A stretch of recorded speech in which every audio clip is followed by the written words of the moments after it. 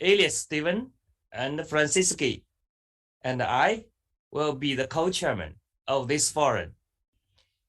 Today will be a great day because we are all around the world waiting for this conference in order to enrich our insight and knowledge of regarding the following venous disease. Before we get started, I would like to express my gratitude to all of you who will give presentation. Now we'll invite, let me see, Dr. Lily to have our opening remarks.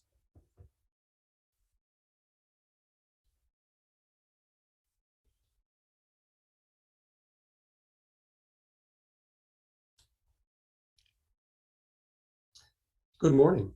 Greetings to the honorary leadership, Professors Fu, Jing, and Liang, our outstanding co-chairs, Dr. Del Frate, Elias, Franceschi, and Zhang, and all of the participants in the 2021 Global Venous Forum. My name is Michael Lilly. I'm a vascular surgeon and a professor of vascular surgery at the University of Maryland School of Medicine in Baltimore, Maryland, in the USA near Washington, D.C. I am the upcoming chair of the Intellios Board of Directors. I would like to welcome all of the participants from around the world to this wonderful global forum focused on innovative, less invasive, and more physiological treatment of venous disease.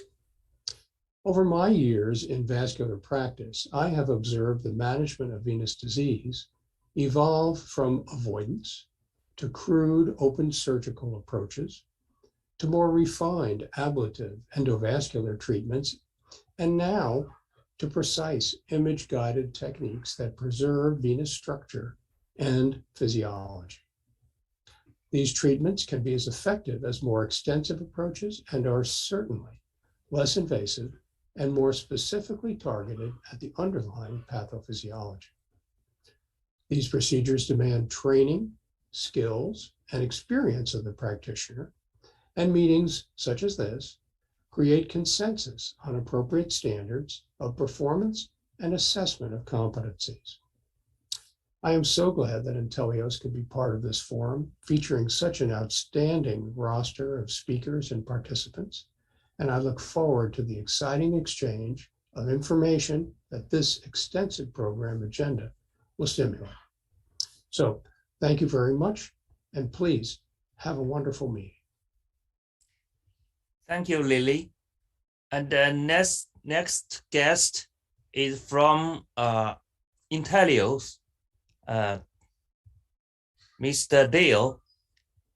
He will give us the ceremony speech.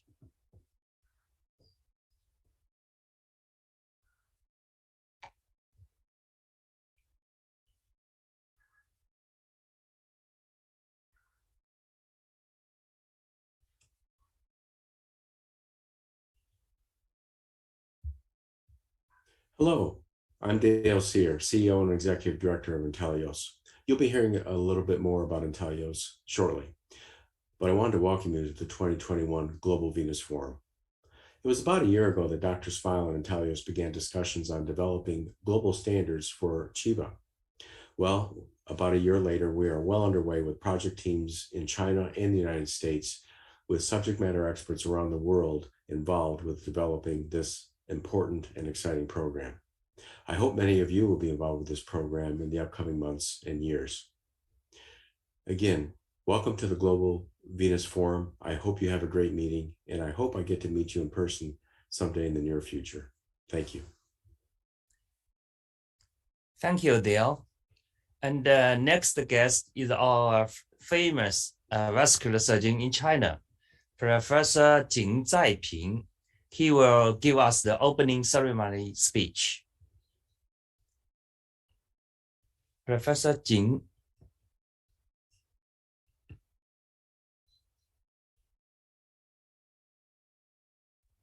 OK， 请教授还没来是？我来了。Hi. Hi. Good morning, everybody. Good morning, everybody. Here, Shanghai. Shanghai is in the morning. Everybody, good morning. But I don't know, maybe you are at evening. Very happy to be honored, invited to have this attendance of this global Venous Forum. My name is Dr. Jing Zaiping. From Shanghai, the second military medical university. Originally, I think I'm very young, but now facing the screen, I noticed I'm so old by seeing my face. So if you feel I'm too old, you can endure it, please, at the morning. I see in front of we have so many beautiful ladies. Anyhow, I want to say something about Zhang Qiang, Dr. Zhang Qiang, Smile Doctor, and his group very specially.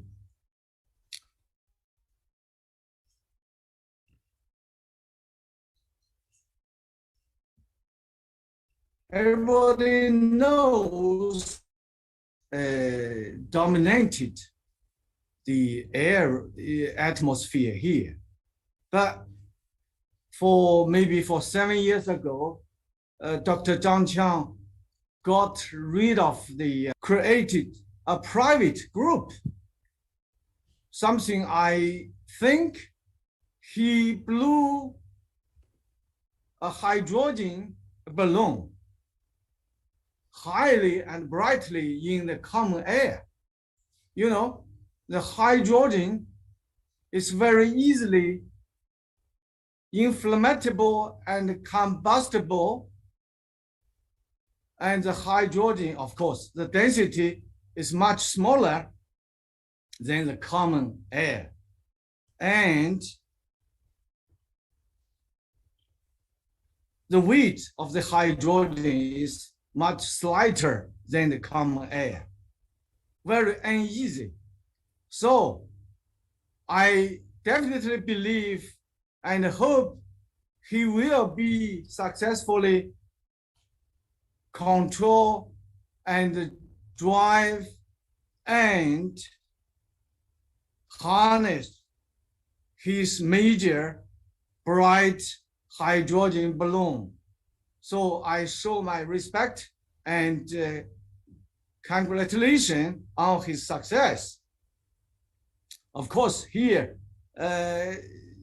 to give my best wishes to everybody, ladies and gentlemen, for our health, our uneasy meeting online. For an opening ceremony, I cannot see too much. So thank you. I hope we will enjoy the later conference. Thank you all. Thank you, Professor Jing. Thank you for your encouragement. And now we'll invite Professor Liang Faqi. He will give us the opening ceremony speech. 梁教授在吗？哎，梁教授好，我看到梁教授了，梁教授很年轻啊。北京的女士们、先生们，上午好。在疫情比较重的情况下，张强教授召开国际精美论坛，虽然不能面对面交流，但在非常时期给大家提供一个很好的平台。非常感谢张强教授和他的团队。关于静脉病，中国传统医学早在唐朝时期，中国先祖隋思茂对下肢静脉血栓形成就有详细描述，称为淤血留注、活血化瘀治疗。当然，从解剖学上的深度认知是在西医传入中国之后，尤其上世纪50年代以后，以冯友贤、王家基、孙建民等为代表的老一代专家，为我国血管外科树立了不朽的丰碑。据文献记载， 1963年，解放军总医院卢维善、盛志勇、黄小麦、徐殿一等行下腔静脉干后与右心房架桥治疗不加氏综合症，并获得成功。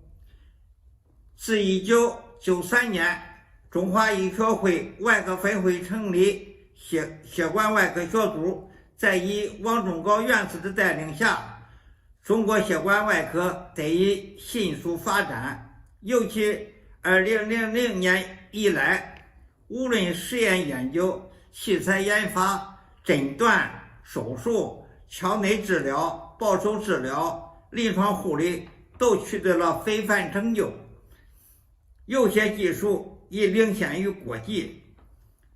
继中华医学会血管外科学组成立之后，又成立了中国医师协会血管外科分会，陈忠教授一兼两职，而后又成立了以苏昌为首的国家血管委员会，国家心血管委员会血管专业委员会。在大数据智能化的催化下，多方位促进中国血管外科腾飞。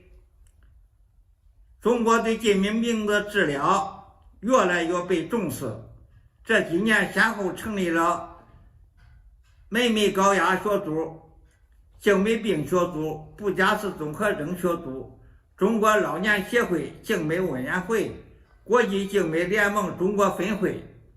桂文全教授出任国际静脉联盟主席。总之，对静脉病的治疗已经全面启动。2014年，张强医生团队成立，而后成立了国际静脉中心，全国多点开展启发手术，使广大患者受益。我相信通过这次会议的交流，对静脉病的诊治会进一步提升。祝大会圆满成功，谢谢。好，谢谢梁教授，也谢谢梁教授的鼓励。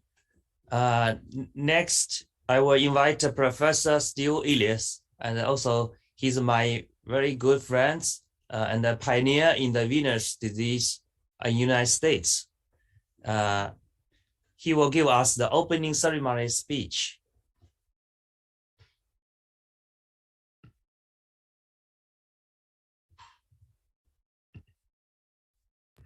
Can you see my slides here?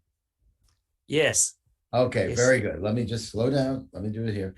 Well, first of all, it's really great to be here. And thank you, Dr. Smile. Yes, we've had a lot of good times together, and I've learned a lot of things from you as well.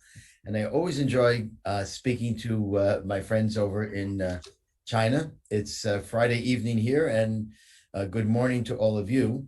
I want to give you a little idea about where we're going with this endovenous surgery, at least where I think that we're going. So first of all, we always need to remember that vein disease is an incurable disease. When we're treating it, we're not going to do one thing to the patient and perhaps never see them again. In general, this is a disease that we don't have a pill for, that you take this and you'll never have a problem again.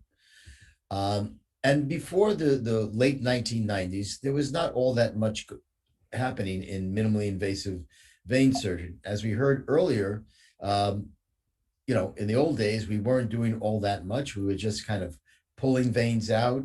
That was about it. Nothing that elegant, and certainly nothing hemodynamic.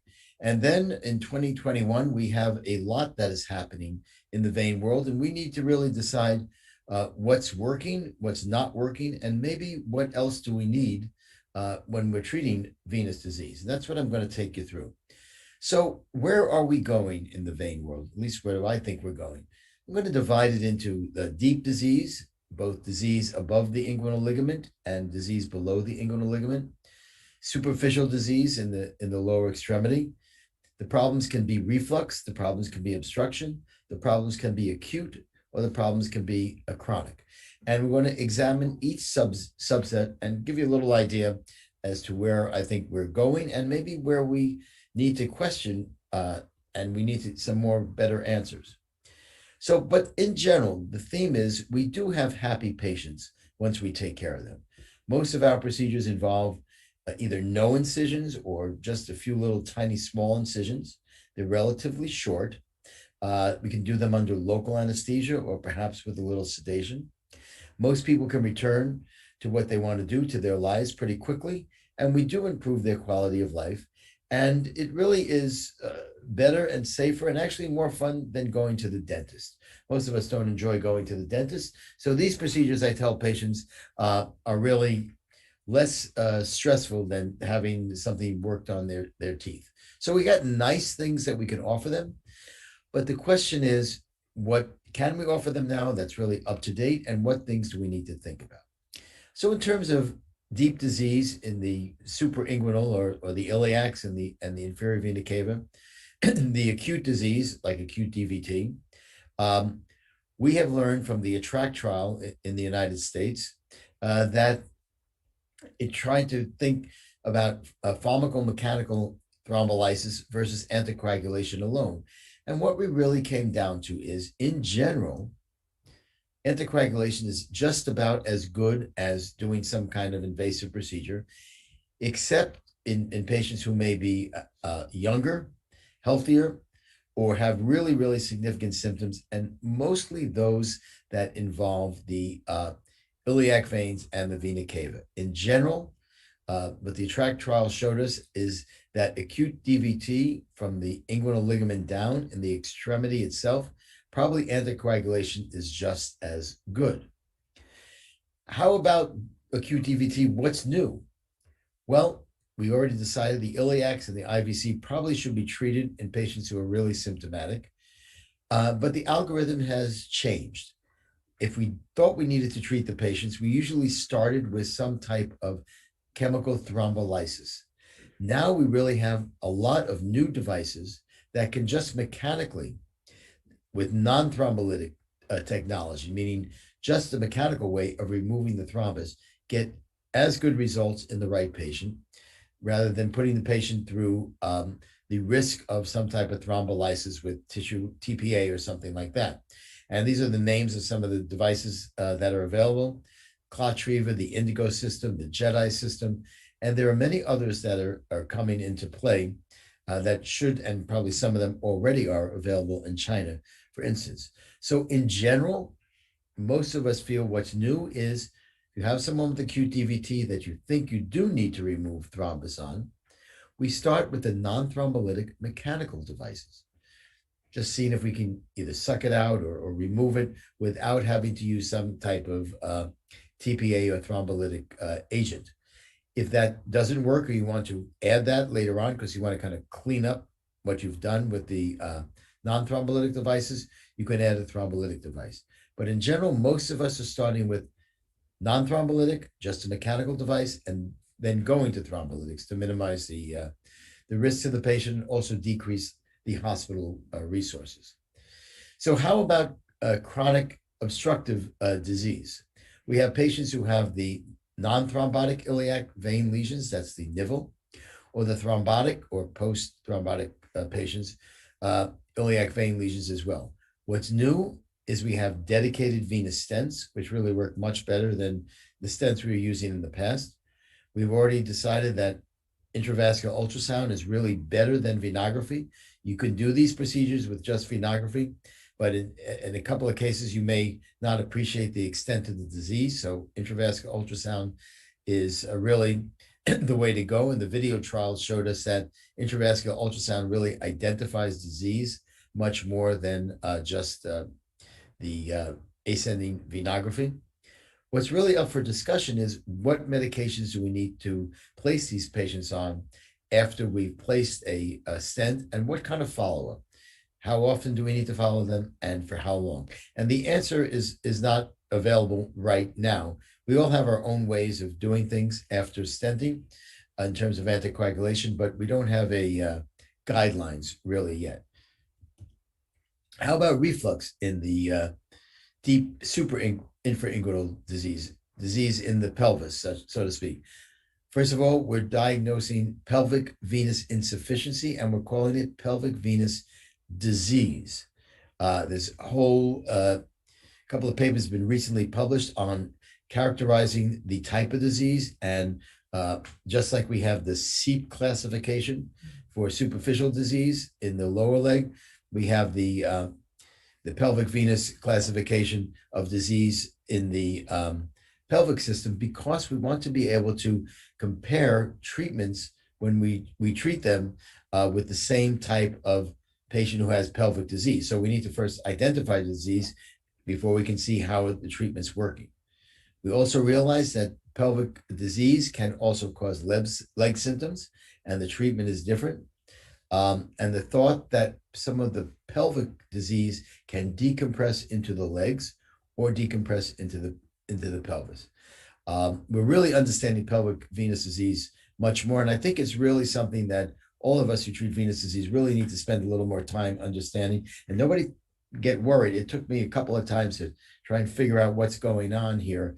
It's not as easy as disease in the leg. What's up for discussion when the disease is renal vein compression?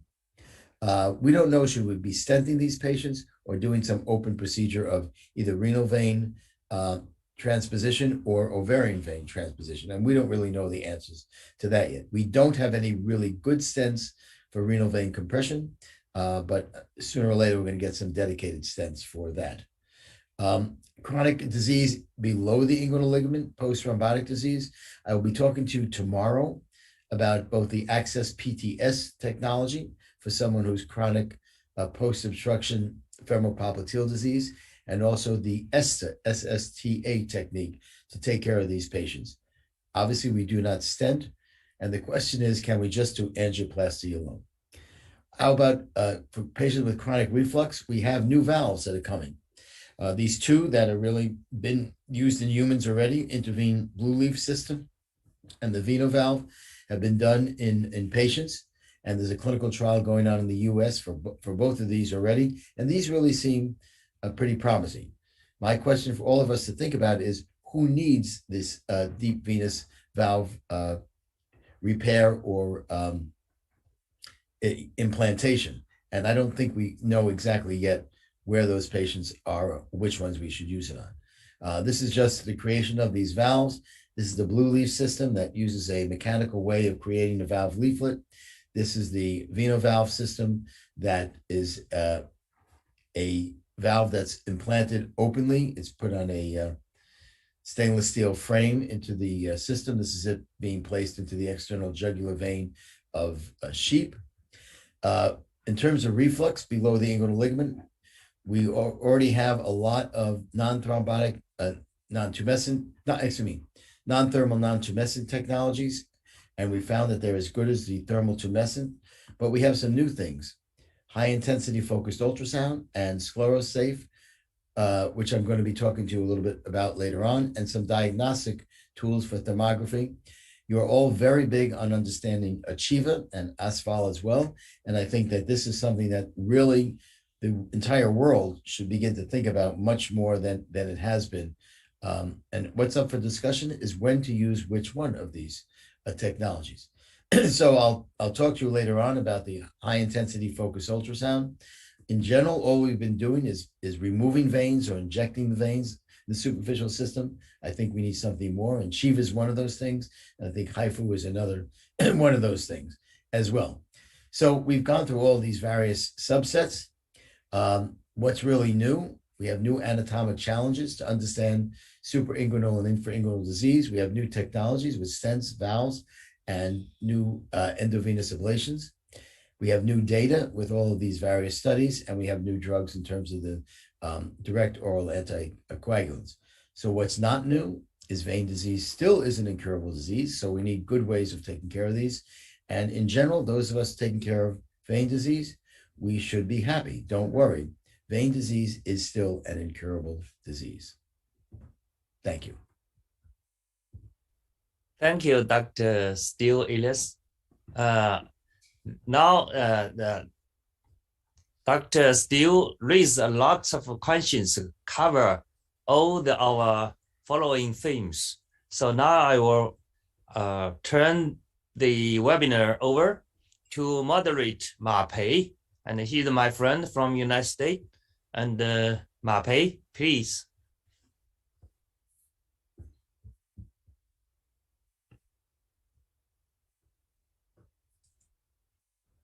Thank you so much, Dr. Zhang.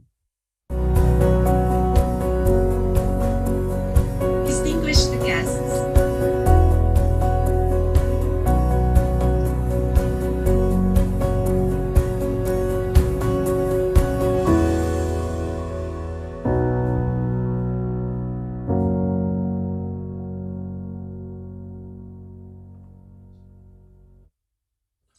They can't hear me. Thank you very much. Thank you very much, Dr. Zhang.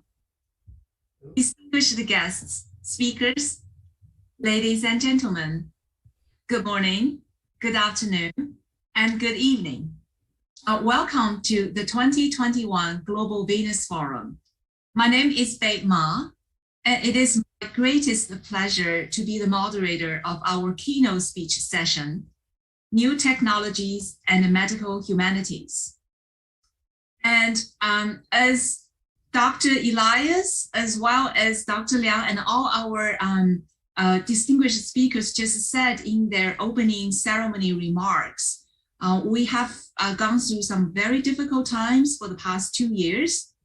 And our healthcare workers and providers have been the cornerstone fighting the global pandemic.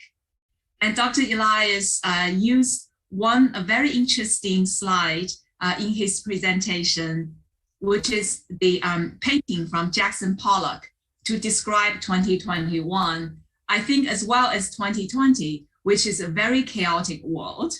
I really also like Professor Jean's analogy of the hydrogen balloon.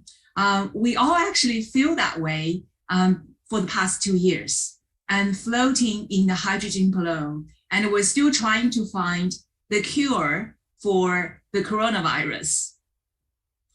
Same for the venous disease. And fortunately, every cloud has a silver lining.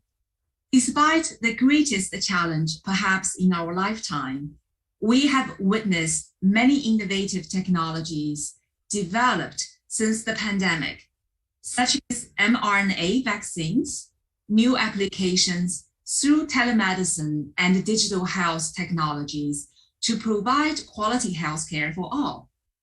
And as we know, this is not the first global pandemic, and it won't be the last.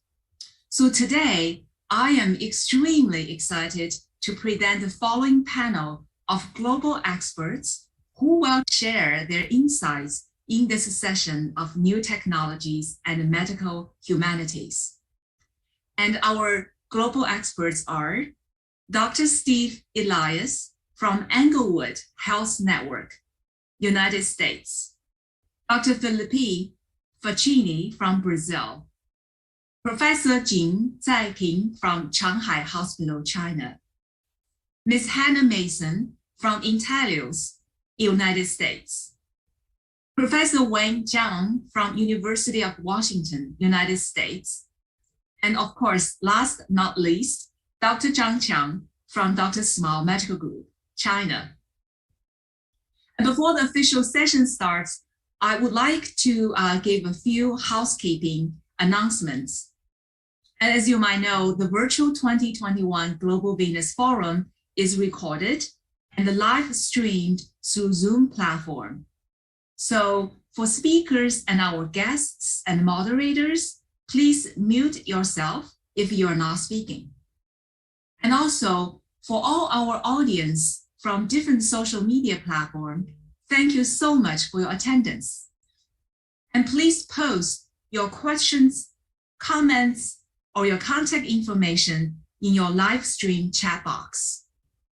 And our team member will gather your questions for the Q&A session. And please be respectful and do not overload the live stream chat box. Thank you so much. And now, it is my great honor to introduce Dr. Steve Elias to the podium. And Dr. Elias actually just gave our opening remarks at the opening ceremony. I will give a very brief introduction of Dr. Elias. He is a director at the Center for Vein Disease at Englewood Hospital and Medical Center in New Jersey, United States. And he is the founder of the American Venous Forum Fellows Residence Course in Vein Disease, which educates graduating physicians about the management of vein disease. And his clinical interests include all aspects of minimal invasive vein care, both procedure development and teaching. And today, Dr. Elias is going to talk about superficial disease, emerging technologies, and what else. And Dr. Elias, the floor is yours. And after your talk, we will have 5 minutes Q&A session from the audience. Thank you very much. Okay, thank you again. Let me share my screen with you all.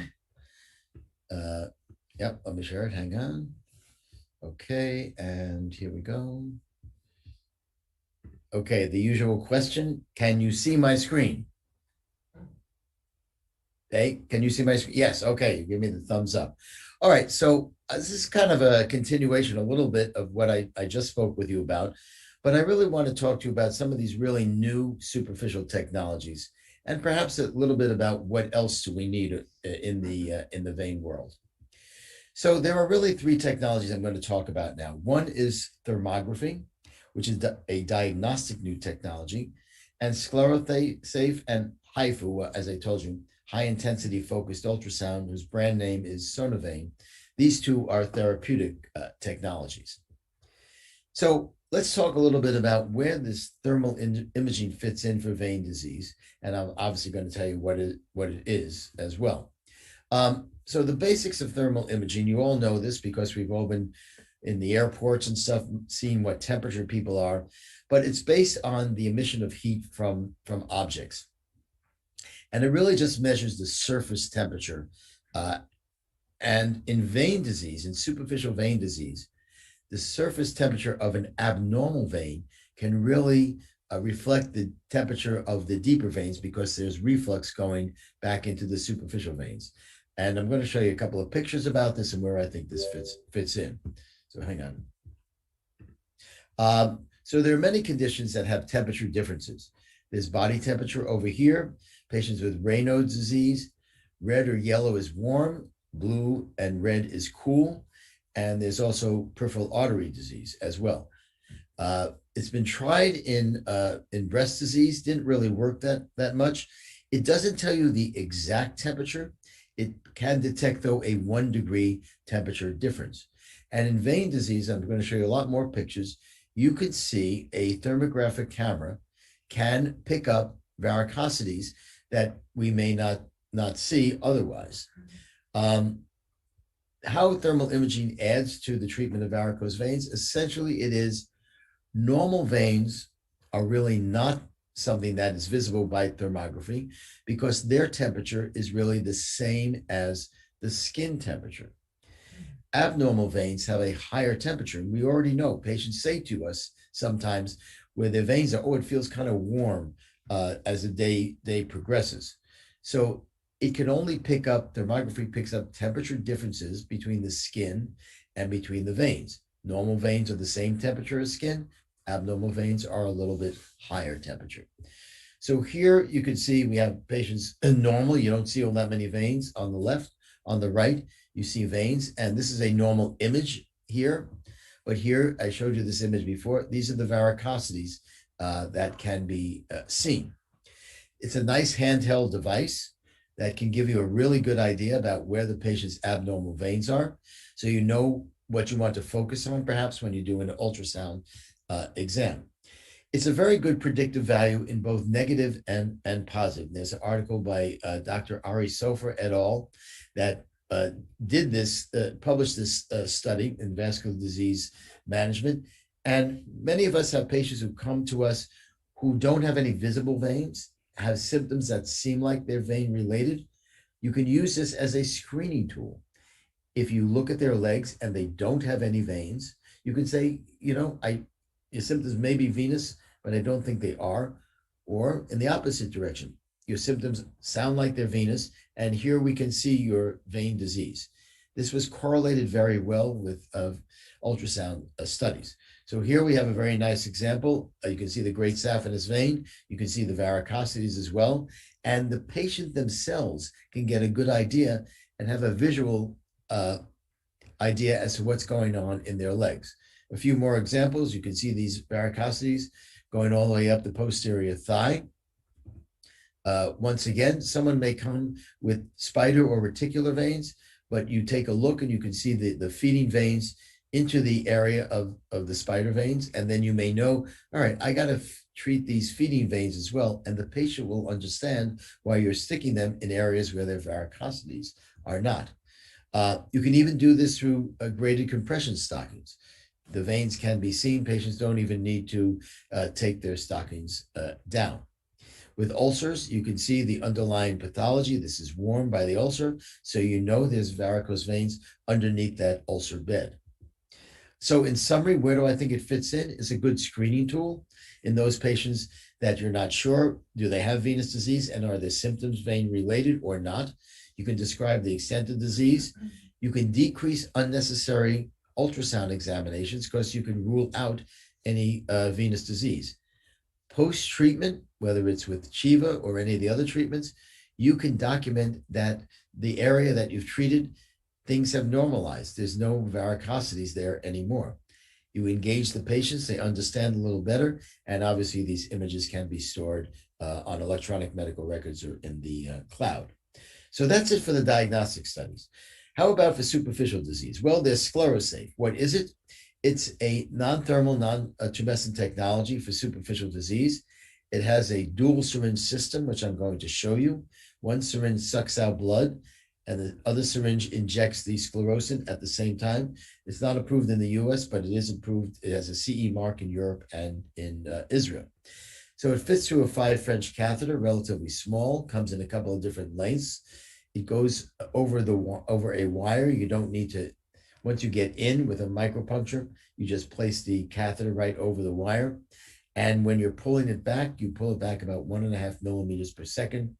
And this is the dual syringe system. You press the sclerosant into the patient with the smaller syringe, and at the same time, this syringe is sucking out blood. So essentially, you're injecting into a collapsed vein that's not filled with blood, so you can get a better treatment of the vein because you don't have it also filled with blood, and the sclerosant is not being diluted. And I actually went to Germany, did a couple of patients. It's very nice. You can see down here, I'm injecting the sclerosant and the blood is being sucked out. This is just a little video. You'll notice that the pullback rate is relatively slow as you inject in. And this can be done under ultrasound guidance if you'd like to. It's just a local anesthesia for the insertion site and nothing else. You can go retrograde. Patients have an ulcer and an incompetent great saphenous vein. Access can be made here. You can go under the ulcers and treat the veins right underneath the ulcers as well. So there's been some unpublished data by Ralph Kulvenbach in Germany. 70 patients are treated. Short follow-up for 6 months, but they all were occluded. And more importantly, there was no skin or nerve injury because you're not using any heat. And then Dr. Avrahami in Israel did 49 patients with ulcers. Of those whose ulcers did not heal, after he treated them this way, 97% of them did heal. So I think it's really a nice technology to think about. It's a relatively short learning curve, but we don't have any long-term results.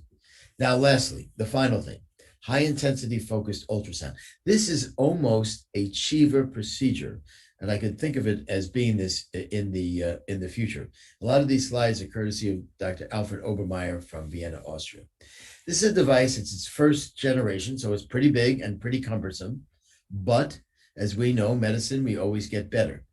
It's a device that has a touchscreen interface that sees the vein you want to treat. At the visualization and treatment unit, there's 2 ultrasound probes, one to image the vein and one to treat the vein. I'm going to show you that. So there's a probe that's going to visualize in the center, and then there's the high intensity focused ultrasound on either side of that. The high intensity focused ultrasound gets focused at a certain point and delivers heat to 85 degrees Celsius to the vein or whatever you want to destroy. But it does it transcutaneously. There are no incisions at all in this procedure. Here you can see the area that you want to target, and then the beam of high intensity focused ultrasound is aimed at that target, and you can see that the target is then heated up and sealed shut. This is Dr. Obermeyer doing a procedure. You identify it on the screen, the target, a little bit of compression, and then you turn it on. The problem is right now it takes a long time. You can only you treat something, it takes you about 20 or 30 seconds to treat one segment, and then you need to move along. But in his study, he did 50 legs. 62% of them were recurrent veins, and a great majority of them were advanced disease. He followed them for 3 months. He treated recurrences, neovascularization, perforators, and the great and anterior saphenous vein. And he didn't do anything else. There was no phlebectomy or sclerotherapy for 3 months. A third of these patients were done without any local anesthesia. The others needed some local, but there was no sedation or anything else. There was no real side effects, and obviously there's no complications of thrombosis of pulmonary emboli. And here's a nice example. Patient comes up with a neovascularization, and you have these varicosities. You aim at the varicosities. Here he's planning 4 treatments. This area is treated. And then you can see over time, immediately post-procedure, looks about the same. At day 3, it looks much better. And at day 4, at month 3, these have improved significantly. So it takes a while. Works really well for perforators because you can just isolate that perforator and treat the patient transcutaneously again. And then in this patient, once you successfully treated the perforator, the ulcer healed. So there's a lot of advantages. You don't need to have a sterile field. You can treat over the skin with ulcers and or advanced disease. You can treat tortuous veins. Most of them can be done with just local anesthesia and really minimal sedation. We don't have long-term results, and it does take a while currently for these procedures to be done. So what else do we need for superficial disease? Well, we need some data to say who's going to progress and who isn't. We need some better medical management, and we need to know who really needs these treatments. What else do we need? Personally, I think we need some ideas about not destroying veins, and the Chiva technique is really not destroying, but creating a better hemodynamic situation for the patient, which is really a step in the right direction. For spiders and telangiectasias, I think we really need some better technology. We've been doing the same thing of sclerotherapy for years. It'd be nice if somebody could come up with something better. So in general, my feeling is when you think about new technologies, respect the elders, embrace the new, and encourage the improbable and impractical. Even if you think it's not going to work, let's do it and see what happens, and do it without bias. So thank you. You need to think young, think new, and remember, some places in New York City, you can't go in unless you're a child. Thank you. And those of you who want to access our venusedge.com, it's our new online video magazine. We discuss a lot of these topics. Thank you. Let me stop sharing. Thank you so much, Dr. Elias, for your wonderful talk. And I will definitely remember, think young and respect the elders, and embrace the impossibilities. So right. From your talk, I have learned so much about the new technologies in the vein disease space. So I do have some questions from the audience. Sure. And the first question is, so compared to radio frequency and the laser technology, what are the advantages of HIFU technology in ablating veins? Yeah, so I think one of the advantages is, first of all, it is totally, transcutaneous. So in general, you're not making all that many, not making any incisions, and you're not making any There's no needle sticks. You do not need 2 message anesthesia to do these procedures. Also, it's very nice for recurrences in the groin of neovascularization, and it's very good for tortuous veins you maybe can't get a catheter of. But again, this is new. We don't have all that much experience, and we're going to be starting at my hospital. We're going to be starting the trial in the U.S. in late January. But these take a long time right now. I think it will get better, but I think it's a technology to, for us to keep in mind ultimately. Personally, those people who are doing Shiva, can you imagine if you can ligate those veins without making an incision? Yes. And just focusing on the area that you would normally make a small incision and ligate? Now you just do it transcutaneously. So I think this is another area where this HIFU may really shine. Thank you so much, Dr. Elias. There's another question. Do you think HIFU technology is suitable for Shiva, comparing to Shiva, and can we use it to close saphenous femoral junction? Yes, you can, and that's exactly what I just answered. Yes, yeah, absolutely, and I think once we get the technology, a little bit better. I don't have nothing to do with the company. Once we understand better where the technology fits in and how to maximize its use, then I think we should basically think of this as a transcutaneous Shiva technique, and do exactly what you're doing with Shiva, but do it transcutaneously instead. It'd really be very nice for patients. Thank you, Dr. Elias. And as you just alluded to, so we will hear more about Global Shiva program from Intellios and Dr. Smile Medical. What do you mean how to bring it? I don't know. So it's in a way that, we have so many new technologies, but under the global pandemic is so many challenges. How we're going to bring that to patients, to our center of patients? Yeah, I mean, it unfortunately, it may have to wait until we kind of come out of this a little bit, because one of the things which is very important, and all of us who do new techniques understand, is the training of physicians who are going to do the new techniques. And just like I visited Dr. Smile, he came to visit me in the US. It's always better to see somebody either in person or to do the technology, because the worst thing you want to do is give someone a technology and not train them the best way to do it. So it's probably better, until we can work that out, to not just give technology to people during the pandemic, but set up training programs, whether it's in person, via Zoom, or however we do it, before we just, put these new technologies out there into the hands of everybody. We want to get good results, but people need to be trained correctly.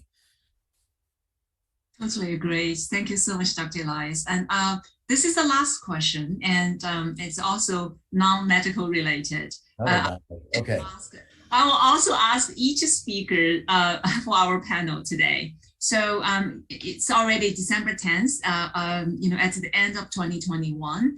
So I want to ask you about your New Year wish for 2022 as a healthcare provider in the global space. Well, obviously the main wish, first of all, is really not, you're asking me first. Everybody else is going to have a long time to think about this, and I got to answer it right now. So, no, my wish for the medical community, obviously, and for the world, would be that we minimize the impact of COVID on all of us for all reasons. And my other wish would be that everyone who doesn't think they need a vaccine gets a vaccine in the world. This is just our way out of it. So that's kind of my specific thoughts for the global health. I have my own personal thoughts, but you all don't want to hear about that, what I'd like to do for my New Year's resolutions. Okay. Oh, thank you so much, Dr. Elias. And I can very happily to report I'm going to get my booster shot tomorrow. So all right. I do hope everyone gets their vaccine, and we can get over this global pandemic ASAP. So thank you again so much, Dr. Elias, and I truly look forward to probably meeting you in person next year. Okay. Me too. I'm happy to see everybody in person next year. Absolutely, absolutely. Thank you. And so now it is my great honor to introduce our next speaker, Dr. Felipe Faccini, to the podium. Dr. Faccini is a vascular surgeon and a phlebologist in Brazil, and he's specialized in saphenous preserving procedures and introduced Shiva and hemodynamic skeletal therapy in Brazil, and the founder of the course to teach Shiva to other surgeons in Brazil and Latin America. And today, he's going to talk about, are we ablating too much the GSV? Dr. Faccini, the floor is yours. Okay, thank you. It's a pleasure to be here. I'll try to do a difficult speech here because I'm going to speak about contrary to most common sense, but I think it's something we should hear, and I think it's something that we have a problem that we are not facing it very well right now. I will now share my screen.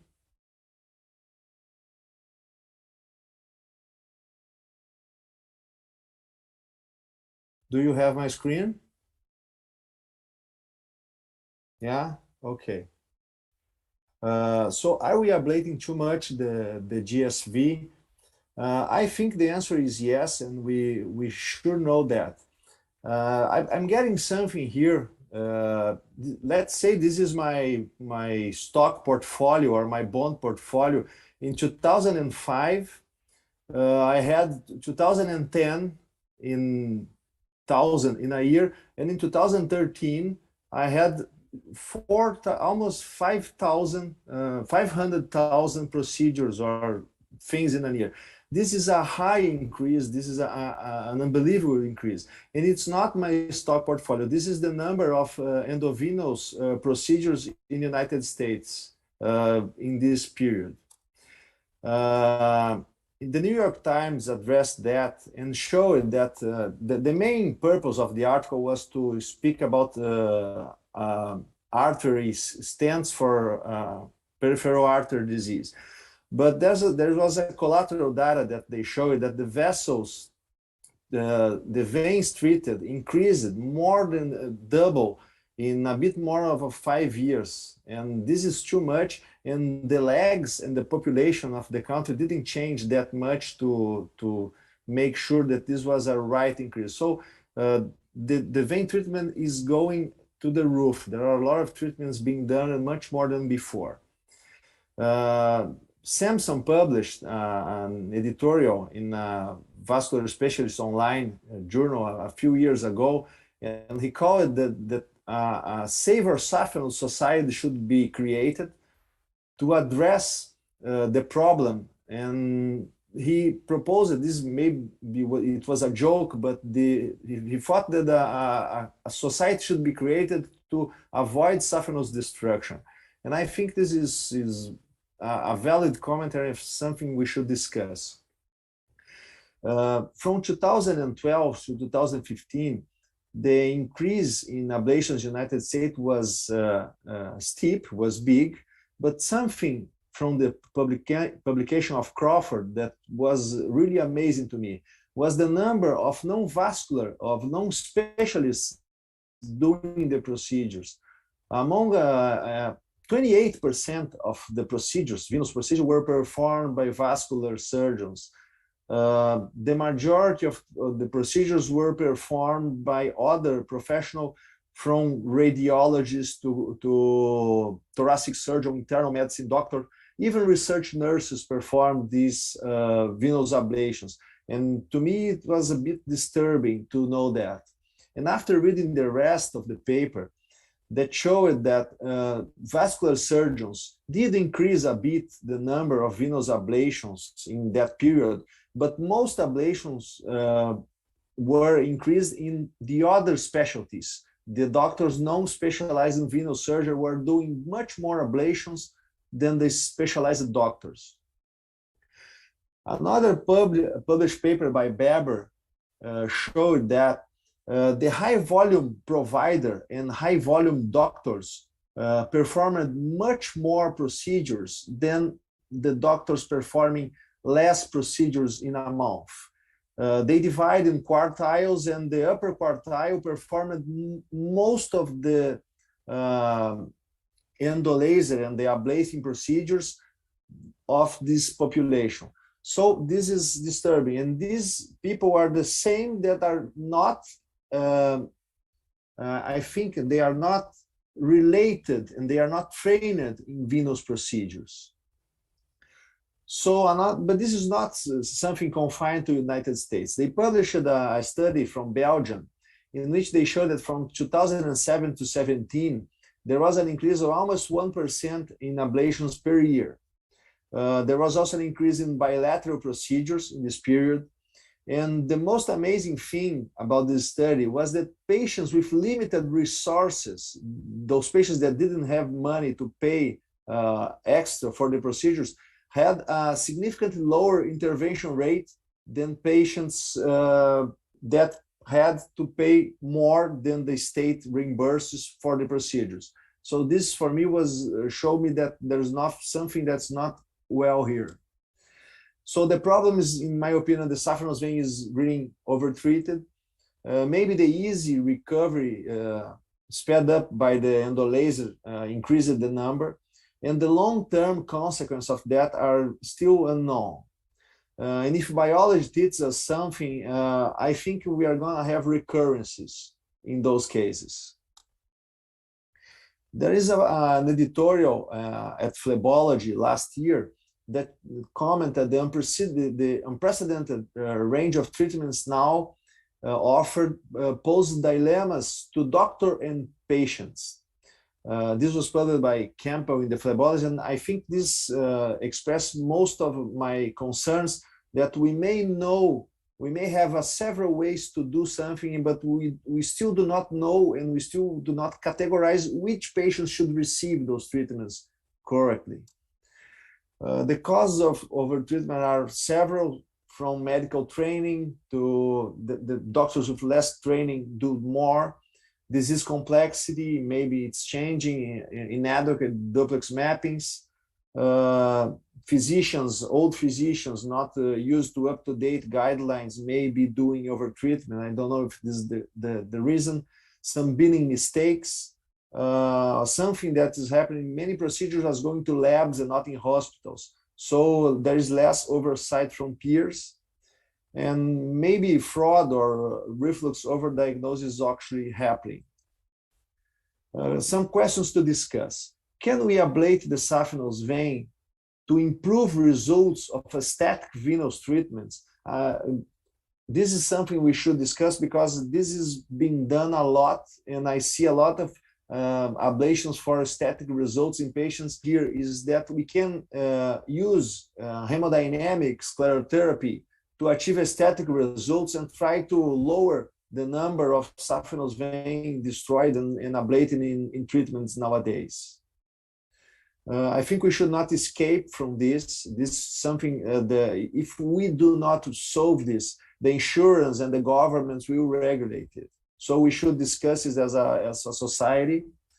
And the societies should do teaching programs to discuss that. Oversight from other doctors in hospitals and should be stimulated. And the outliers that do a lot of ablations compared to the others should be looked at. And we consider that maybe the study of hemodynamics can take the target from the saphenous veins back. And we should remain that treating the collateral may suffice to make the patient happy and symptomless. So thank you for your time. I'll stop the share now. Whoops. You're good. Thank you so much, Dr. Faccini, and thank you so much for your very, very interesting insights regarding saphenous veins as well as Shiva. And as we all know, you are the founder of the Shiva course in Brazil and Latin America. So here's a question from the audience is, would you mind sharing your experience, your knowledge, your knowledge about the special teaching method to make physicians learning quickly and easily? Because we all know Shiva. About the is teaching a method, very- sorry, I've been cut here. Oh yeah. So I was just asking because you are the founder of the Shiva course in Brazil and Latin America, and as we all know that there's a very deep learning curve for physicians in learning about Shiva technology. So, as the founder of such a course in Brazil and Latin America, would you mind sharing your experience and learning, and what kind of methods have you been using in Brazil and Latin America? Well, I'll first tell you about my training. I studied a lot of Shiva and I did the easy cases for years alone, but I couldn't do most cases because I couldn't feel prepared to do the hard cases. So I had to go to Europe and train with Stefano Ermini for some time. And he was kind to give me guidance when I was back to Brazil and discuss cases with me to do the operations here. I try to do the same for the people that come here to train with me. I do a basic training and I keep available to them to discuss the cases and to watch the duplex map of the patients they are going to treat and discuss to try to do the best.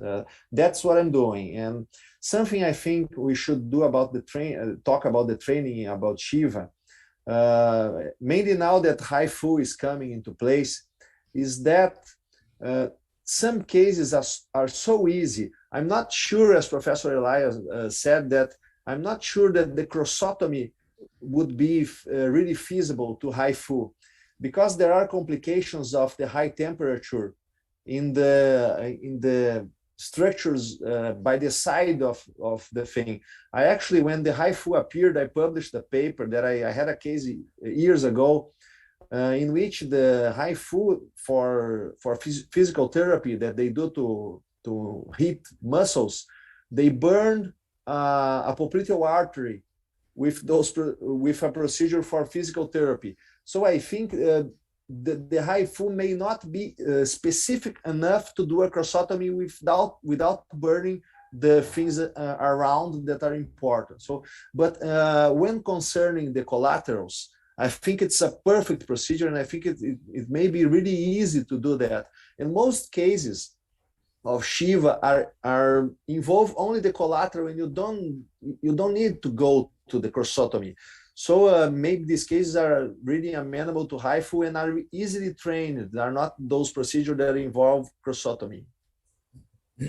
Thank you so much, Dr. Bacchini. Even you see I am nodding, but I'm not doctor by training, so I'm still learning and getting to know all these terms as well. As you alluded to, Shiva, and we will have, as I said earlier, we will have more introduction and presentations on Shiva technology. So here's another question from the audience. So we know some doctors combine the ablation with Shiva technique. So what is your opinion on this? I think it's a good technique because, for example, if you need to destroy part of a vein to avoid the reflux, you can do this using a laser in a collateral, and it's actually easy.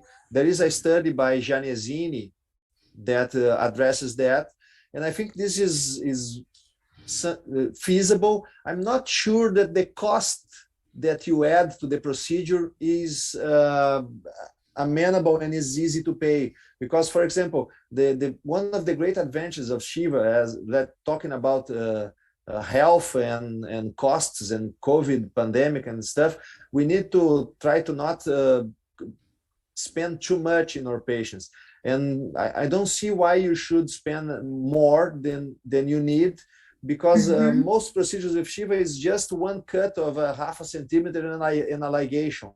You don't need a $1,000 fiber and equipment for a ligation that may be done by $20 in any African country.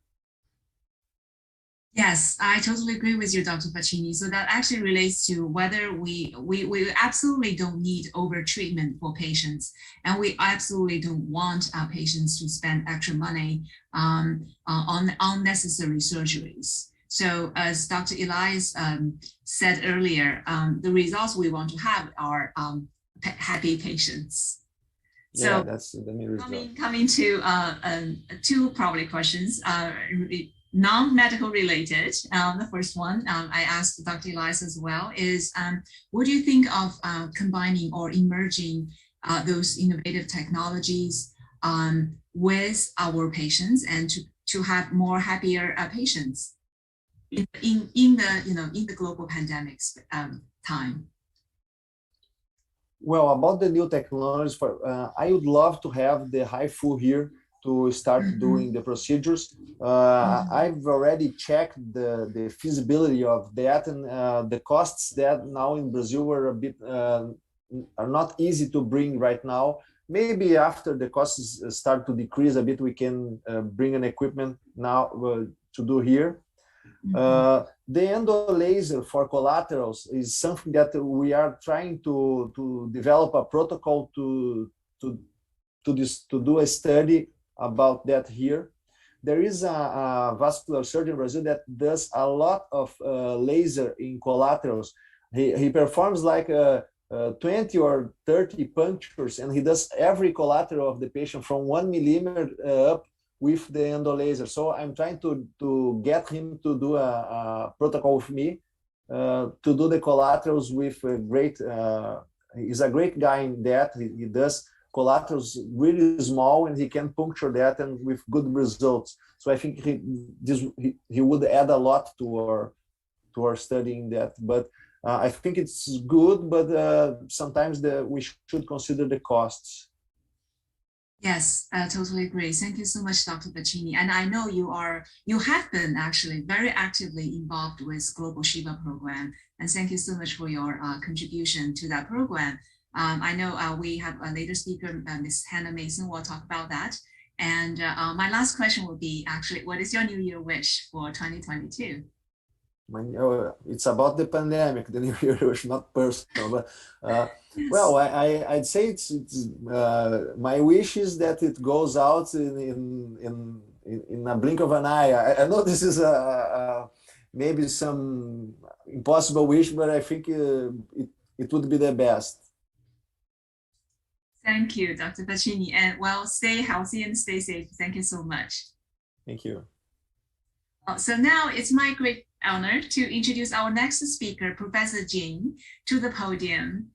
Professor Jing is the founder of Department of Vascular Surgery, Shanghai Hospital in Shanghai, China.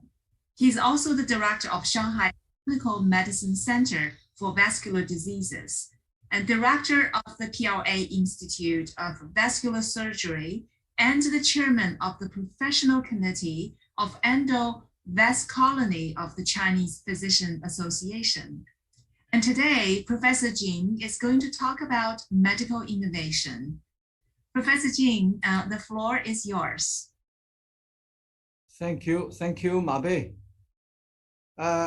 Yes, thank you very much for your wonderful introduction. Because of the Professor Liang forgot to introduce the society chairman of the endovascularity. So you introduced more. It's very nice. Everybody say I just finished my endovascular therapy for the whole aortic dissection. That's my major. So I founded this vascular center for the whole body vascular system. So I'm the pioneer for the EVA, for the AAA in the late 1980s and early 1990s. And later, we first cases finished for this dissection endotherapy. This is the recent, we just finished the whole aortic endotherapy. I just show you this turning, this pre and post endotherapy.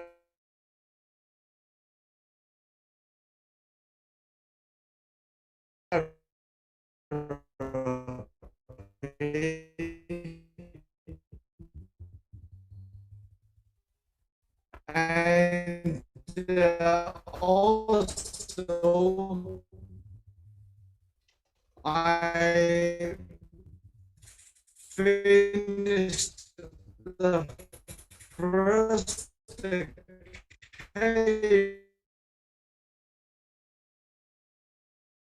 section endotherapy. After that, I created the painting for the patient.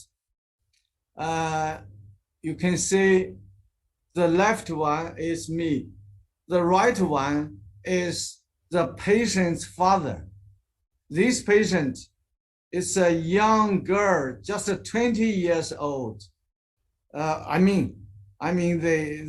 This patient. After the success, I painted for her specially. Maybe you can see the painting. Is that clear? Is that beautiful? It is. Very beautiful, very beautiful. Yes. Then I will use this painting to remind everybody to see how do you to see the venous disease. In my center and in my eyes, I see venous disease this way. I divided the whole venous diseases at 6 levels. Level 1 is the low extremity reflux varicosis. Level 2 including 3. The rear part is the hemorrhoids. The middle part is a perineal varicosis, perineum varicosis, and the front part including the varicocele and so on. So level 2 including the rear, the medial, the front. Level 3 is pelvic varicosis. And level 4 is mesenteric, spleno, gastroesophageal varicosis. In my center for that part, mainly we treat the patients with tips, everybody knows. Then level 5 is the cardiac valvular regurgitation, also reflux, especially the mitral reflux. So for that part, we treat the patients with the endotherapy replacement of the valves, including the aortic valve, the mitral valves, and so on. Anyhow, longitudinal, they are all belonging the reflux problems. And the heart reflux problem mainly also happened and occur in the right side. The mitral valvular reflux much more than the aortic ones. And level 6, it's a cerebral spinal varicosis. Many from the congenital, of course, some also the postnatal. So we divided the whole venous diseases from the downward to the upward. This is our strategy and thinking and regarding in our vascular center. That's one aspect. The other part, we mainly emphasize and focus not only for, you can see the venous system. I'm sorry, Professor Jin, I'm so sorry to interrupt you. It seems that the slide is just being paused on the 3-panel painting. Oh, okay, now. Actually, no more slides, just several ones. Gotcha. Thank you. Yeah. I don't give you the speech one slides by one. No. I just have 4 or 3 slides. You have the artistic touch. Thank you. Thank you. So in China, in my center, in my mind, I emphasize the venous reflux diseases is not only due to the mechanical part, I mean the vessels, the blood flow, but also due to the air dissipation. It is the traditional Chinese medical view of point. When we see a patient suffering from air insufficiency or deficiency or deficient, it means their vital energy is not enough to support the blood flow going back smoothly to the right heart, atrium, I mean. That's the traditional Chinese medical view of point. So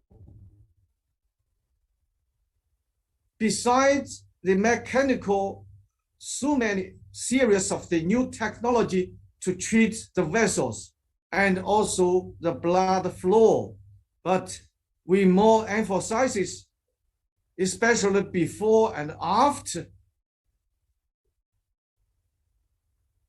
the therapy, to train the patient and to perform and to exercises the air aggregation.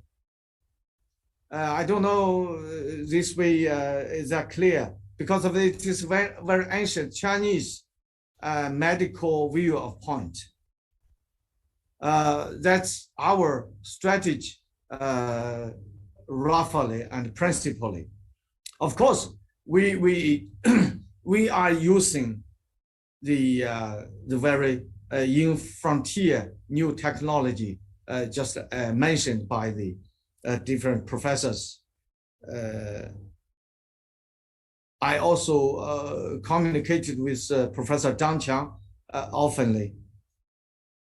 That's the main point. So that's what I'm emphasized. When we emphasize the therapy for the legs, but we need more the mind, the brain. When we emphasize the physiology and pathophysiology, pay more attention to the patient's mind and psychology. And when we pay more attention to the physics, I mean, the physics part of the vessel and the blood flow, and we emphasize more the metaphysics, the air. That's what I want specially express today. And I don't want to occupy more time. I spare more time to the professors here. So thank you all, everybody, for this good chance to express myself and my center to all of you. Thank you all. Thank you so much, Professor Jing.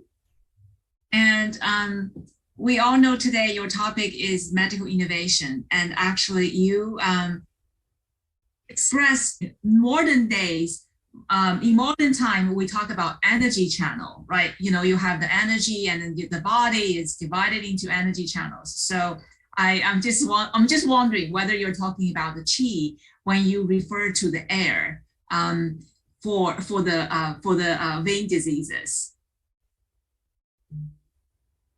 Yes, I don't know the precise translation qi into English and English into Chinese. What does it mean, the qi? But Yeah. in my mind, it's vital energy channel and gas and air and a lot of things. But anyhow, Yes. if everybody understands, that's okay. To my mind, I think the air is much better translation Yes. because of the in Chinese medical viewpoint, the air is, so we will suffer from the, for example, hemorrhoids. Yeah.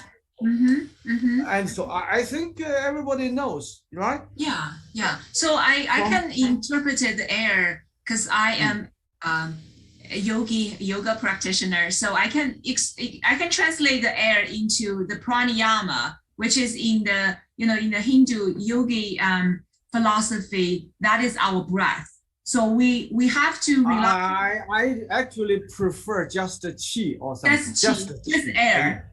Just the air. Very simple. Very simple. Okay. Yeah, I totally agree. So I really like the way you describe the entire system, of the 6 levels. So you actually, the 6 levels, you actually consider the entire human body as one system. Yes. So I want to ask a question. I mean, I'm not a medical doctor. I'm just a probably future patient. So I will ask from a patient's perspective is how do you treat local extremity from your global perspective of the entire 6 levels? I emphasize this point. I firstly open my personal division of the whole 6 levels for the whole body venous reflux diseases. When we train the young doctors, I emphasize you just not only focus on the legs, the varicose vein just in legs. You should first, you should inspect, you should examine the patient totally and synthetically and comprehensively. And I mean, Yes. you will see he just suffer from the reflux from the superficial varicoses, maybe not, or maybe not complete. So that's the point. That's the first point. You should care the whole body for the one patient. Because the pre-professors also emphasized many primary and complicated and secondary and so on. Because of the many diseases could induce the reflux venous problem. Number one. Number two, of course, if you really comprehensively care the patients,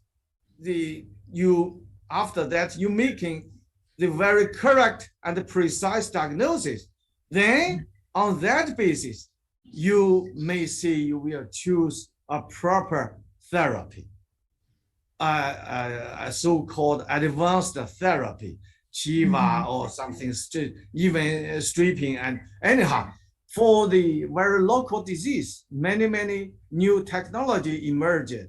That's no problem.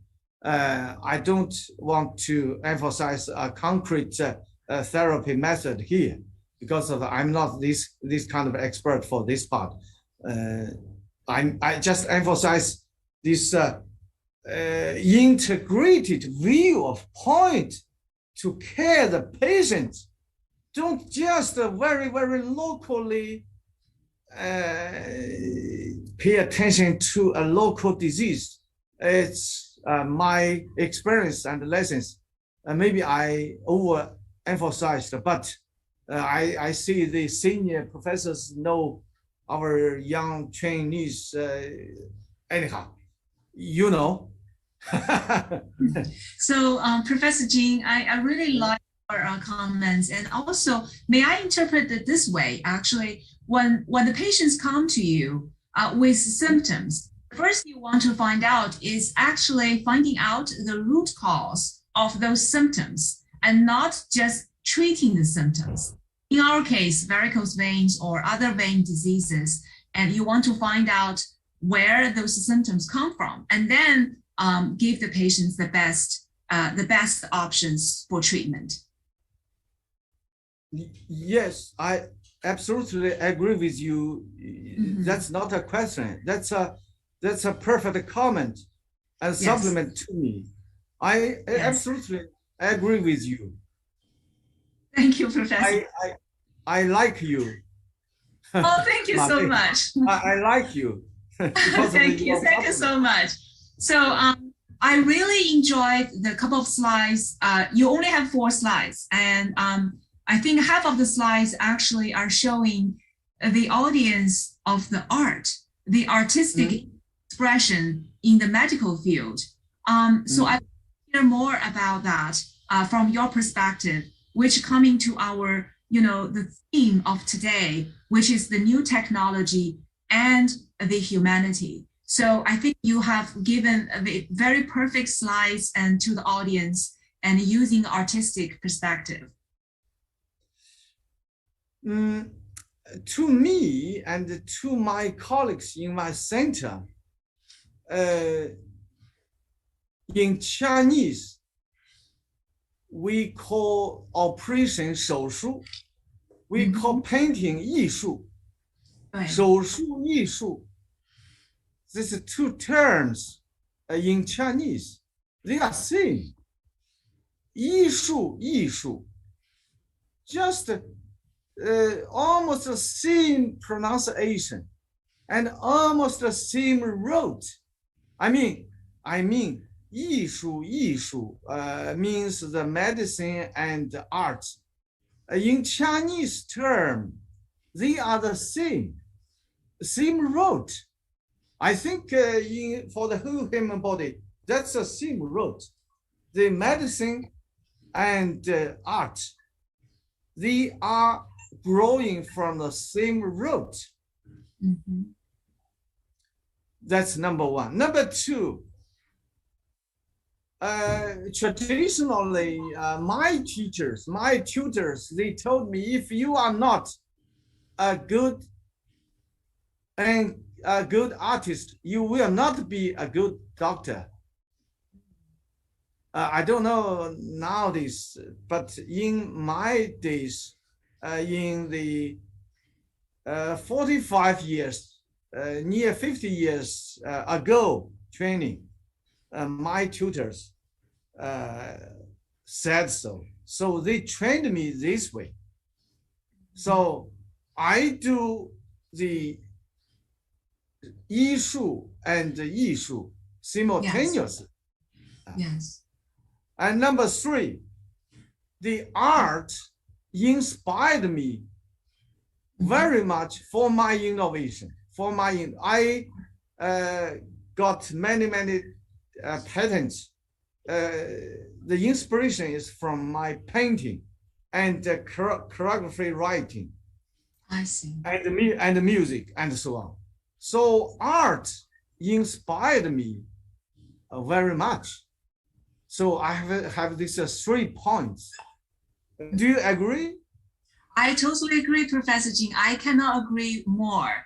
I am myself on the side, when I have leisure time, I do a lot of arts, which absolutely inspire my scientific work. And I wish I could be more productive and creative like you are. And I love your painting. And I totally agree with you in a way, as you explained in Chinese, the 2 terms in Chinese, 艺术, which is art, and the 医术, which is the medical, medicine.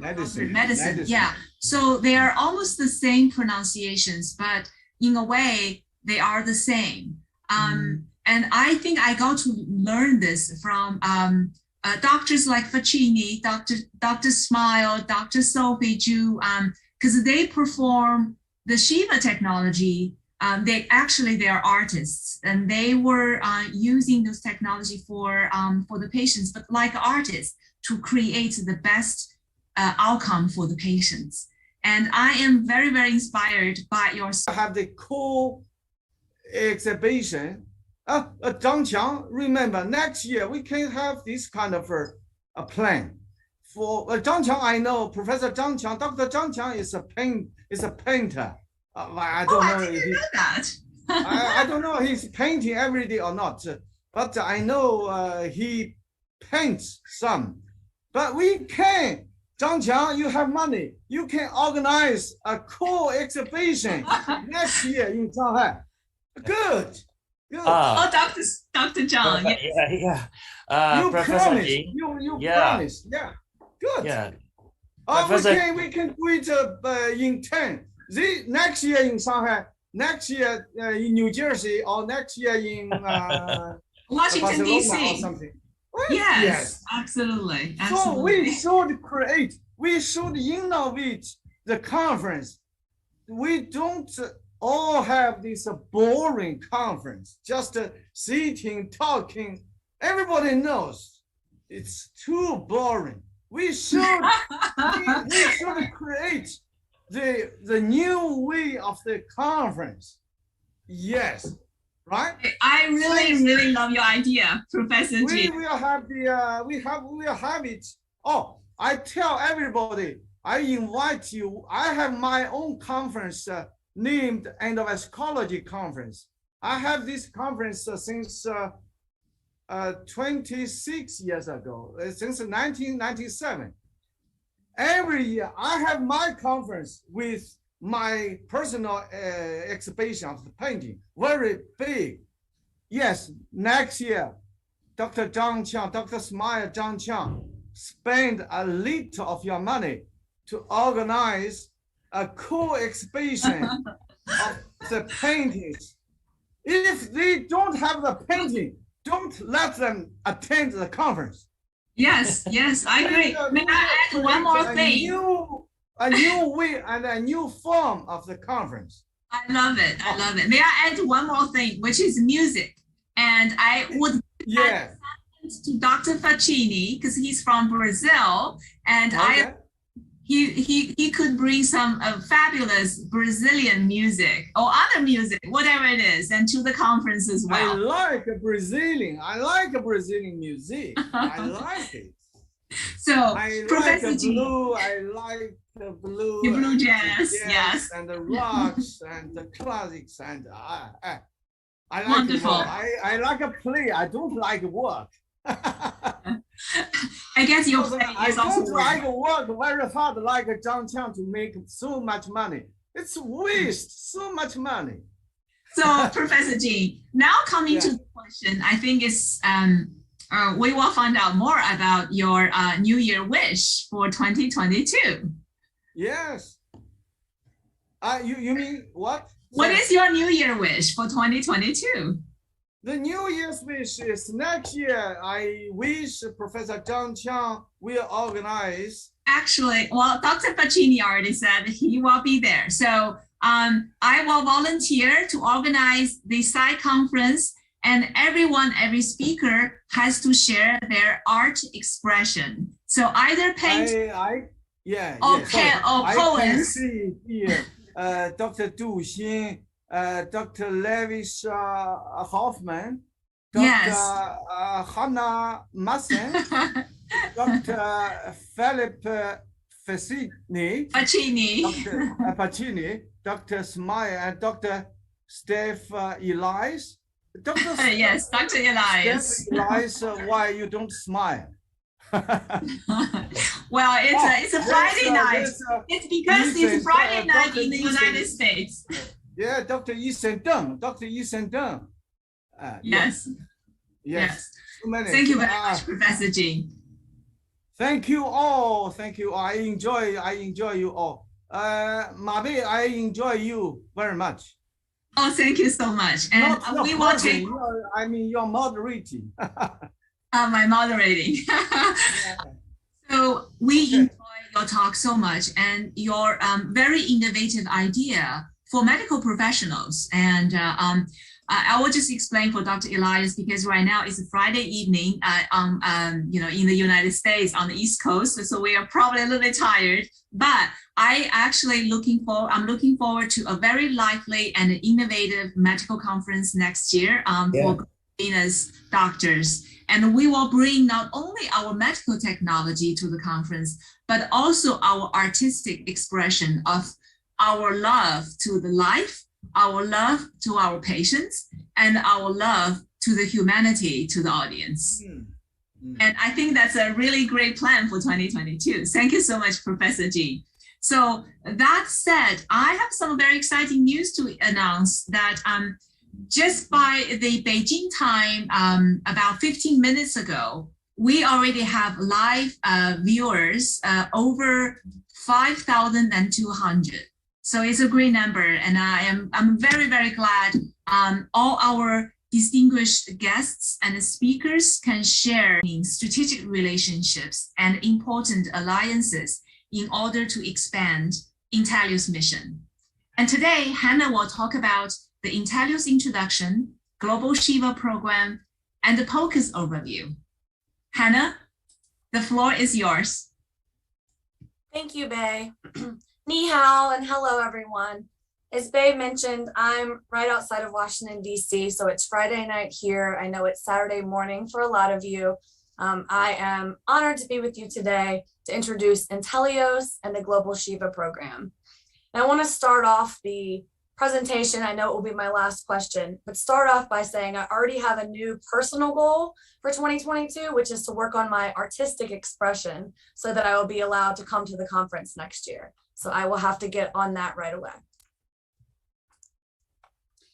So who is Intellios? You heard the incoming chair of the board of directors, Dr. Lilly, as well as the CEO and executive director, Dale Sear, talk earlier in the opening ceremony. So Intellios is a nonprofit organization, and we create global standards of excellence in healthcare through certification. Through the 3 councils of Intellios and the Intellios Foundation, we serve many different healthcare practitioners from all around the world. Some numbers that may be of interest to you all. So Intellios has been in the healthcare certification space for over 40 years. We have certified 158,000 individuals from over 70 countries who collectively care for over 2 million patients each and every day. We currently offer 18 medical certifications in 31 specialties, have worked with over 500 global experts, many of you are listening, and have employed over 90 staff members currently. Intellios is accredited through the International Standards Organization, ISO, in Geneva, as well as the American National Standards Institute as an accreditation body for personnel. A little more about Intellios and how we're structured. So Intellios is actually the governing body of the 3 councils I mentioned earlier. ARDMS, which is the American Registry for Diagnostic Medical Sonography, which focuses on certifying sonographers around the world in ultrasound. APGA, the Alliance for Physician Certification and Advancement, is our physician-based council, which focuses on all things physician certification. And then, of course, our Point of Care Ultrasound Certification Academy, which is focused on point of care ultrasound. We also have the Intellios Foundation, which was created to expand the mission of Intellios, as well as ultrasound jobs by ARDMS, which focuses primarily on the certification, has an asterisk beside it on the bottom right. That is because we are currently reevaluating this certification to see how we can best meet the needs of vascular scientists and vascular surgeons in China. Our newest council, the Point of Care Certification Academy, established in 2019, was created to focus on point of care ultrasound. Through the POCUS Certification Academy, we are proud to offer POCUS Fundamentals, which is the entry into the POCUS Certification Academy. It features a 2-part assessment. We also have 12 different clinical certificates, as well as 4 specialty certifications: emergency medicine, generalist, musculoskeletal, and global POCUS principles. So why point of care ultrasound? Point of care ultrasound is said to be the stethoscope for the 21st century. It allows ultrasound practitioners to be able to provide an effective diagnostic care that is both patient-centered as well as cost-effective. Here's a testimonial from Dr. James Della Valle, who is the current chair of the POCUS Certification Academy. Dr. Della Valle is describing the Point of Care Certification Academy is paving the way with innovative, psychometrically validated assessment delivery to give you real-world validation in point of care ultrasound.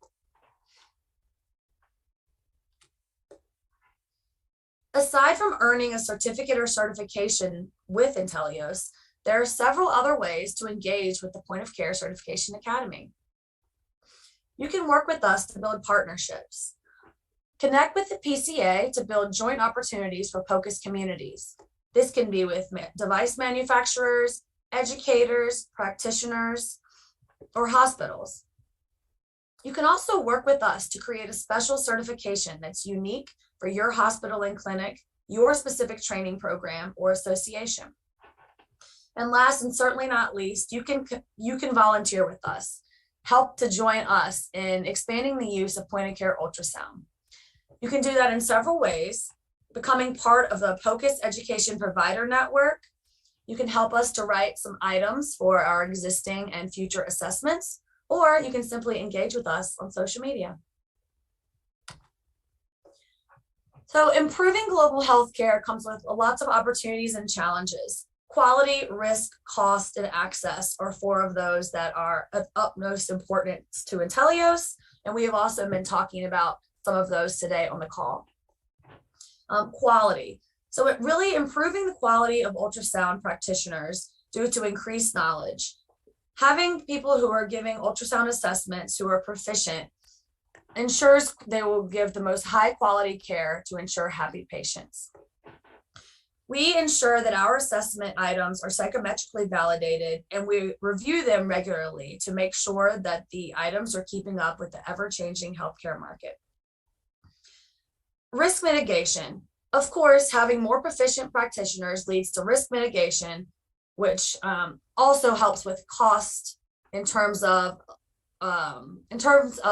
fewer unnecessary scannings and fewer misdiagnoses.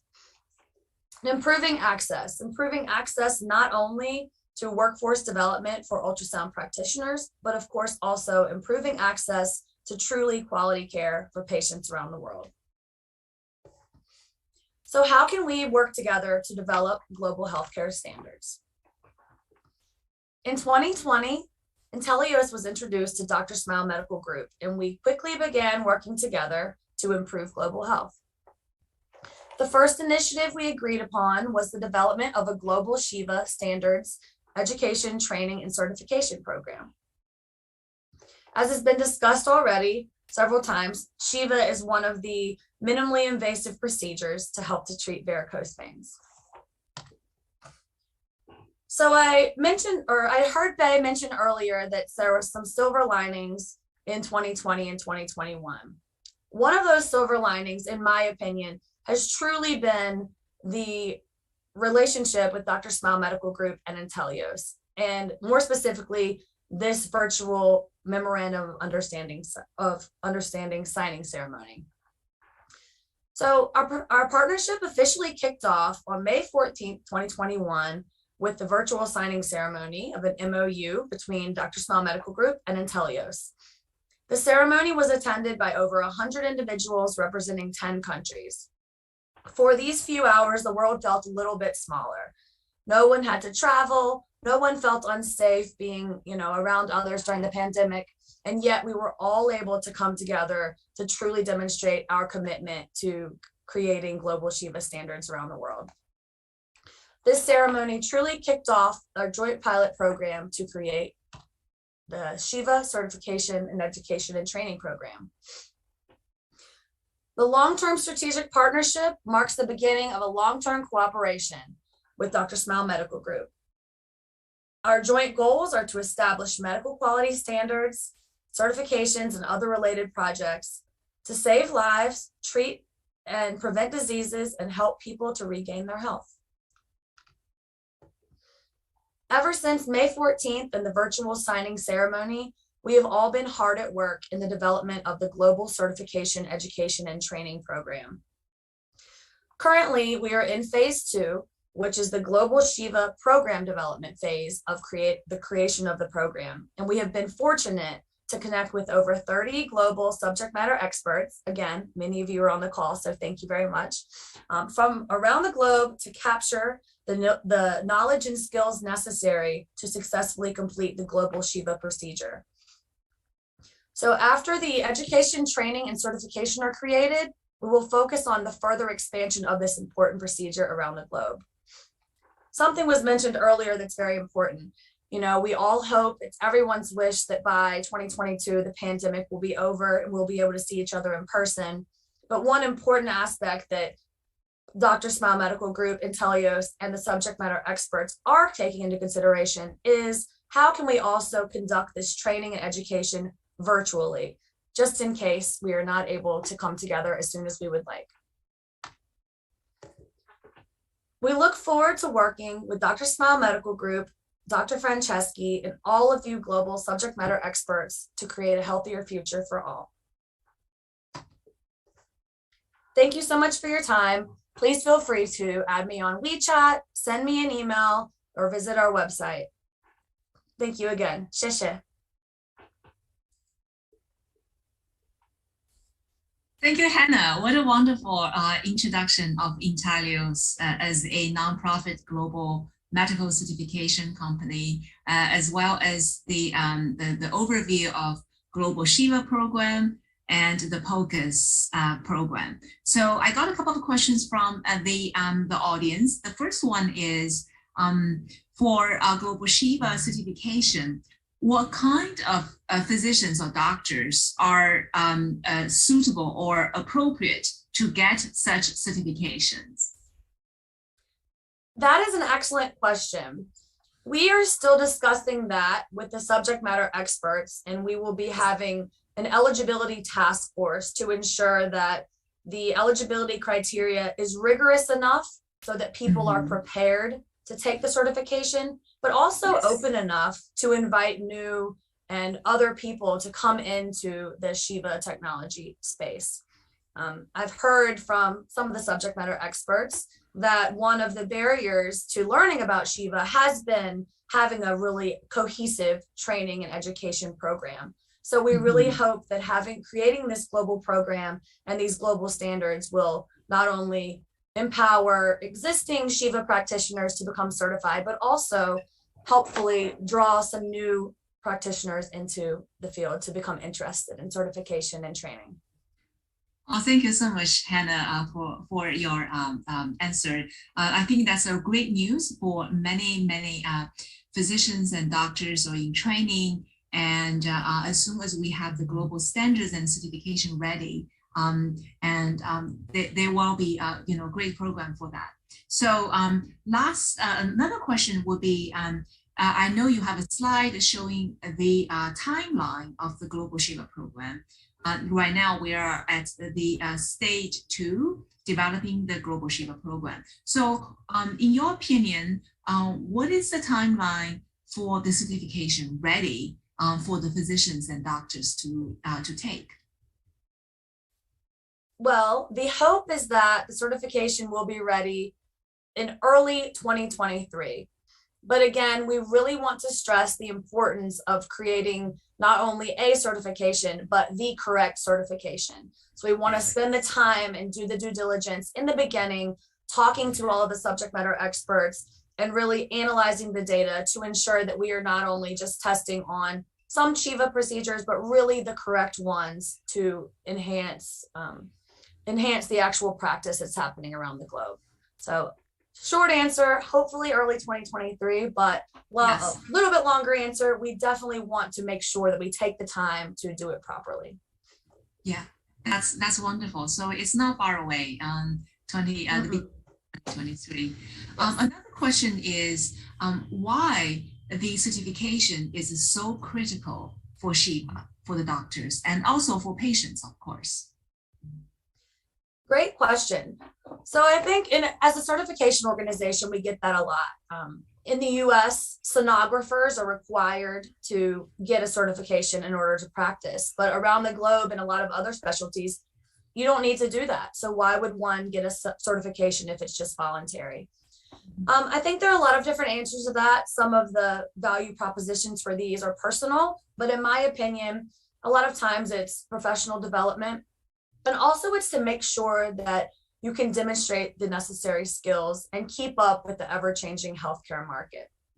Especially for Shiva, I think, since there is not yet a consolidated education training program, creating a certification that alongside with the education and training will just make a cohesive program that really can validate that the knowledge is learned in the end.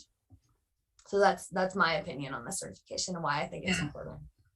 Thank you so much, Hannah. I think you are really emphasized, and you're absolutely right about why certification is, and the standards are so important for a technique like Shiva. Well, my last question would be, as you already probably know, what is your New Year wish for 2022? Thank you. You would think I would have a better answer since I've had 3 or 4 speakers ahead of me receive this question.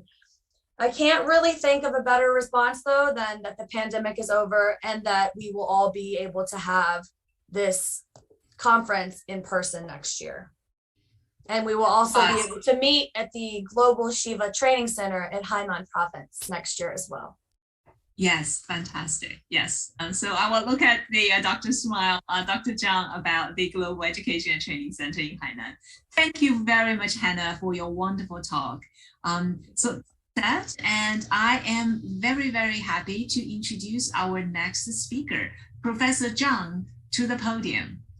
And Professor Zhang is the Professor of Vascular and Endovascular Surgery at University of Washington in Seattle, United States. And he's also the Chief of Vascular Surgery in Seattle VA Healthcare System and the editor of Annals of Vascular Surgery, editor of AVS, Brief Reports and Innovations. And he's a distinguished fellow of the Society for Vascular Surgery. And today he will talk about modern vascular surgery, training and practice. And Professor Wayne Zhang, the floor is yours.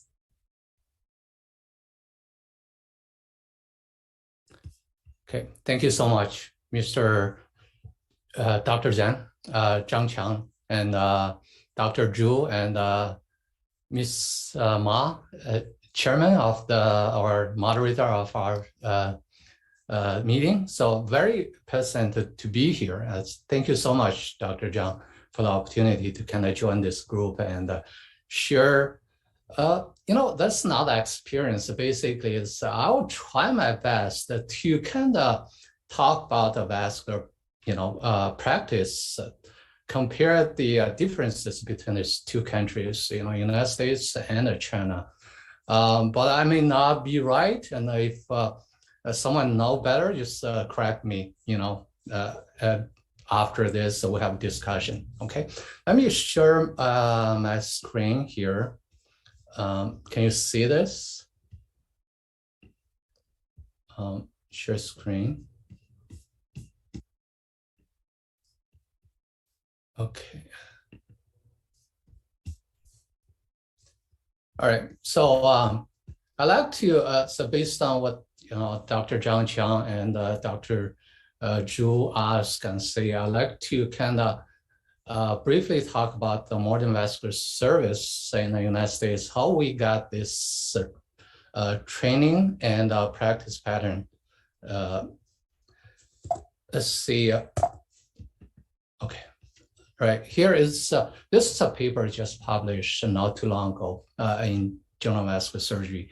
And it's a report from American Society for Vascular Surgery.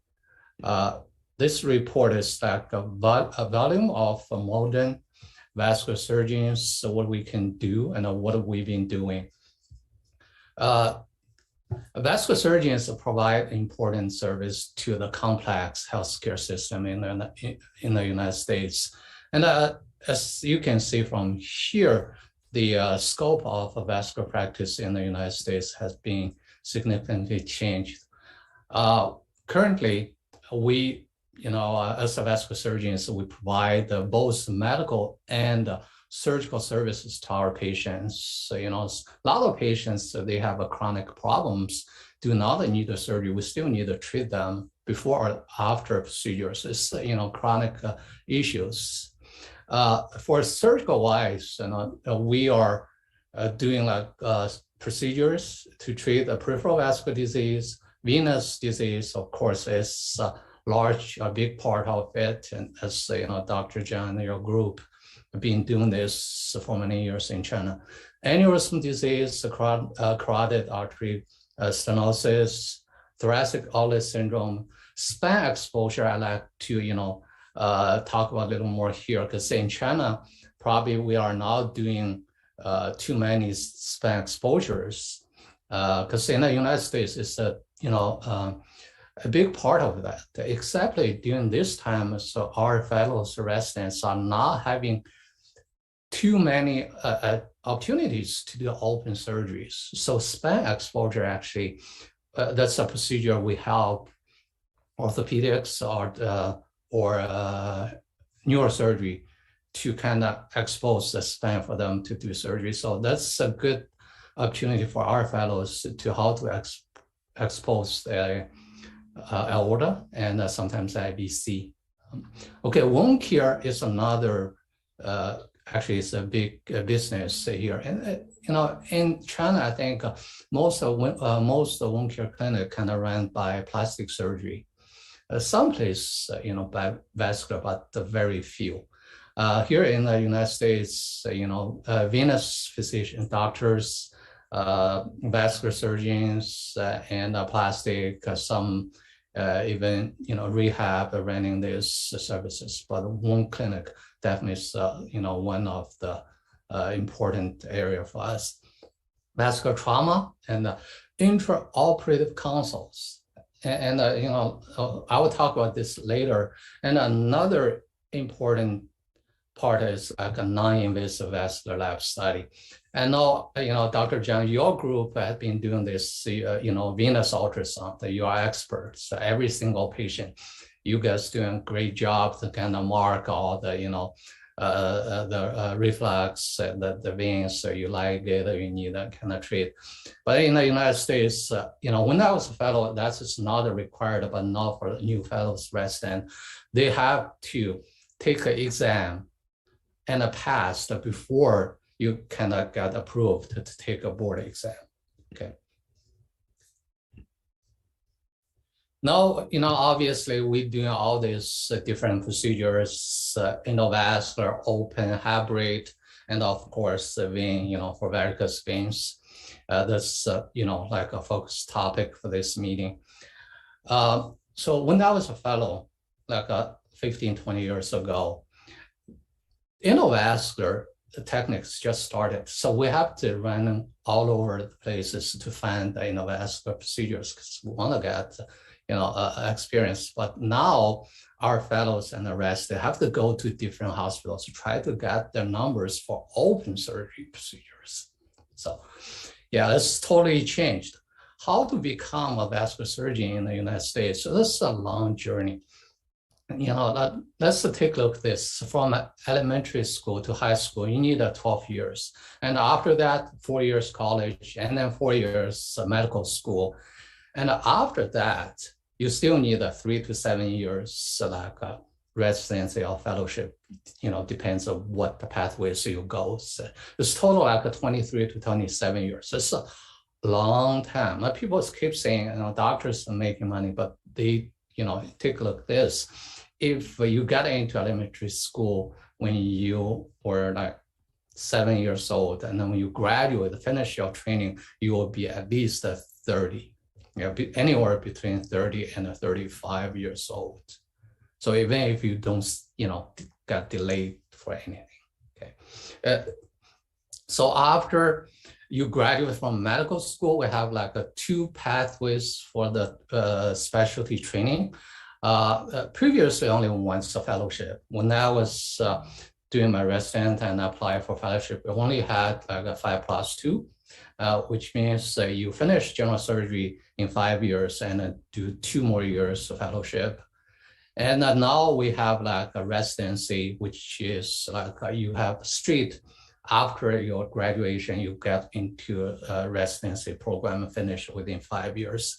During this training, you have to do at least 500 cases, not just scrub in. You have to be a surgeon for that. That means you need to do at least 50% of the procedure, and then you can count for it to be a surgeon. And 250, half of them have to be like a vascular reconstruction, open cases. Yeah. And how many residents each year? So last year, 75 total numbers, whole country in the United States. And after 5 years, how many can graduate? Should be less than this. Each year for resident, less than 75, because someone changed their mind, someone cannot graduate because failed to pass, exams. As you can see, there's, only few, very few relatively. So plus the fellowship, we have probably total 120 to 130, but less than 100 starting practice in the United States. Some of them are international trainees, so they go back to their own country. Some of the trainees finished and they got, military and sent out to, outside the United States. To the military base. Board of Certified Vascular Surgery, like I said, you have to pass that vascular lab study test, and then you take a written board and then oral. Oral is kind of very stressful. You got into a hotel room, you face the examiners and give you a case scenario. So nothing, just to give you a maybe CT scan and ask you questions. And after this, and you got your certification. And you still need to renew it. Before, it was every 7 to 10 years, you have to take another exam. But now it's like you can do it self-assessment with the open book test every 2 years. Okay, that's how we got trained in the United States. Here is based on AAMC, American Association for Medical College. And here you can see our university program was listed as one of the best vascular training program in the United States, the University of Washington. I just briefly like to go over with this practice path. How do we manage vascular patients here in the United States? If it's a new patient, have not seen you, they stay with the primary care. And primary care follow them to follow, if a patient has the claudication or, decreased pulse or some cold leg stuff, not cooler, not cold, not chronic, they can just treat it with or follow up with the primary care. If they need to be treated by vascular surgery, and the patient will be referred to the physicians. We can see them in clinic as, Dr. Smell's medical group, and you guys got a referral patient here about you from news or website or social media come to you. And you evaluate the patient as outpatient, you do it like imaging studies, and if the patient needs a surgery, for minor or smaller straightforward cases, so we can send the patient to same-day surgery center, like most of your clinic, you are getting more and more. And we can treat this patient, they go home same day. I have seen your, media, your post, and patient start walking right after surgery. It was, that's great. And if a patient had the acute or severe problem, of course, so we admit patient to the hospital for like an open surgery or hybrid. And after that, patient will be discharged a few days after if everything okay. Here is a little different. So in China, usually we admit the patient to the hospital a few days before to get a pre-op. But in the United States, all the pre-ops probably pretty much done as outpatient. A patient come to the hospital the same day, early morning, and we do surgery after that. They stay in the hospital for a couple of days and go home. Like a carotid, we only keep the patient in the hospital for one night and then they go home next day. Vascular aneurysm repair, same thing. So that's kind of a little different because, that's a different system. For the patient in the United States, we send them, we discharge the patient, not necessarily they will go home. They can go to acute or subacute rehab. And after the discharge planner or social worker and evaluate feel they are safe to go home, then they can be discharged directly to home. But after that, they still got care, receive the care from like a home visiting nurse or nurse practitioner until you fully recovered from your procedure. Okay, vascular surgeons are often required, or by some other surgical specialties. We are rarely consult to them, but they really need us. This paper just published not too long ago. As you can see, frequently we got a call from OR for emerging consultation, and over 80% actually say emergent, mainly for blood control, patients bleeding in OR and call us. And sometimes for reconstruction, during surgery, they incidentally ligate the vein or artery, and then you have to go in to reconstruct the vessels. And some planned cases, and because a tumor invaded the vessels, and they want you to have them dissect out. Okay, so here is like the vascular revenues, is how much we can contribute financially to the hospital.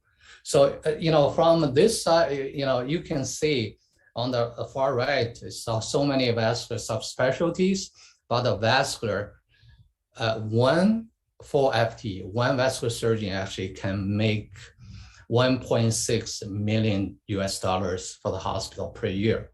That ranked the fourth highest, revenue producing specialty in the whole system.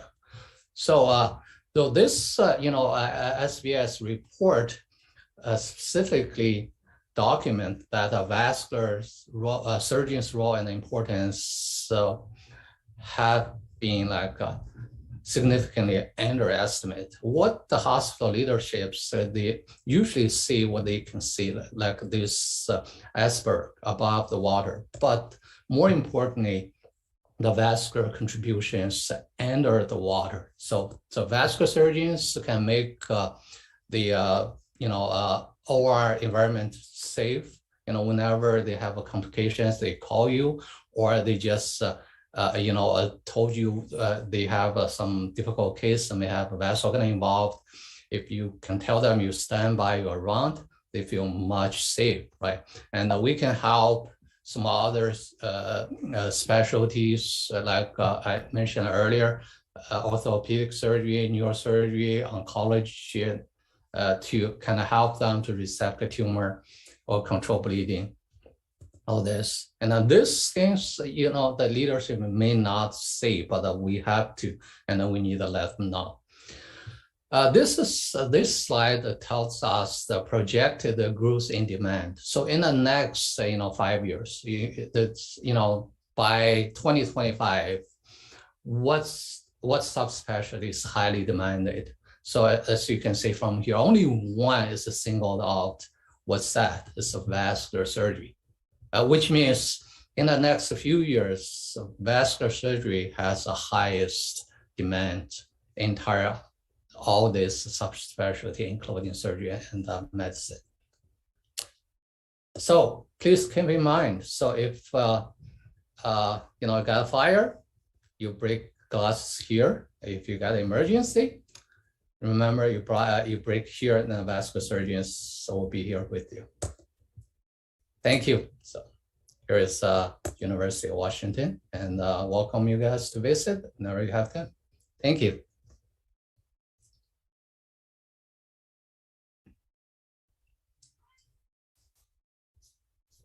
Thank you very much, Professor John. I visited University of Washington. Oh.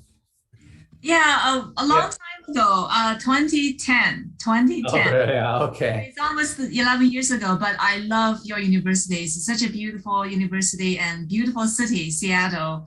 And and then also, of course, thank you so much for your very impressive speech about the training and education of vascular surgeons. So I do have a few questions from the audience. And the first question actually from our doctor, Dr. Pacini, would like to ask about what is your opinion regarding the non-vascular surgeons doing the venous procedures? What is your opinion on that? You know, to be honestly, I have not seen in I know some like primary care physicians do small procedures like scarlet therapy or like varicose, like thermal therapy, right? So laser or radio frequency in office. I think if they are well, you know, trained, they can do it. You know, as long as I think to keep the patient safe, I think it's acceptable. So you know, for this, it's not like a big surgery. You need support. You need you know, the whole team of anesthesia. You need ICU or need all this. And for like office procedures, I think it's totally acceptable. So you got a well trained, you know how to handle this, as well as keep the patient safe. Yeah. Thank you so much, Professor. Another question is about how many years of training is needed for a vascular fellowship? Yeah, like I mentioned earlier, so we have two pathways. I know previously 5+7. When I was doing like vascular training, I finished a 5 years general surgery program, and then 2 more years for endovascular and vascular and endovascular training. But now, since you know the SVS, the Society for Vascular Surgery, found out all the fellows like myself finished the vascular training, none of us practice general surgery, and then we had to do 7 years training. Now they changed the programs to just 5+0. You graduate from medical school, you got straight into a vascular training program, not, you know, and you finish within 5 years, no general surgery. But when I was doing that, I got a double board certified, right? You finish the general surgery, you got a general surgery board certified, and then also you got certified for vascular surgery. But now doing 5+0, you know, 0+5, and you cannot get a general surgery board. So it's only vascular surgery board. But no one doing general surgery anyway. So yeah. I see. Thank you very much. There's another question, because you might be the very you know, one of the very few doctors that very familiar with China as well as the United States medical doctor training. So this question is, what is your opinion regarding the vascular surgeon training in China? And what is your opinion on that? And any suggestion to the Chinese doctors or the healthcare system? Chinese doctors are great. They are great doctors. You know, so I know a few of them here. You are great surgeons, great doctors, and I know a lot of friends.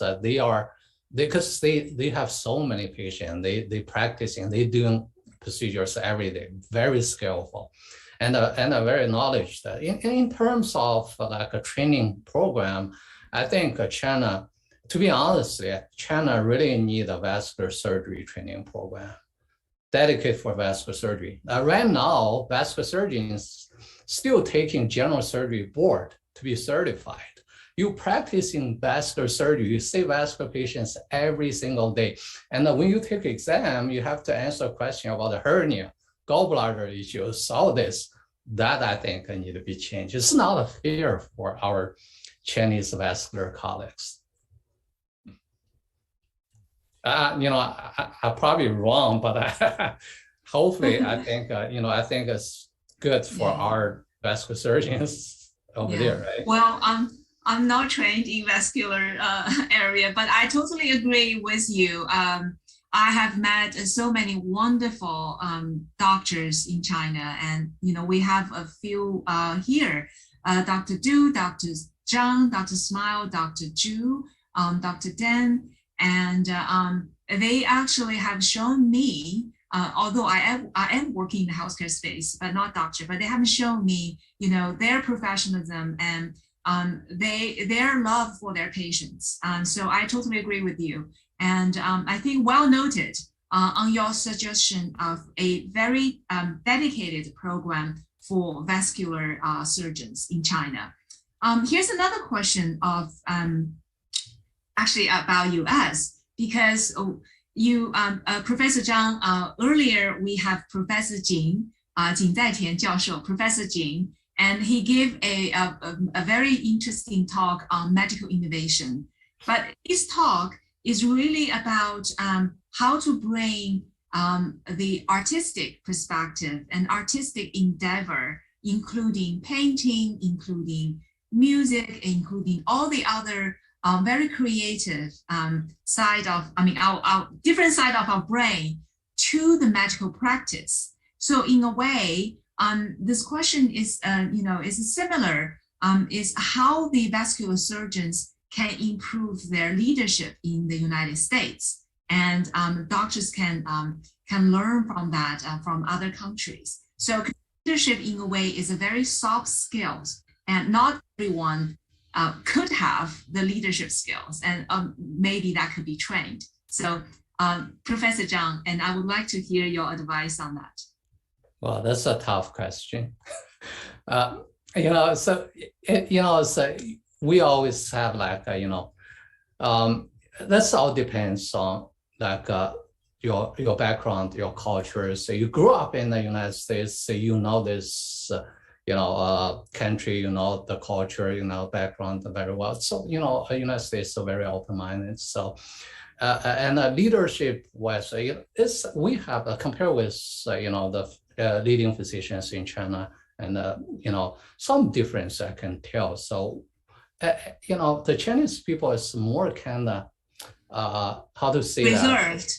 Yeah, reserved, more conservative, reserved, and people in the United States, they also open, active, try to, show your strengths, just Chinese try to oh, really?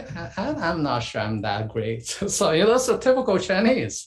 But for United States, I'm the one, so I can bring good things for you to the program. So I think I'm the best. So that's kind of different. For leadership wise, I think you just need to be confident. You should have the skills to be nice to people, and also communication skills, and easy to work. The team play, team players are very, very important, and you should. Yes. And you also need to be considerate, generous, like that. For people in China, I think some things that we have to share. I think it's the same thing. You gotta be you have for the leader in the specialty, in a professional leadership, you gotta be a good doctor, right? Academically, and good skills, and knowledge wise. So you have to be very knowledgeable. People will say, "Oh, she can be a leader." If you don't know your subspecialty or your area well, you cannot be like a professional leader. So that's Yes, I really like your advice. Yes, yeah. So thank you very much, Professor Zhang. So in a way, you might also miss Professor Jing's suggestion for next year's conference, that we're going to have an additional session for next year's conference. We're going to co-exhibit and all our artistic expressions, and besides our medical expertise. And I think that's well said, and probably plus leadership, and to exhibit individual leadership in your practice. I would say from each country, not just from China or from US, but also from Brazil, from Italy, from France, So we have so many doctors in the venous space that around the world. So, and I am really looking forward to 2022's Global Venous Forum, because it's going to be not only a knowledge feast, medical knowledge feast, but I am looking forward to a visual and also a listening feast, and we'll have all different kinds of expertise from our doctors and our speakers. So that said, yeah, Professor Zhang. Please. No, I think that's a great idea. So I'm looking forward. Yeah. So that said, because I just remembered, you know, our I think now is the former director for National Institute of Health, NIH, in the United States, Dr. Francis Collins. So he himself is, you know, a wonderful doctor, and he's been leading the largest healthcare institute in the world for a long time. And but I because he lives in the Washington, D.C. area, and a lot of people know him. He's actually a musician and a rocker, so a rock and roll rocker. And I have heard many stories about him bringing guitar, you know, rock and roll guitar, to meetings at NIH. So I think I'm looking forward to our next year's conference like that. Bring your paintings and your guitar and instruments. So that'd be great. You know? That would be wonderful. Yeah. And my last question would be, and what is your New Year wish for 2022? Well, just kind of I have a little add to your just talk about like artists and vascular surgery. Just want to know our former, president of SVS, Society for Vascular Surgery, Dr. Glovitsky, and a lot of you probably know about him. He's a magician. He was a professional magician. Yeah, from Europe. Very nice. So, we might invite them next year.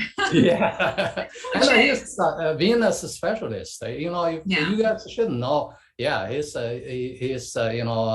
he was a president, and now currently he's a chief editor for GVS, and a very nice person, gentleman. So, yeah. So I will call next year's 2022 Global Venous Forum plus talent show, global talent show. Yeah.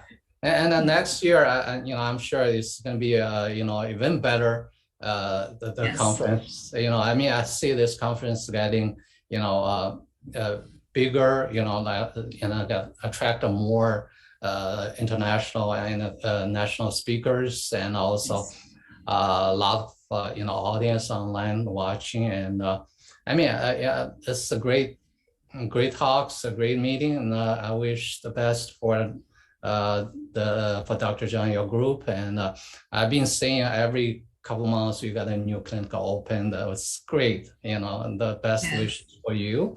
And I look forward to the TRIO meeting for next year, 2022. Thank you so much, Professor Zhang. Now that said, it is my wonderful honor to introduce our next, our actually final speaker for this session, to the podium. And Dr. Zhang, AKA Dr. Smile, is the founder and chief surgeon of Dr. Smile Medical Group. And he's a permanent honorary chair of Chinese Medical Group Alliance. And as you might know, he's also one of the very first founding members of Chinese Medical Group Alliance. And he's also the chairman of a phlebology specialty committee at China Aging Well Association. And Dr. Zhang today will discuss the future of treatment of varicose veins. Dr. Zhang, the floor is yours. Thank you, Mapei. Can you hear me? Okay, thank you, Mapei. And thank you, all of you. I'm really inspired this morning. Yeah, inspired by everyone. Today's my topic is what is the future of treatment of varicose veins? Before starting my PPT, I will talk about the very ancient Chinese character. It's called the Dao. Actually, it's a Chinese meaning. It's the English meaning is a strategy. Why I started with this? Because I have been trained for for over 30 years to do different procedures and how to use the medicines. Actually, it's not a strategy. So that today I will more focus on the strategy to review our treatment, diagnosis and treatments of venous disease.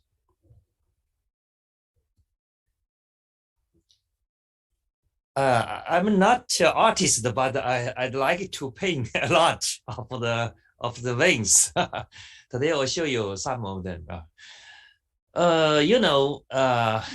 For many years, when we sit in a clinic, coming the patient, first of all, we look at the varicose veins. But with the development of the theory and the ultrasound use, now we know about the orange or the causes of the varicose vein are multiple. You can see it comes from the reflux of the great saphenous vein, or caused by the deep venous insufficiency, or some of them are just caused by the reflux of the tributary. And the recent years more focus on the iliac compression. And as Professor Jing mentioned before, the heart problem also causes reflux. And also some research about the calf pump function. And many years ago, I focused on studying the perforatory incompetence. So it's so many origins of reflux. So we're familiar with the varicose veins, but it's also a stranger.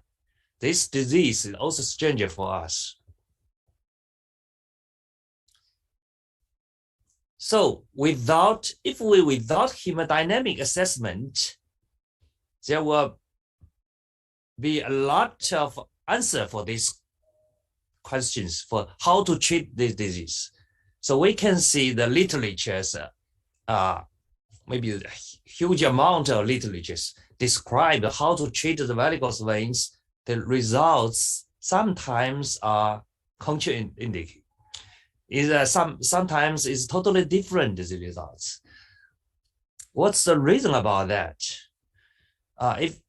So I will see, I totally agree with Professor Jing and Elias about how do we look at the disease. We should take all over take the whole picture of the disease.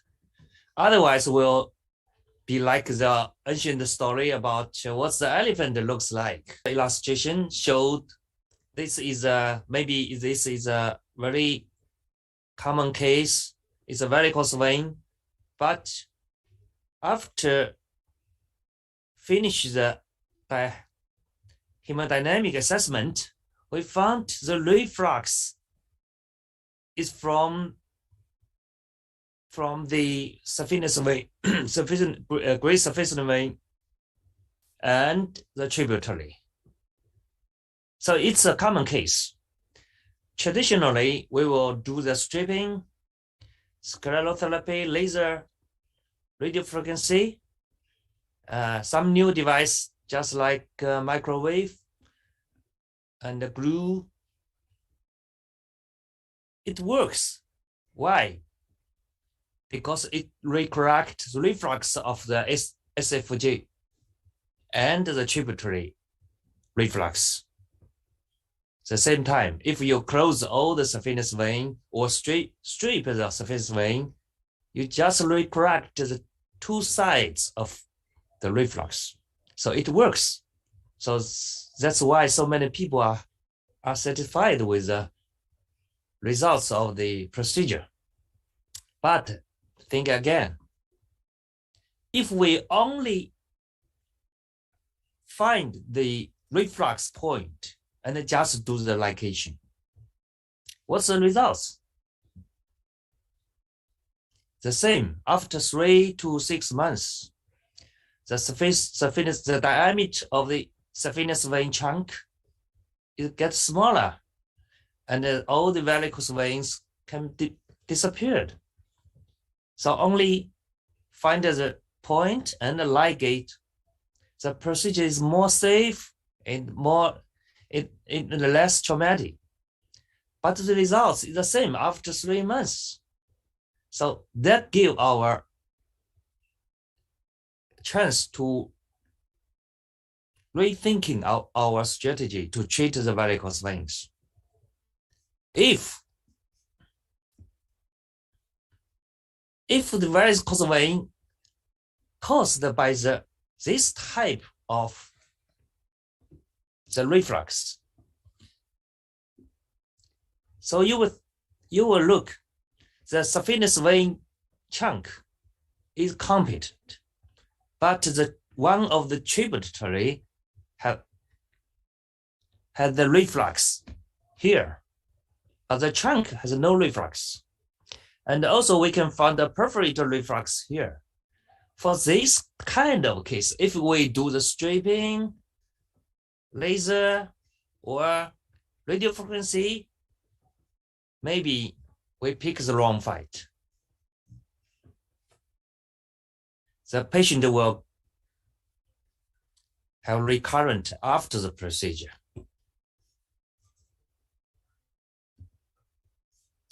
So that's why Chiva,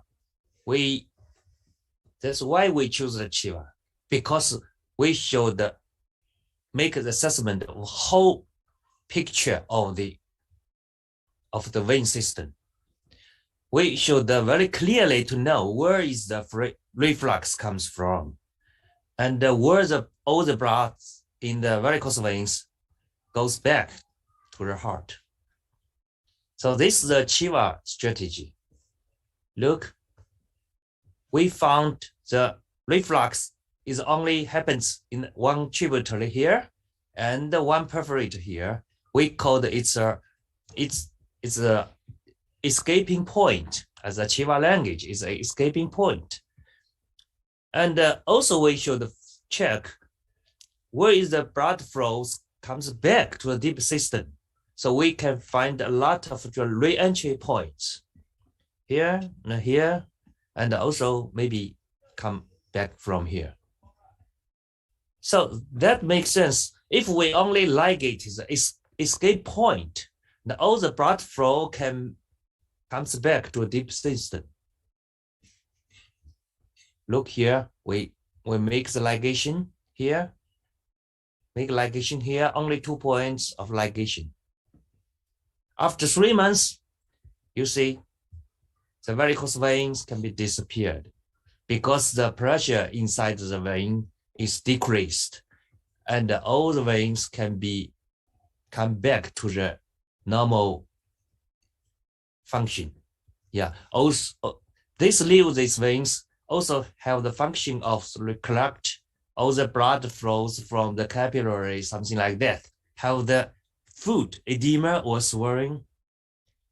That's because we preserved all the vein systems perfectly, and also runs the functions to correct all the blood flows comes back to deep veins. So this is a Chiva strategy. And this is just to match the Chinese elderly sayings about the war. The highest strategy is to win the war without fight.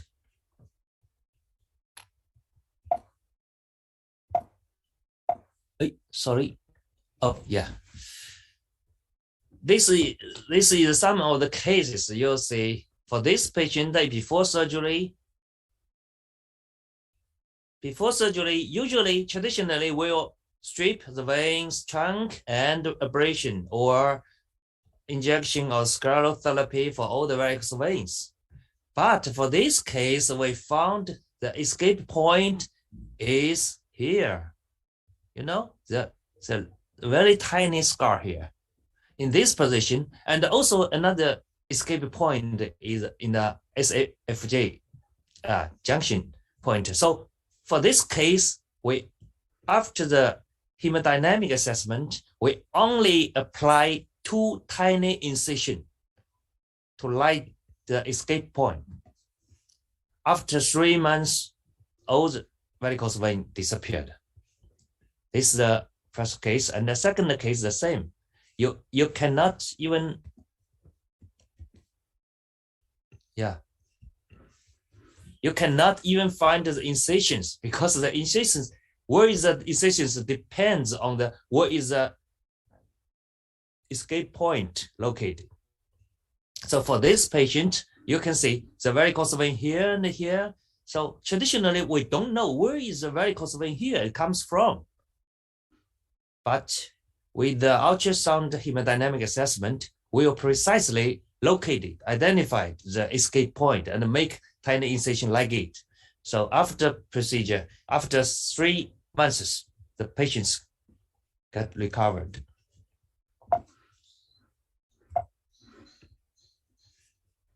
And our practice for treatment of varicose veins experienced a big change over recent 10 years.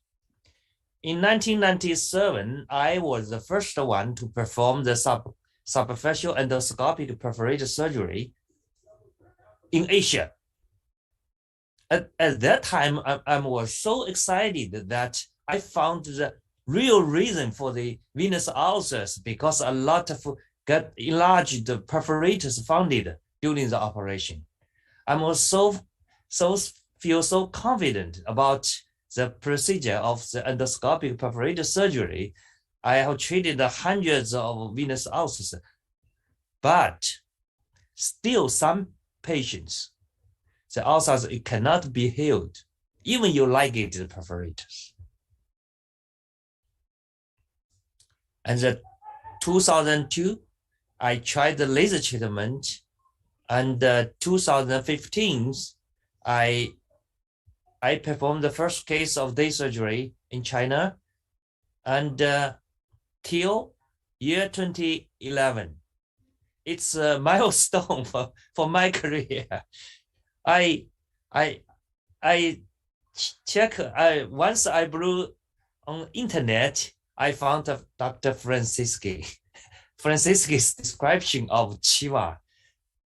But that time, my impression is it's no details about the Chiva. It's only one illustrations.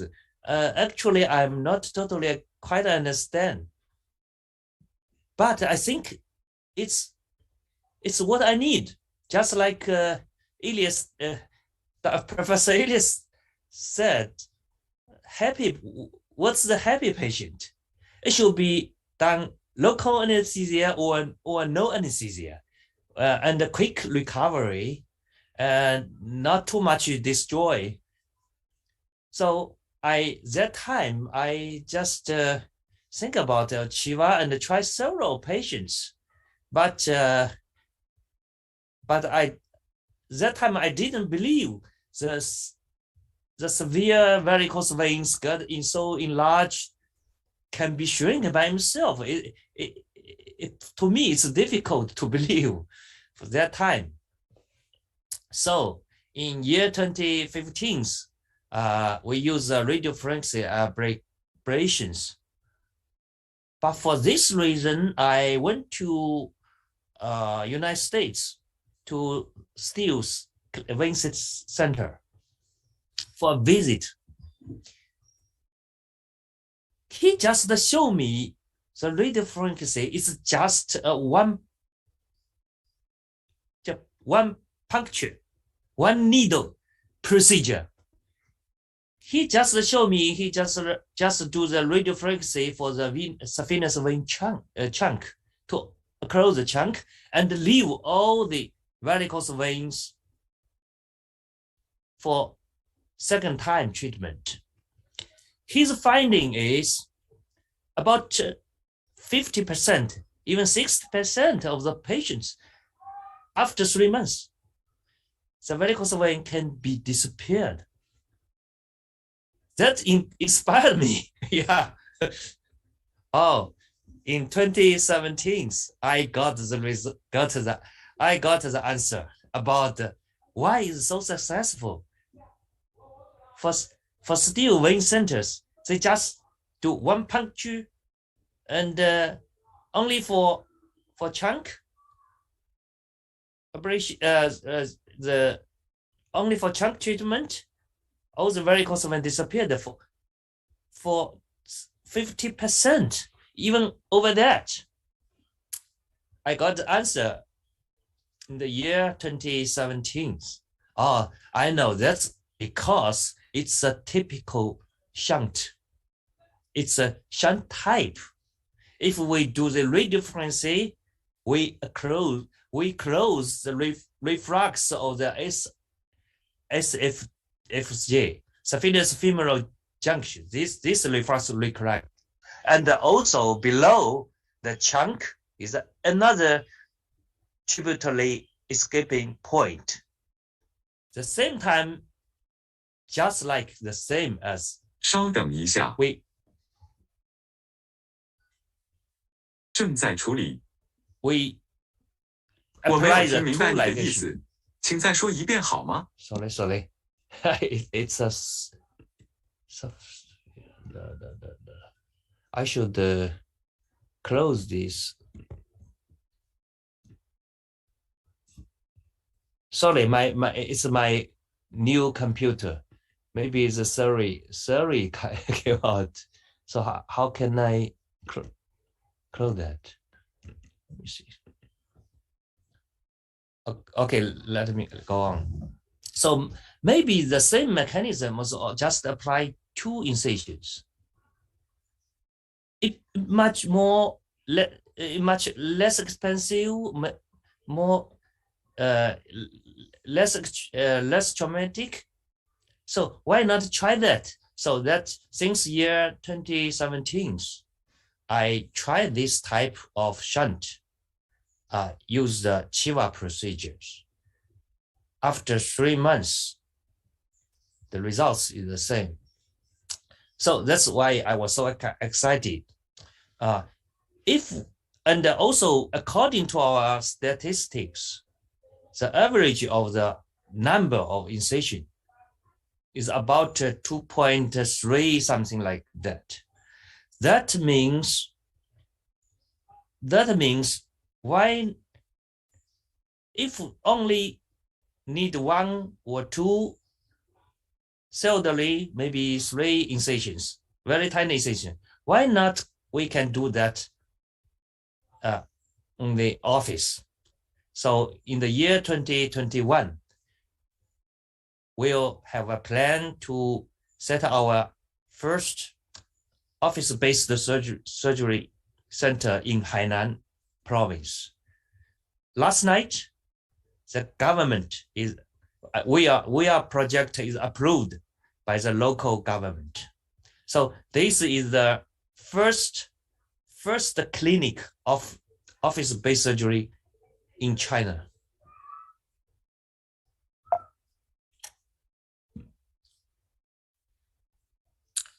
Okay, it's not the end, and everything should be go on.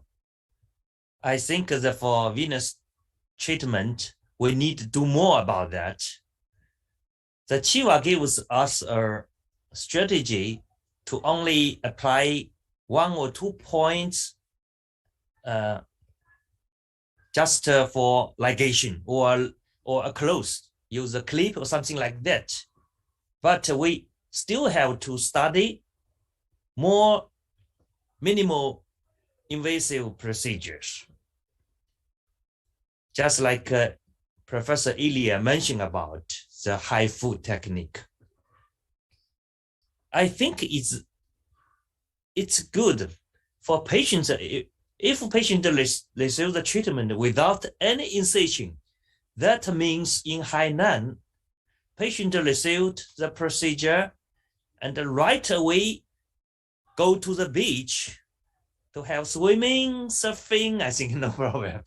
It's no wound. So last month, we tried the first experimental vein closure with HIFU. You know, in China, HIFU technique is the first country in the world to apply the HIFU technology to the patients. Before that, is an animal experiment. But in China is the first case in China. So in China now have a lot of HIFU technology company. So we contact with one company and tried the first experiment to close the animal surveying. But the results is poor. We failed to close the veins. We caused a lot of bleedings during the experiment. So that's, I think, maybe the technology is different from the venous sonoring. So I was eager to looking forward to if we can get one sonoring to China in Boao. Boao is a special zone in China established several years ago. Every device from the world, if they get the proven permission from the local government, we can apply for their use in China. Only can be approved used in that area, in Hainan's Boao. So I think we'll welcome every one of you to visit our clinic there next year, and I hope to make a further discussion of venous disease, have our forums in Hainan next year. It's my suggestion to the association. Maybe next year we'll come over to the Hainan. It's a beautiful city. I think this device can be available within recent 2 years. I'm really looking forward for that. That will change the history of the treatment of varicose veins, and the patients get more happier. After the procedure, they can go to the swimming pool right away. So that's my sharing the ideas about the treatments. Before Chiwa, I always confused with different theories, different technologies. But now I think of hemodynamics, just like the sources in the desert, to give me the directions.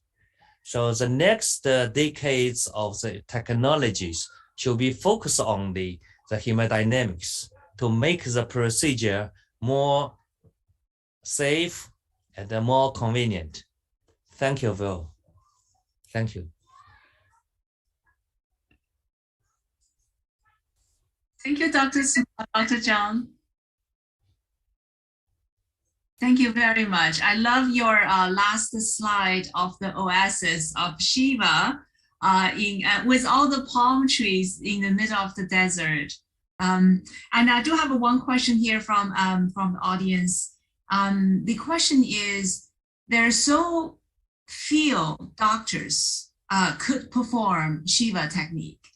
And because, Shiva is completely different than a lot of other surgeries. So you, as the founder and also chief surgeon in Dr. Smile Medical Group, and what is your way? And you talk about Dao, you talk about strategy, right? And you talk about, so what is your way to influence other physicians, doctors in this space, and to let more people know about Shiva? And before you answer my question, I just want to give a quick update to our speakers and our audience.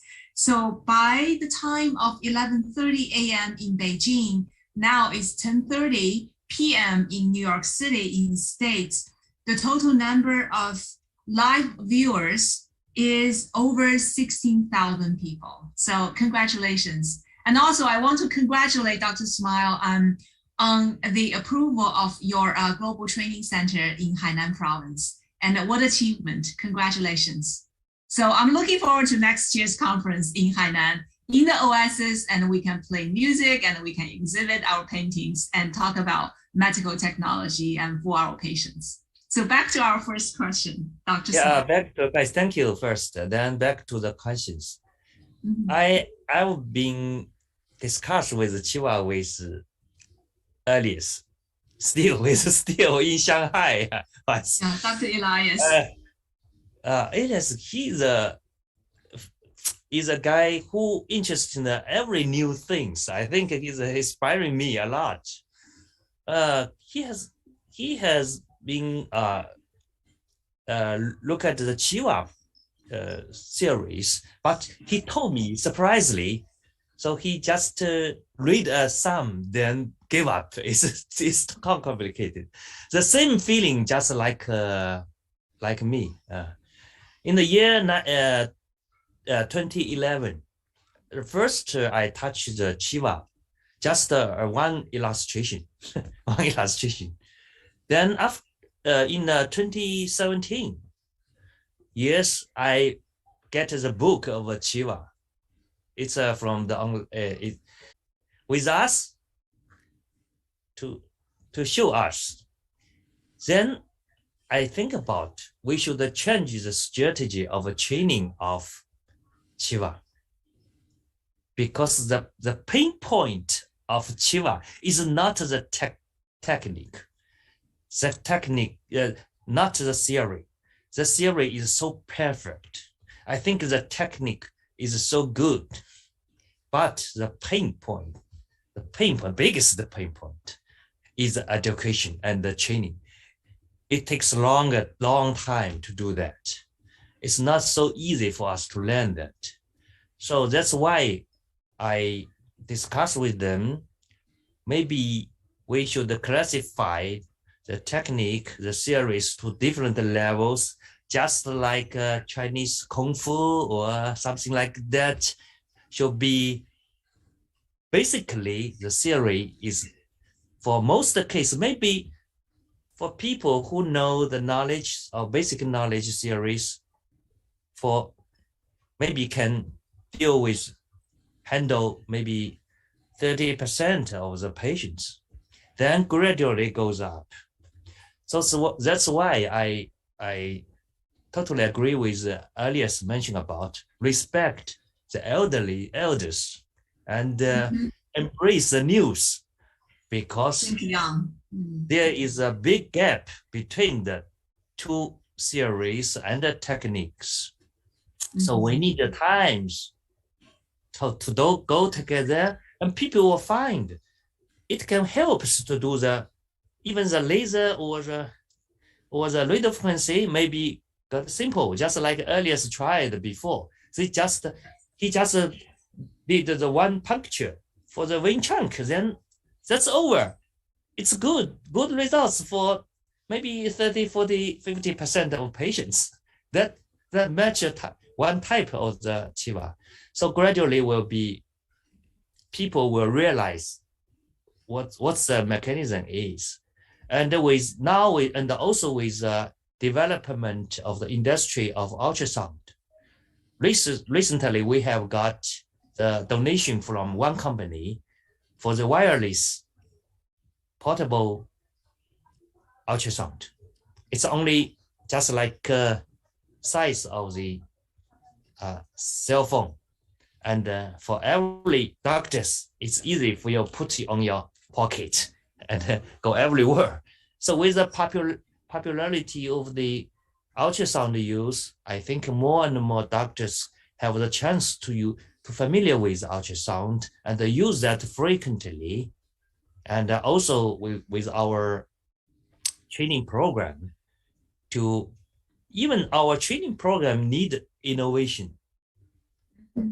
It should not like the traditional way.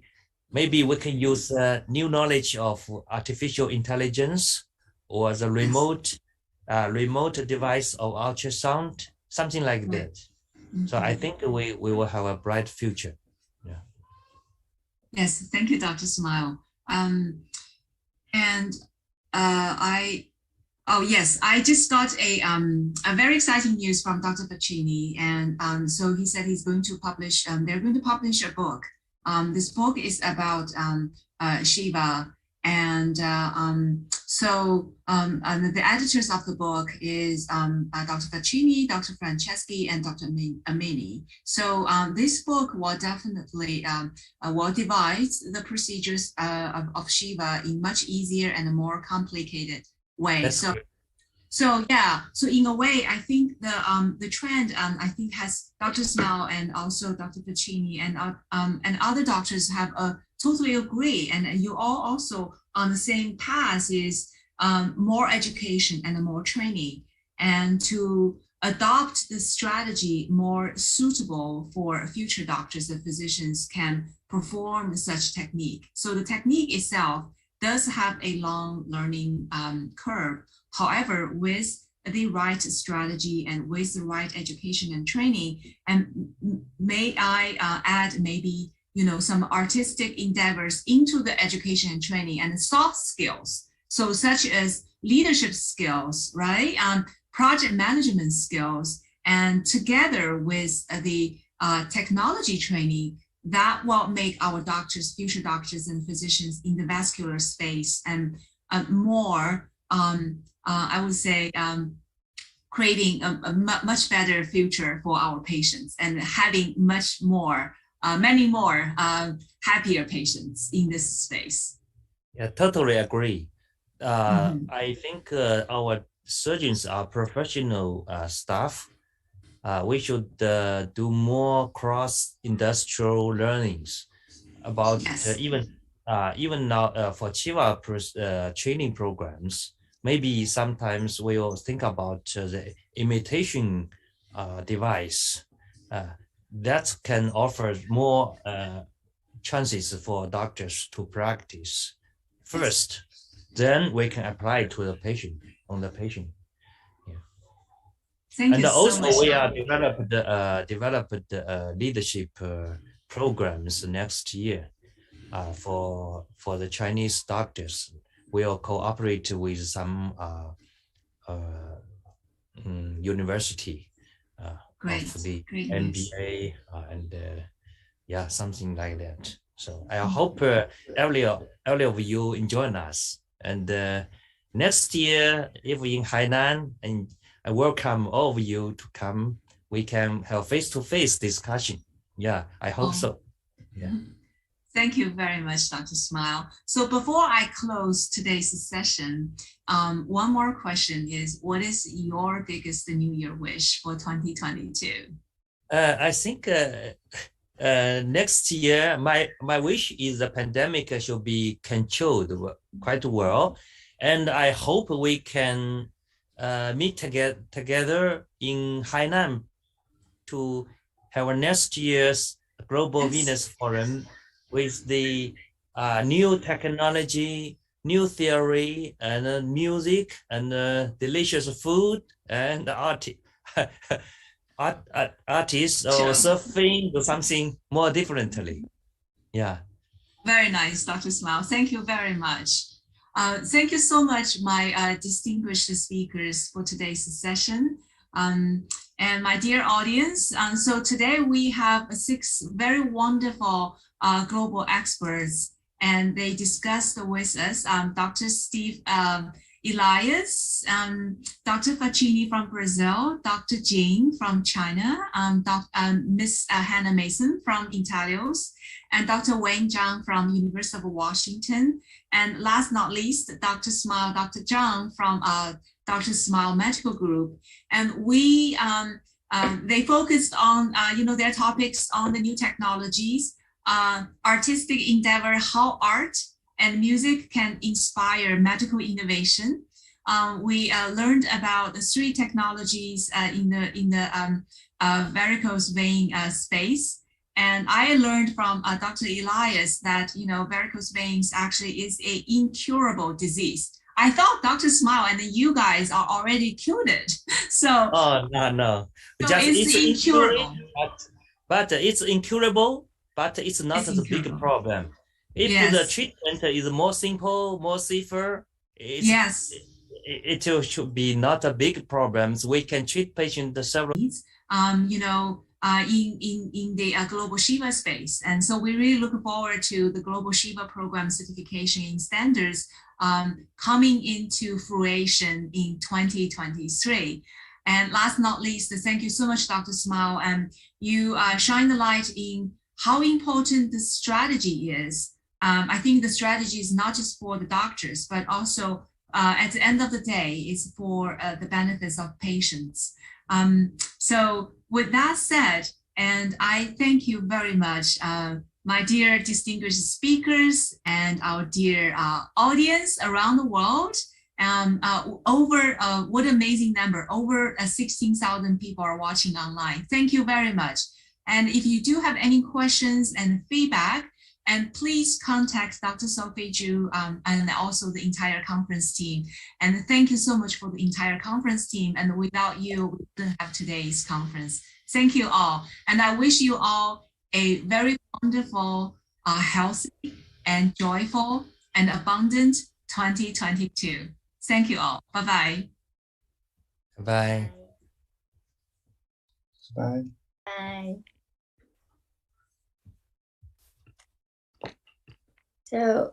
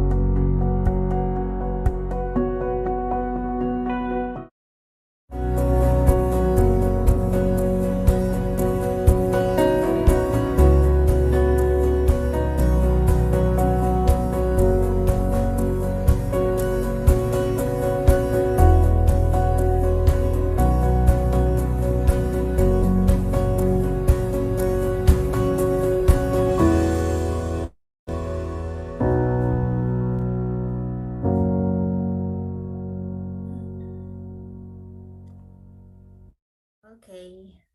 Good afternoon, everyone, and welcome back. I'm Dr. Du Xin. You can call me Victoria. I'm in Beijing today with you together. Well, I'm also the moderator of this session. And first of all, I'd like to warmly welcome all of you. And thank you for coming and sharing. And in this session, we will focus on the CVI and the hemodynamics. Through the agenda, we have totally 12 charming topics. So it seems like we will spend all the afternoon together. And it's real like some kind of academic dating. So every presentation has 15 minutes. After each presentation, there is a 5 minutes question and answer part. And everyone in this room would better turn on the web camera and keep mute except the speaker. I will briefly introduce the speaker before each topic, and every speaker needs to pay attention on the time. And if any speaker needs help, please send a message to me in this Zoom. Okay, let's begin. This afternoon, the first speech is hemodynamic sclerotherapy. The speaker is Felipe Faccini, Brazil, vascular surgeon and fluid biologist. Please, Professor Faccini. Well, first, thank you for the invitation. I'll start to share my screen now. Do you see my screen?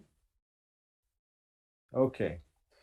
The topic about hemodynamic sclerotherapy is for me something really interesting because I think it can solve part of the problem of excessive destruction of the saphenous vein. And I will present the Brazilian protocol. That's something we are doing here. We have changed a bit what people do in Europe. I do the protocol with foam sclerotherapy, but in Brazil, the laser sclerotherapy for collaterals is kind of a fever right now. So we are doing the laser for the collaterals and doing a bit of a change in the usual protocol. So this is something interesting. I think there's something Sun Tzu said. The greatest victory is that which requires no battle. I think that's the synthesis of hemodynamic sclerotherapy for me, because a procedure that could be really big, could destroy the saphenous vein, or sometimes a procedure that can have complications can be solved by a simple sclerotherapy of a small or a big collateral in the leg. I think it's a really important thing to study and to develop. First thing, I'll treat the sclerotherapy agents and explain a bit. The laser is very good for small veins and is not so good for the bigger veins. The laser actually treats only at the spot where you are shooting the laser, and the liquid and foam sclerotherapy go far from the spot. The laser may burn the skin, but if you keep to the protocol, it will almost never happen. And liquid and foam sclerotherapy also have problems in terms of mating and in terms of hematoma, ecchymosis at the skin. And liquid sclerotherapy and foam sclerotherapy work very well alone, and laser work alone only on the small veins. It's not good for the big veins. I'm talking about subcutaneous laser, not endolaser. So is there a place for laser alone in telangiectasia treatment? I think that there is a place for it. The main place is the face and patients with only small veins in the leg, not bigger veins. The skin type is really important. The laser works well in low Fitzpatrick patients, but there are good protocols, and if you do calmly and with a good protocol, you can do in darker skin patients. And we manage pain with cold air mostly. So what if we have feeder veins or collaterals? We profit from the synergistic effect of laser and dextrose. What do? We use in Brazil for several years 75% dextrose in sclerotherapy. It's the most used agent here, more than foam. And it works quite well for telangiectasia, and it lacks potency to treat feeder veins and bigger collaterals. So in these cases, we usually use foam. But this technique that we are using the last, may say, 10 years, uses the laser to shrink the vein, and then we inject a small amount of dextrose, that is glucose, sugar, inside the vein to finish the damage. It works really well for the small and medium veins, and it diminishes the amount of liquid that you need to inject, so you have less complications and less marks in the skin after the procedure. And we use cold air to minimize the pain, and we use augmented reality to see better the veins.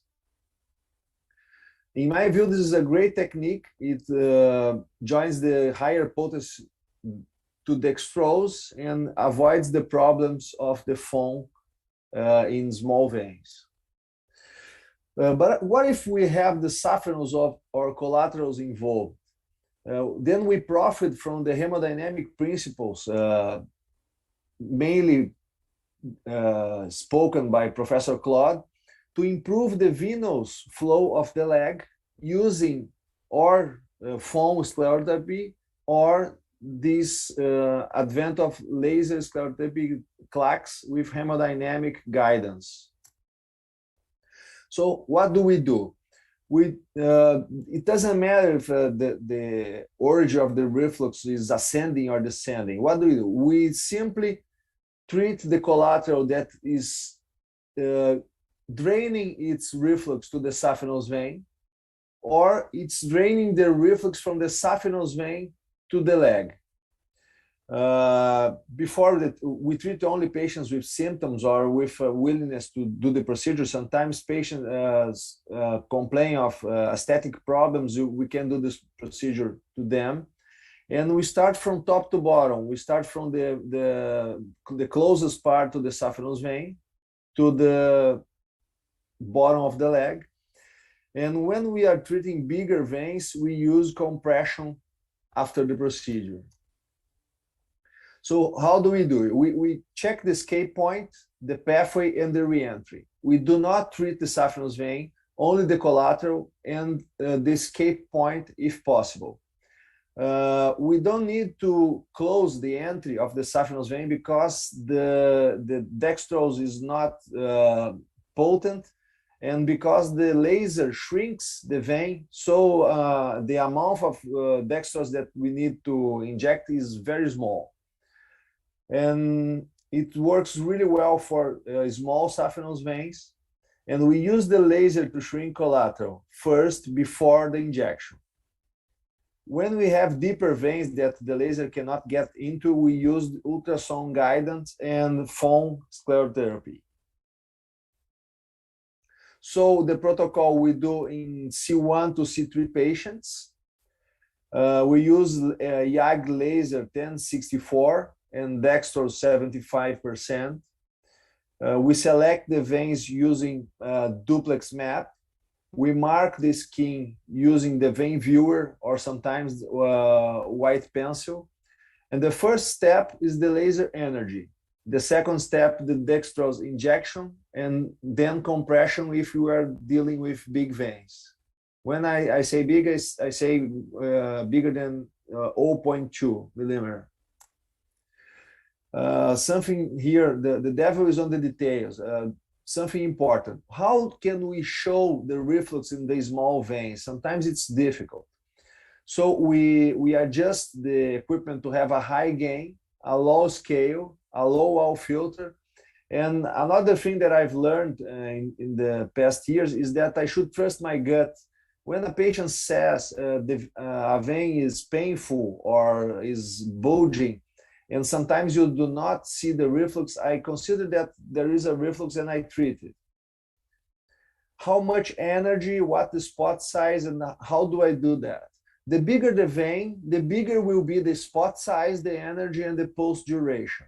So in smaller veins, less than 0.1 millimeter, we use the 3 millimeter spot size. And in bigger veins, 30, 40, 45 millimeters, we use the 9 millimeter spot size.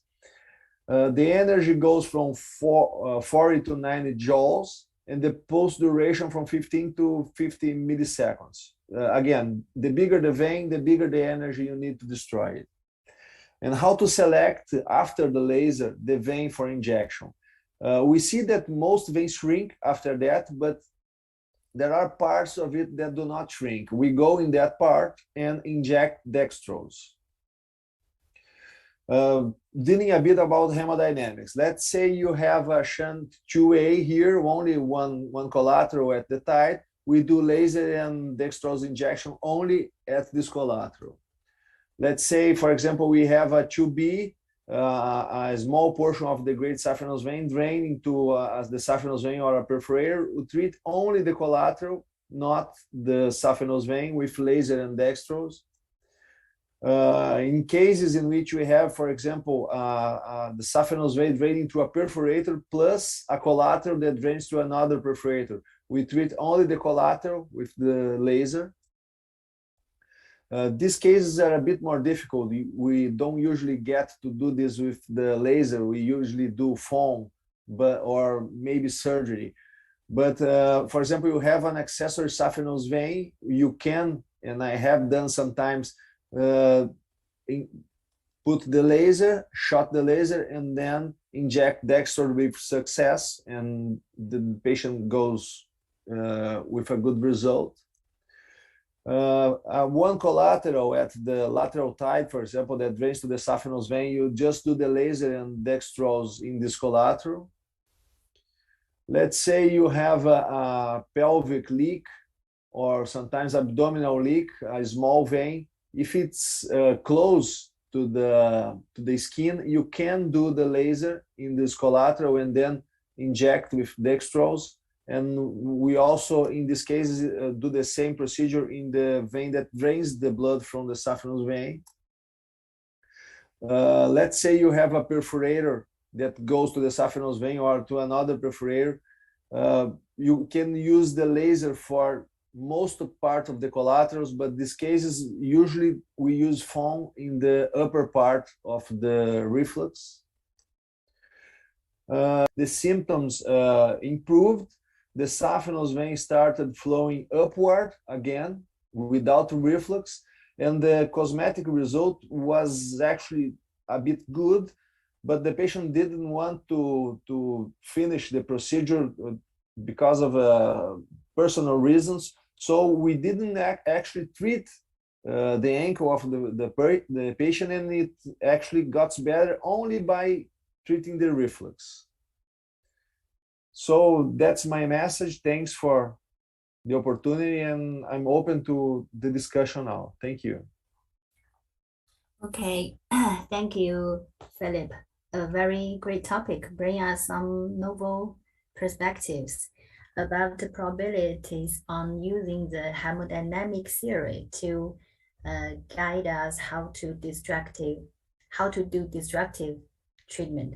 So I think it's a kind of it's a kind of sclerotherapy just under the guide of the hemodynamic theory, right? It's totally different from Shiva, right?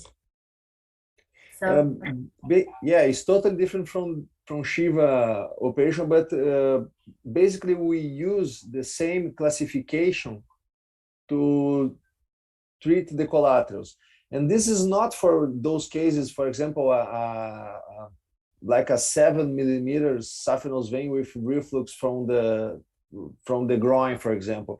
But this helps a lot in those cases when you only get collaterals in the middle of the saphenous vein without a big involvement of pelvic reflux or the groin. Mm-hmm. But I saw you also sclera some trunk, right? Some sphincter trunk. No, we didn't do the saphenous trunk. No. What on the lateral and tributaries, right? Yeah, or we never inject the saphenous vein, and we never put laser at the saphenous vein. We only treat the collateral, and we see that when you close a collateral, sometimes even the saphenous vein starts flowing up, and this is actually happens a lot.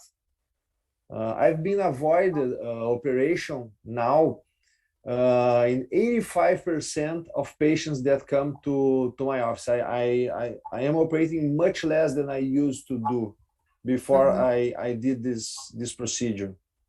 Okay.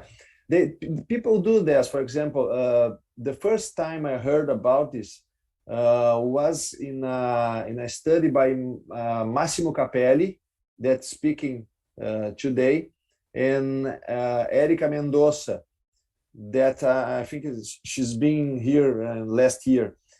And I started doing their procedure with foam. And as we do a lot of laser here, and we have the laser in our room. Control the scleral extent, because it's a kind of it's hard to control it once you inject it into the vein. And what will you do to control it?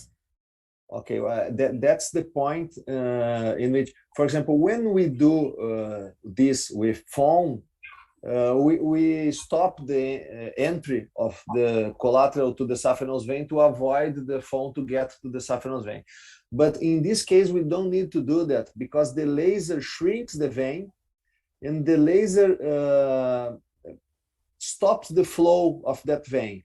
And we don't do an injection of, for example, 2 mL of liquid inside a vein. We do, for example, 5 injections of 0.2 mL. So it's something that it can go inside the saphenous vein and nothing will happen because the volume is so low and the potency of the sclerosing agent is also low. Okay, thank you. Is any other questions from other professor? If you have questions, just speak and we'll switch off the mute. Claude, do you have question? You need to, yeah, we can hear you. Hello, Felipe. Hello. I just ask you something. What is your follow-up? I have follow-up for this for like 2 years of patient. I don't have more than 2 years because I started doing this a bit more than 2 years ago. But I have a follow-up of more than 30 patients. And by now, like 70% are fine. And the others that had recurrence or any problem, some went to operation later, and some I did another injection and it's working. So I don't have, like, for example, 10 years of results to tell you, but I'll tell you that 1 or 2 years the results are not bad. Do you have any telangiectasia complication when the sclerosis or laser is extended along a varicose vein, for example? We can have matting. Sometimes it happens, but it's not so common. Most cases in which I do that come to my office because of aesthetic reasons. So they can leave a spot or something in the leg. What we do sometimes, we can solve everything in one time. So we schedule like 2 or 3 visits, 1 month, one from the other, to get to the aesthetical result they want. Yes, and the last question. Why don't you use mini surgery in shunt 2? I mean, to disconnect a collateral from the greater venous vein, because it's very easy. And aesthetically, it's not a problem. It's good for aesthetics, and you may disconnect, flush the greater venous vein without leaving any stamp. This is the answer. I know that this is really easy to do, and the results are good also. But the answer is more a question of patient preference than my preference. For example, if I tell them that I'm doing a ligation of a vein, they will go to the doctor next door and they will do the procedure, for example, a foam procedure with them. So as it's common here to try to solve these cases with injection, I had to adapt a bit. And so far the results are not bad. Sometimes I had to do if it doesn't work, I can do a ligation later. Actually, the worst thing that will happen is it may not work. Yes, but I mean, that means that the strategy is not only for the case, but for the local culture, the culture and yes. Okay. Yeah, it's not. I can say yes. to the patient, oh, I'll do yes. this. Yes. So you say the indication of strategy is not only the case, but the person, the surrounding people, and the surrounding colleagues. Yeah, yes. And the personal preference of the patient, because the patient is the boss. The patient is the boss. So and it works, Professor. I can tell you that I've done a lot, and it works. But in my experience, well, patients understand very well, and they don't flee. You know what I mean? I explain them clearly, and well. It may be and I try to tell them what is best for them. But anyway, that's why I say a good follow-up is important, even for this procedure, because we need it. Okay, nevertheless, it's very interesting. Thank you, Felipe. Thank you. Thank you. I finished my questions.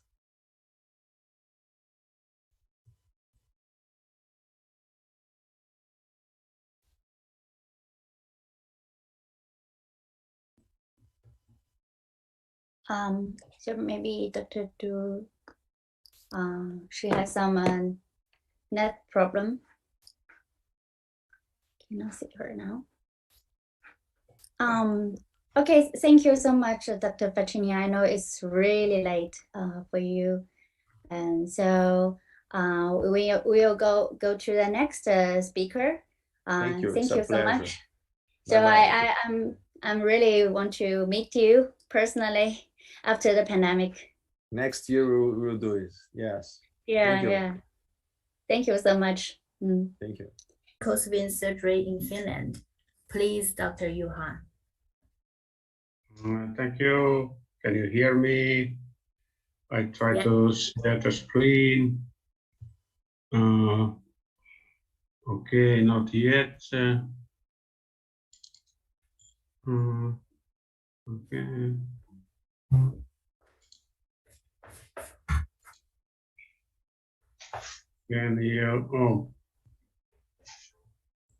Can you see it now? You share screen, please. Yeah, I tried to. We had this problem yesterday. I share screen. I can't see your screen.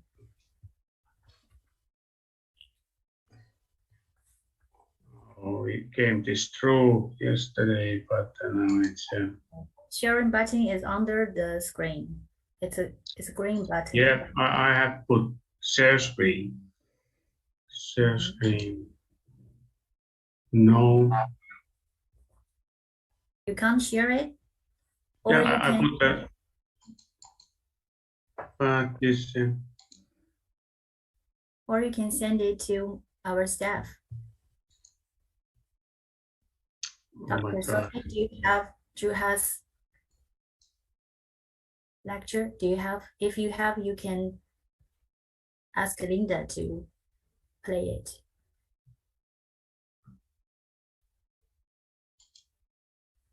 No, screen. I have put several times share screen, but nothing happens. And I have this presentation on my desk. So why don't it start? Do you have Sophie's WeChat? If you have Sophie's WeChat, you can send your presentation to her, and she will share it. Oh, this is difficult now. I cannot. Okay. Well, here.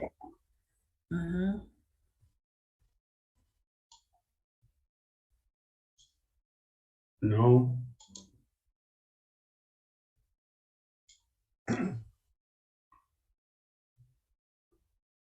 No. Ah.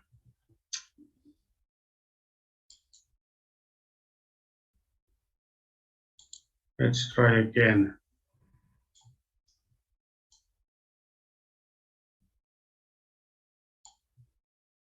杜医生，我们听不见你声音。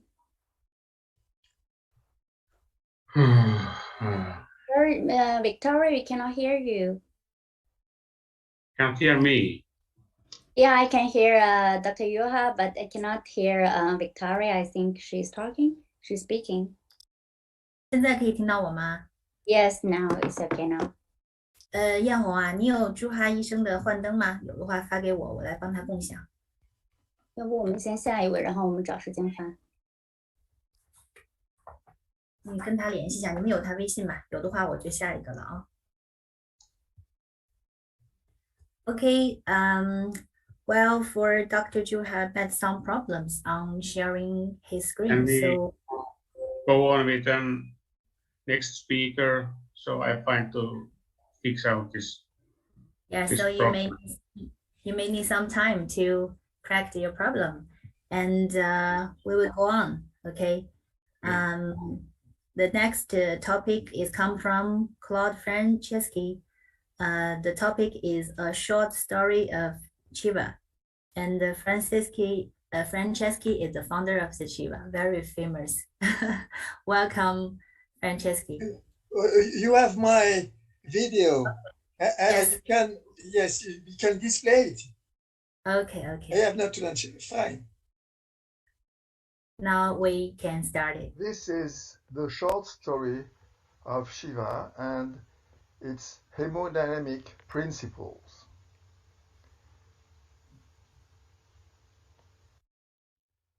The Shiva story is why preserve the saphenous vein in the varicose vein disease. We have two paradoxical responses: to preserve a vein eligible for an eventual life-threatening arterial occlusion, and to preserve a vein in order to reduce its varicose recurrence. Saphenous vein for peripheral and coronary bypass avoid amputation and save lives. As young vascular, I was upset by few, nevertheless too many, patients not eligible for a vital venous arterial bypass because of previous saphenous ablation. This varicose man life was saved by saphenous coronary bypass 15 years ago. It needs now a left leg arterial bypass for severe arterial occlusion. This is why I decided to find a treatment that combines the cure of the varicose veins and the conservation of the saphenous vein against the 120 years old destructive dogma. I analyzed the academic pathophysiology and found a great lack of hemodynamic concepts. Thanks to Doppler ultrasounds, I could understand better the venous hemodynamics, and I proposed new concepts of the venous pathophysiology that led me to the conservative surgery of the venous disease named Shiva. The venous circulation was discovered by William Harvey, but he was, as usually, challenged by all the great physicians of the time.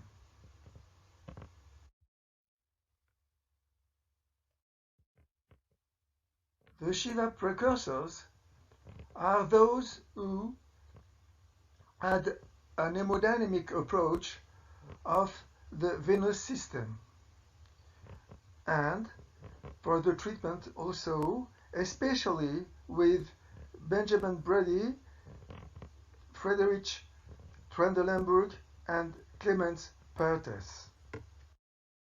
Destructive treatments are based on varicocentric theory.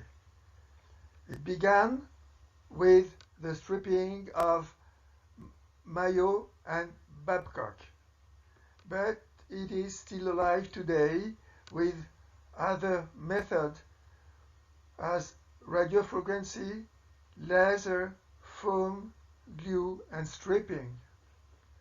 On the other hand, conservative treatments are based on hemodynamicocentric theory, but unfortunately they died in 1899 with Brody and Trendelenburg, who performed saphenous ligation without destruction. It was overlooked for 90 years. Fortunately, maybe as a young angiologist. I published my findings regarding the Doppler semiology of vascular disease in the first World Book of Doppler vascular semiology. Easier the checking and revisiting the venous hemodynamics that led to Shiva. You can see here all the books and the dates, preceding dates here. A mix of echo-Doppler skills, hemodynamics study, and large clinical experience made me understand better the venous pathophysiology, which made me revise the classical concepts and propose new ones. These new concepts are based on the central cause vein is the victim, not the cause of the venous insufficiency. Its draining function is disturbed by a correctable hemodynamic disorder. That is Shiva, the French acronym for conservative and hemodynamic treatment of the venous insufficiency in outpatients. In outpatients because it is a mini-invasive surgery.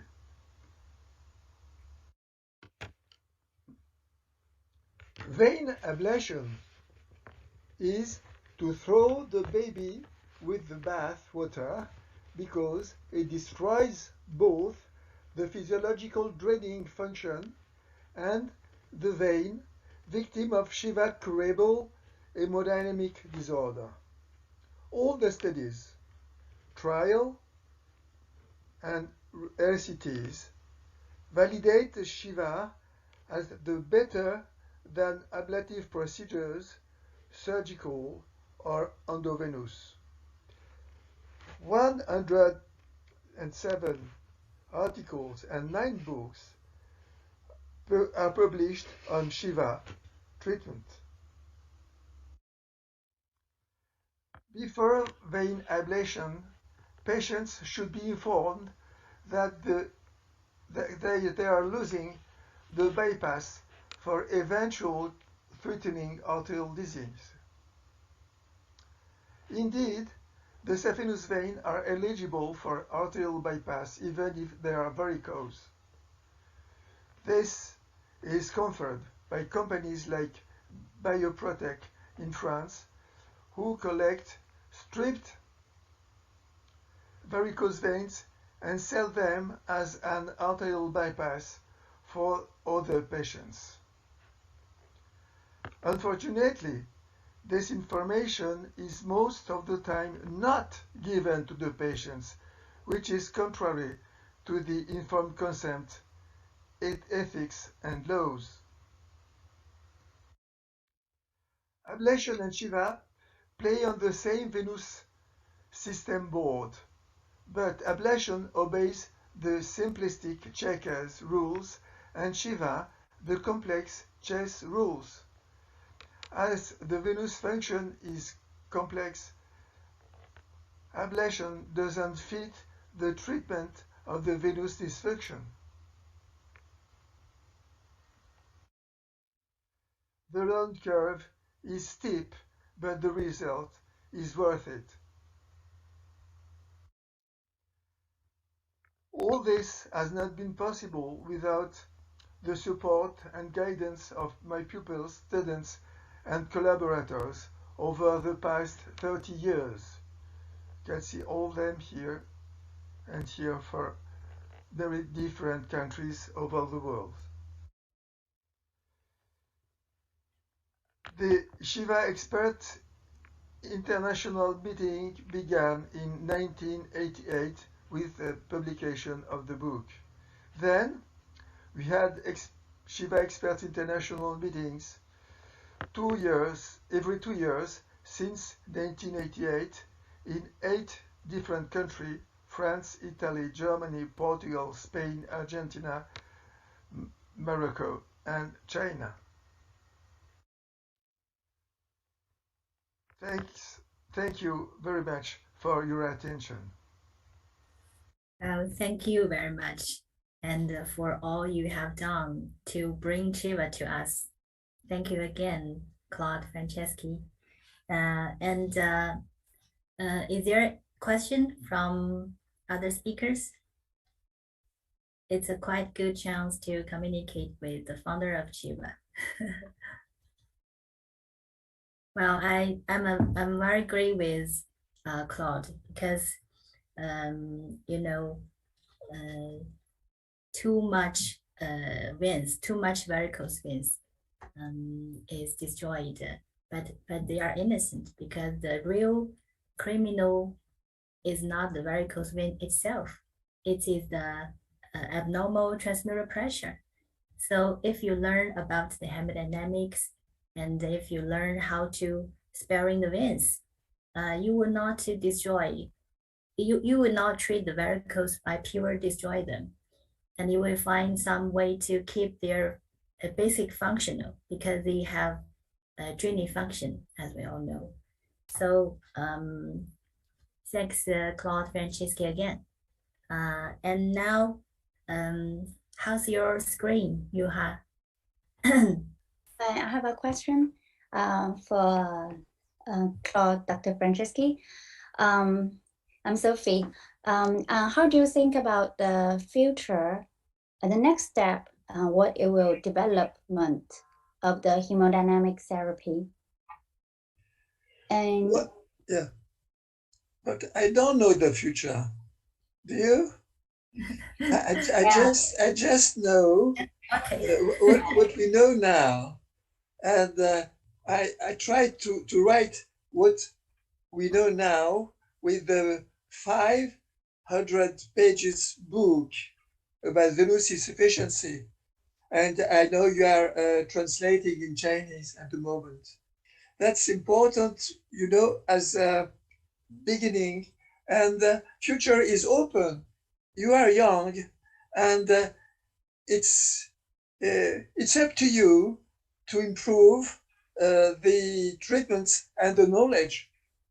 I have made my work, you know, since to whatever you do, you have to choose. I have chosen in my life the best for the patient, and well, I didn't starve, you know. I had money enough to survive, to eat, to sleep, and I feel better. And today, the conflict of interest is very, very important, you know, and other values than the patient's sake are in all the congresses, you know, in all the congresses over the world. They don't speak about hemodynamics, because if they do, they have to say they are wrong. You know, if they explain hemodynamics, you don't destroy anymore the saphenous vein. It's impossible, because it's absurd, you know. That's all. Yeah, thank you so much. And because in the morning we have the ceremony, and the Intellios the Global Shiva program, they join the ceremony, and the Steve Elias from the United States, they give a speech about the new technique. But I think maybe in the future we can combine the Shiva theory and the Shiva the hemodynamic strategy with the new technique together to make people more safe and more invasive and feeling better. It's possible. Yeah. Yes, I agree. Talk about future. We just keep the direction and create. So, Doctor, are you there? I need to wait a minute. I sent to Linda now. So we will check whether you have presentation. Maybe next first. Still cannot, right, Sophie? Still cannot. You have presentation, right? You need to wait. So maybe we start the next one first. Can we? We just got it. I need to download and need time. We need about 5 or 10 minutes, right? And then we will go through the next one. Okay, well, the next one is Roberto Delfrit. Are you there, Professor Delfrit? I'm here. Okay. And the first topic is the perforator vein, hemodynamic of perforating vein. And first of all, let me briefly introduce Roberto Delfrit. Well, Roberto Delfrit, Italy, is the head of the general surgery and vascular surgery of the Cremona Vein Center, and he is an expert of venous hemodynamics. And now, Linda, you can play the hemodynamic perforating vein. Okay, we can start.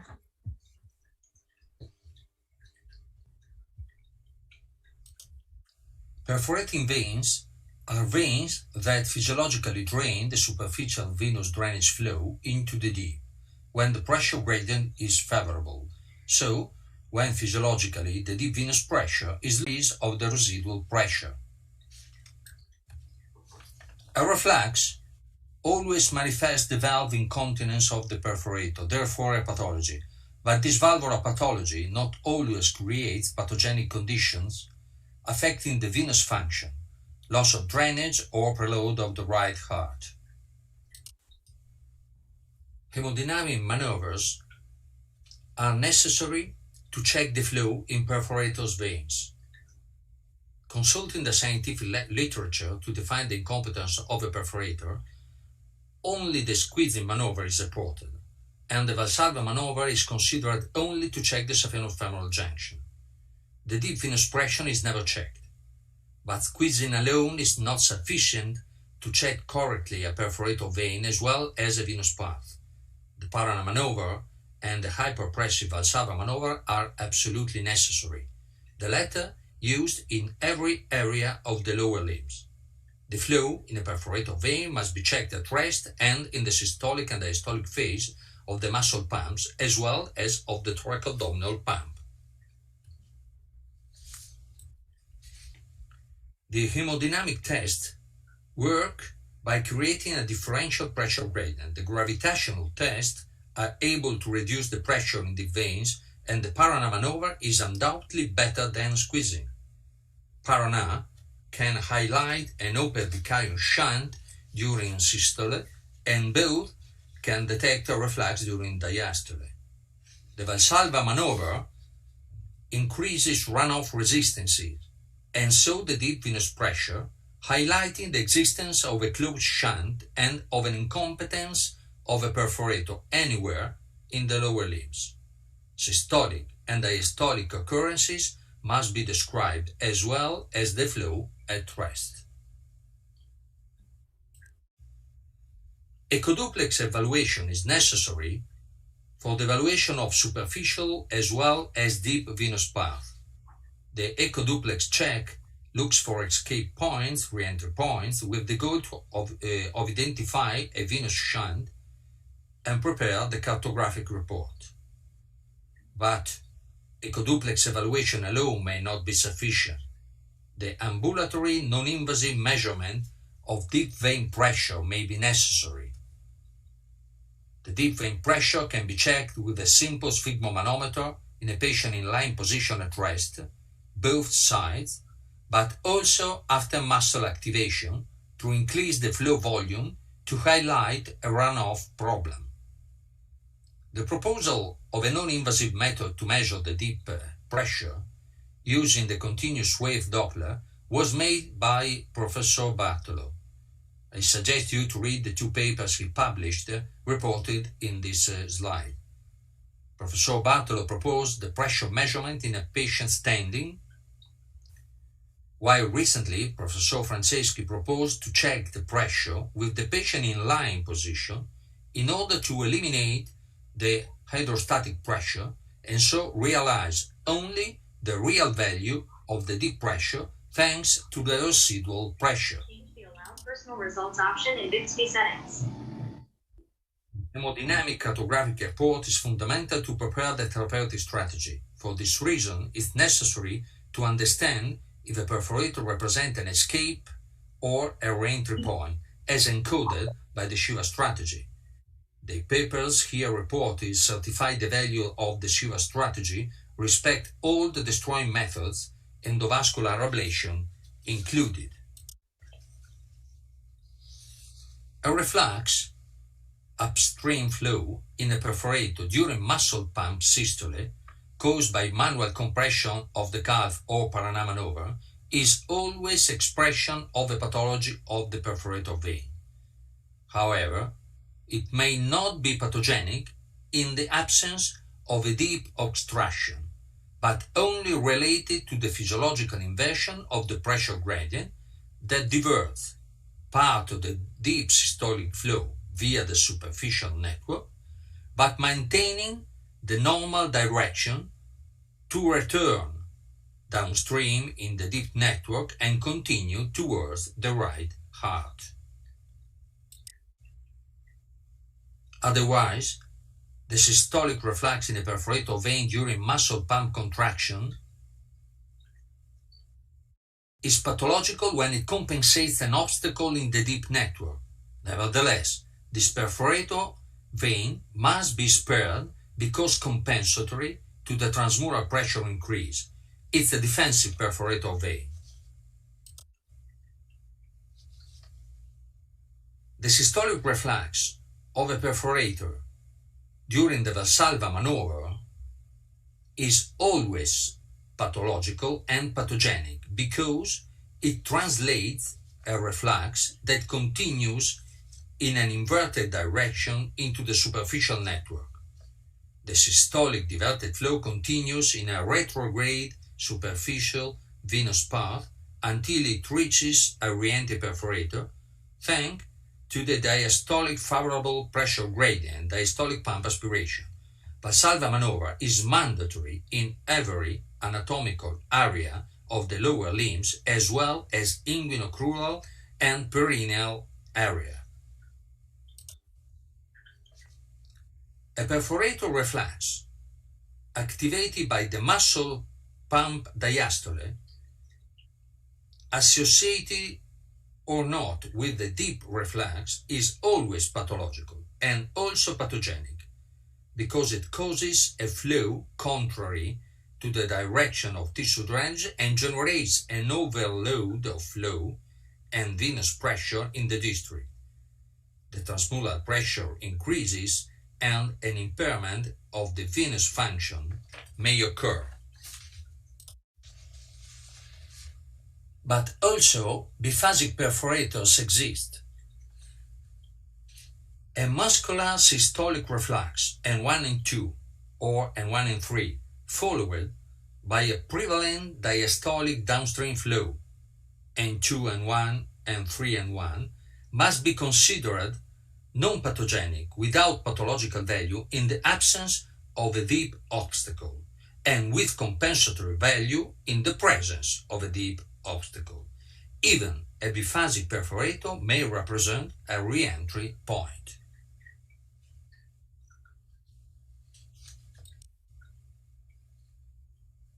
In scientific literature, the reflux time is defined normal when less than 500 milliseconds, but this measure refers only to the venous trunks and is not applicable to perforators.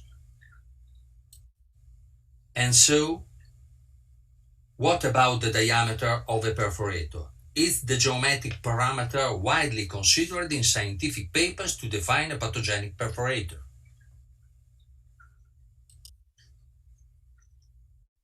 Is the diameter really suitable to help us in the therapeutic strategy?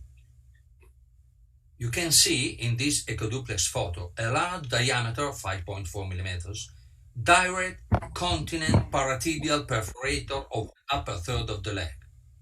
Paranas showed a systolic and diastolic inward flow. Despite the large diameter, this perforator is a perfect re-entry point. The diameter is the expression of the work of the perforator as for all venous collectors about the direction of the flow, and so about the competence or not of the perforator.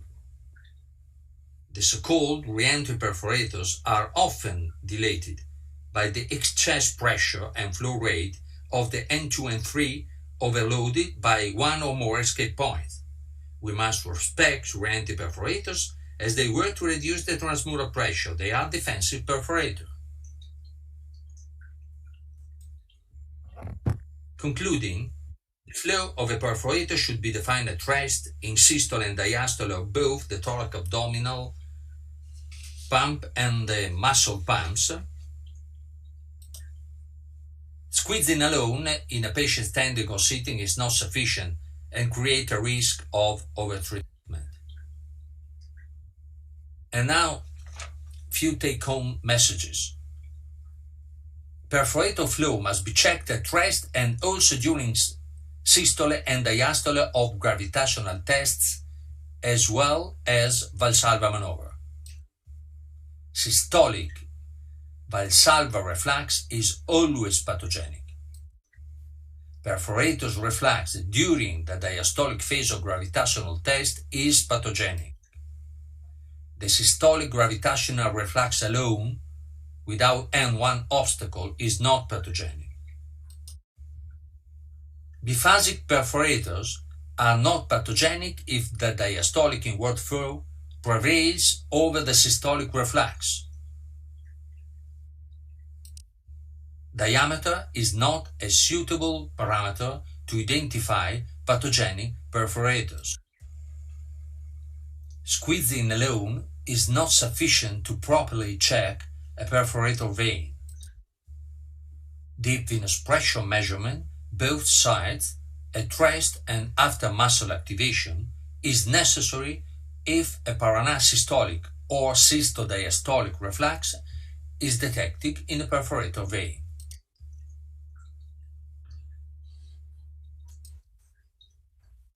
Okay, thank you, Professor Delfrit. And Delfrit is also my Chiva tutor as Claude Franceschi. I learned Chiva from Dr. Delfred and Francesca in Cremona, Italy. And I still remember that days because before I go to Italy, I treat all the perforators that I can see them. You know, it's a traditional way to treat the perforator vein. I hope in the most part of the world, not even in China. But after I learned about the hemodynamic and I saw what Delfred did and what Francesca think, and I think I renowned the perforator, the role of the perforator, especially by hemodynamic series. So I know we cannot decide whether it is pathology or physiology only by the diameter of the perforator. We must notice the flow direction during the systole and diastole stage. So thank you, Delfred. And I have a question for you. You know, in China, I noticed that before the operation, if some perforator vein diameter is almost 6 to 7 milliliter, and after treatment, once I confirm that this kind of perforator, they are the RP point, not the EP. So I just do the Chiva, and after the patient came back, I found the diameter of this kind of perforator vein would be shrink. Did you have some data on this situation in your center? Yes, it's normal even for me to check something like this, but I can't tell you an exact percentage of all the perforator evaluated and treated. But my aim, you know that recently I worked for the Italian group that had the aim to redo the Italian Venous guideline. And I had a real problem of language to understand what other colleagues think about perforator and it was very difficult for me to explain them hemodynamics, because we must, for the guideline, we must refer to the international literature, and the international literature is so poor about hemodynamic data. And most of all, it's normal, for example, in the United States as well, in Great Britain, but also it's started even in Spain and maybe in other countries, to do a venous surgery, to do venous surgery with the ecoduplex that has been done by a technician. So for me, it's impossible to do that, because if you drive a car, you must see the road with your eyes, not with the eyes of the people inside the car, but you must directly see where you are going. And so is for venous surgery.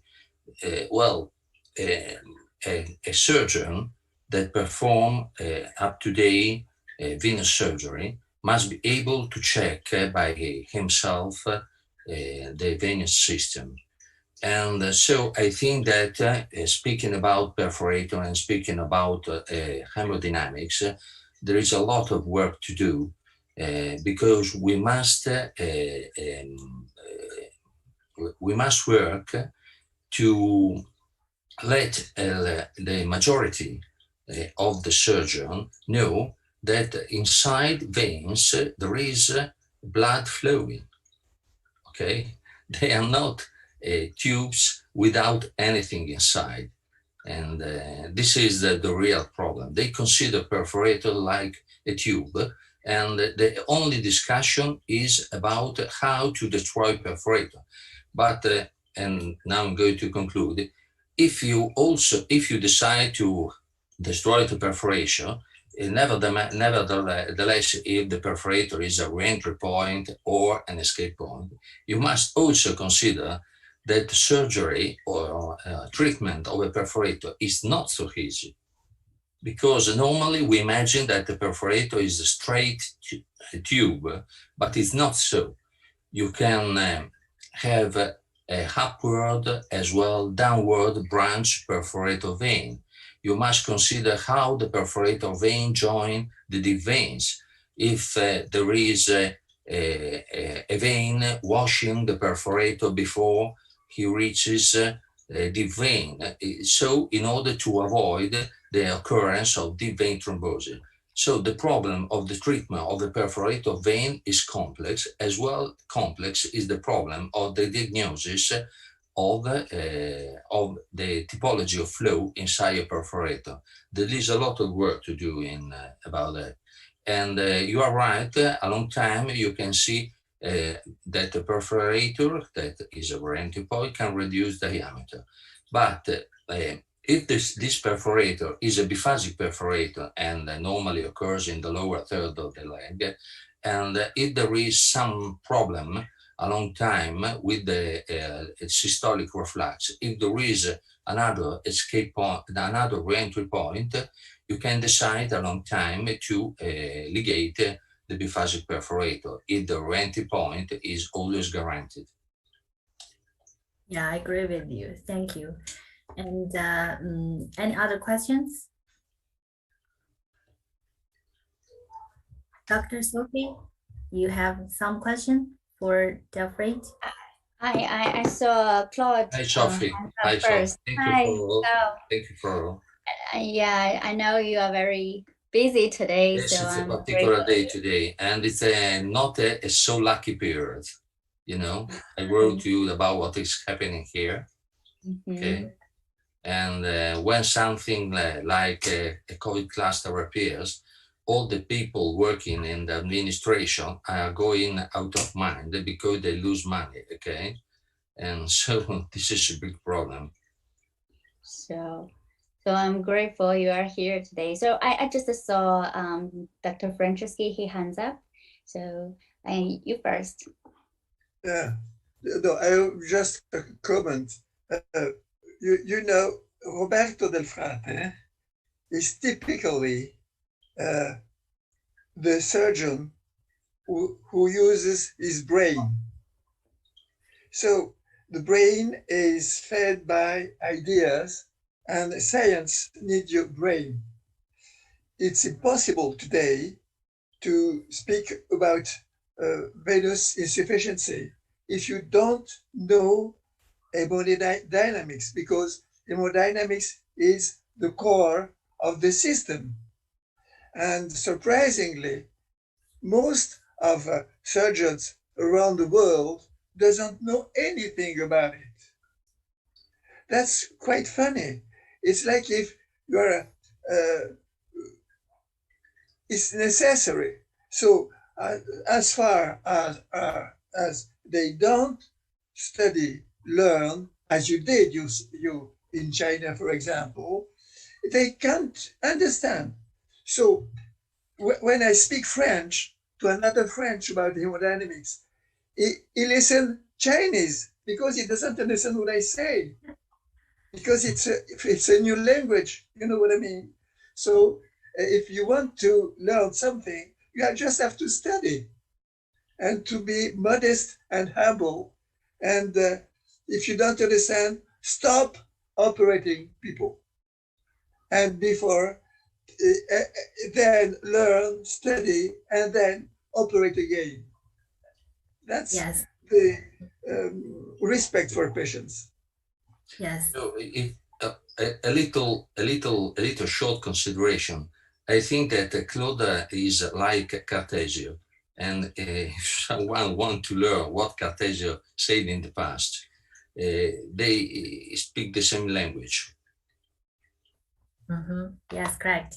And before do any surgery treatment, we should know about the theory behind the disease and make the accurate diagnosis at first. And any other questions? Yeah, I totally agree. I want to put some comment because that's why we need to do the Global Shiva program. It's very important. I think many doctors, they are not don't want, they just don't know how to learn. So I think that you are all the expert panel of the Global Shiva program. I think is a good chance to spread this technique to others. As you can see now today, our webinar is live stream on YouTube, also in the Chinese platform. So many doctors are watching it. So I think more and more doctors know about the Shiva and the hemodynamics, and they will know the importance of this. So we can do together. Thank you. We just need to start, Sophie. We just need to start. Yes. Yes.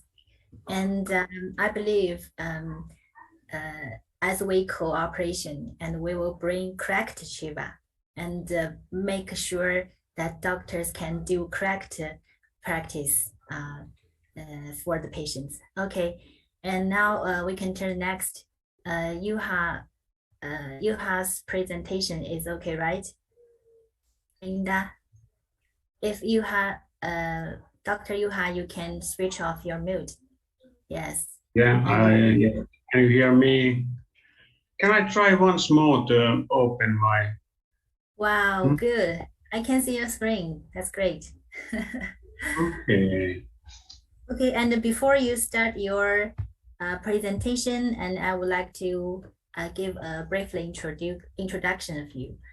Yuha Pictanian, Finland, MD, thoracic and vascular surgeon, senior physician at the thoracic and vascular department in Mikkeli Central Hospital in Finland.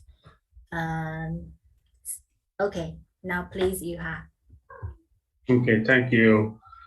And sorry about these technical problems. Let's try again. So, it has been 40 years since I made my first venous operation, and now I take the opportunity to look back and see what has happened during these years in Finland. So, can I have the next slide? Okay. Let's start with the brief history review. So as long as there has been people on the earth, there have been varicose veins. And Hippocrates recognized the connection. Next, please. Next slide. Okay. This slide describes the situation in Finland at 70s and 80s. The stripping was mainstream at that time, but Clinton pocket or pocket dot operation was still in use. And then there was a so-called CVS saving surgery, which at that time means that you leave the proximal refluxing part of CVS and remove the often healthy distal parts in order to save veins for coronary bypass surgery. Today it seems crazy. And then came the SEPS. It's a little bit more later. Deep varicosities. It's a concept that some colleagues gave to justify operations and get patients and money in cases that the patients had no visible varicosities. And that's, of course, that's unethical. Some colleagues did only local excisions and leave the refluxing trunk. And Most the operations were performed by younger surgeons because the most experienced surgeons, they had no interest on venous surgery. Can I have the next, please?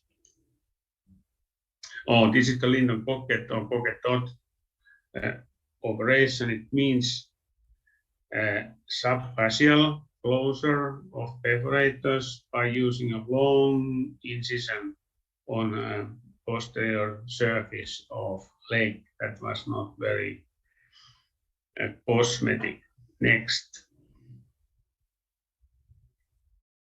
Okay, at that time, stripping was a golden standard, and as you see on the right picture, it was a very bloody business.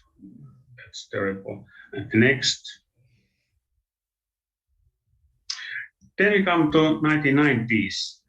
Still stripping, but we used pins and hoops, so-called invagination method. It's a little bit more sophisticated method, and the SEPS was introduced. The next. The SEPS method is basically the same as in Linton pocket, but done with the modern way. The indication for SEPS was a leg ulcer, but we soon noticed that after SEPS, the ulcers didn't heal any better, and even the incisions didn't heal. So the situation after surgery was even worse. So that was a little dark time in venous surgery. Next, please. But then a new millennium, and a little bit better. Things were getting better because surgeons get the new and better ultrasound devices and learn how to use these devices, and the knowledge of hemodynamics, and so the accuracy of the diagnostics were improved. So we can call this era of endovenous surgery. And oh, something disappeared. I don't see my slides. Linda, check the sharing. We cannot see the presentation now. Wait a minute. Oh, can you see now? No. No. No. The same problem. Now it's come back. Okay. Okay. So the first, the foam sclerotherapy came first, and followed by laser, RF, glue, etc., etc. And the next.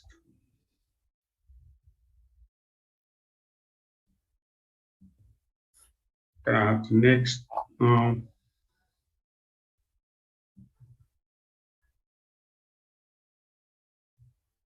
Okay.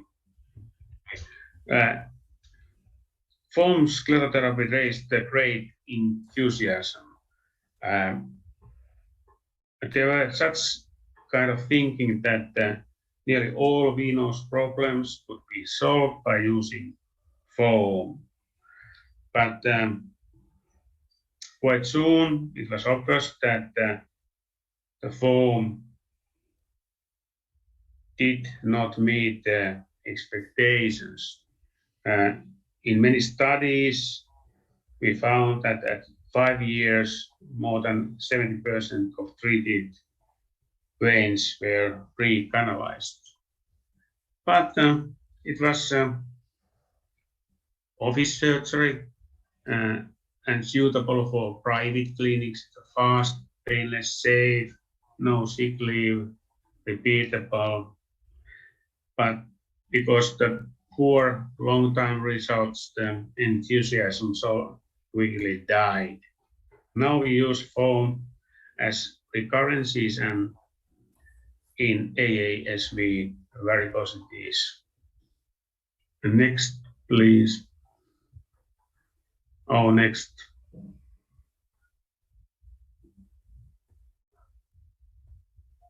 Next, please.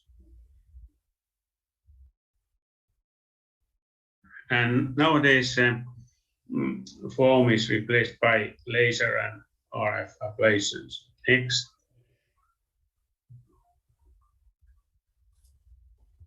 Okay.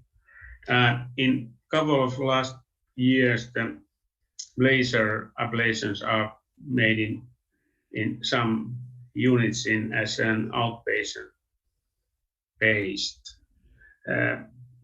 After laser came mechanochemical endovenous ablation and endovenous microwave ablation and glue ablation. I never tried.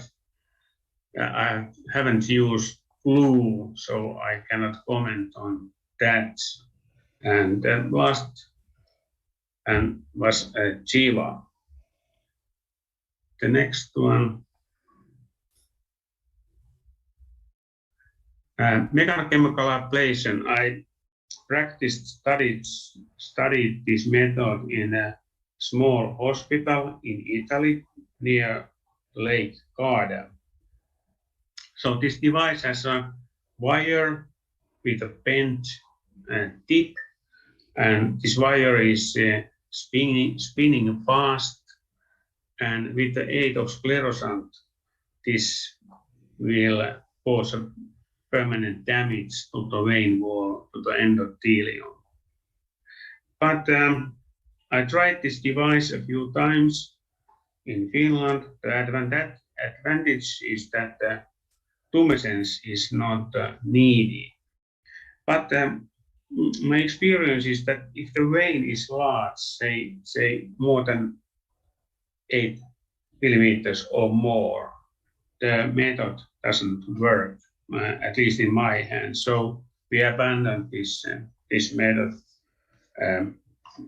quite soon. Next, please.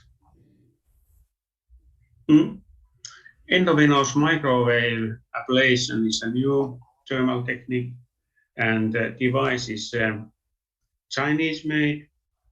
It's a Nanjing company, and in fact, I did the 10 first EMA ablations in Mikkeli Central Hospital in Finland, in Europe, 10 first in Europe. Next, please.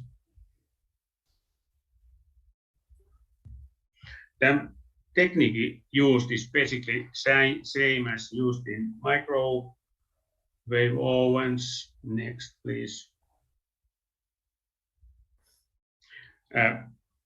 Compared to laser, the difference is that the EMA creates a thermal field, and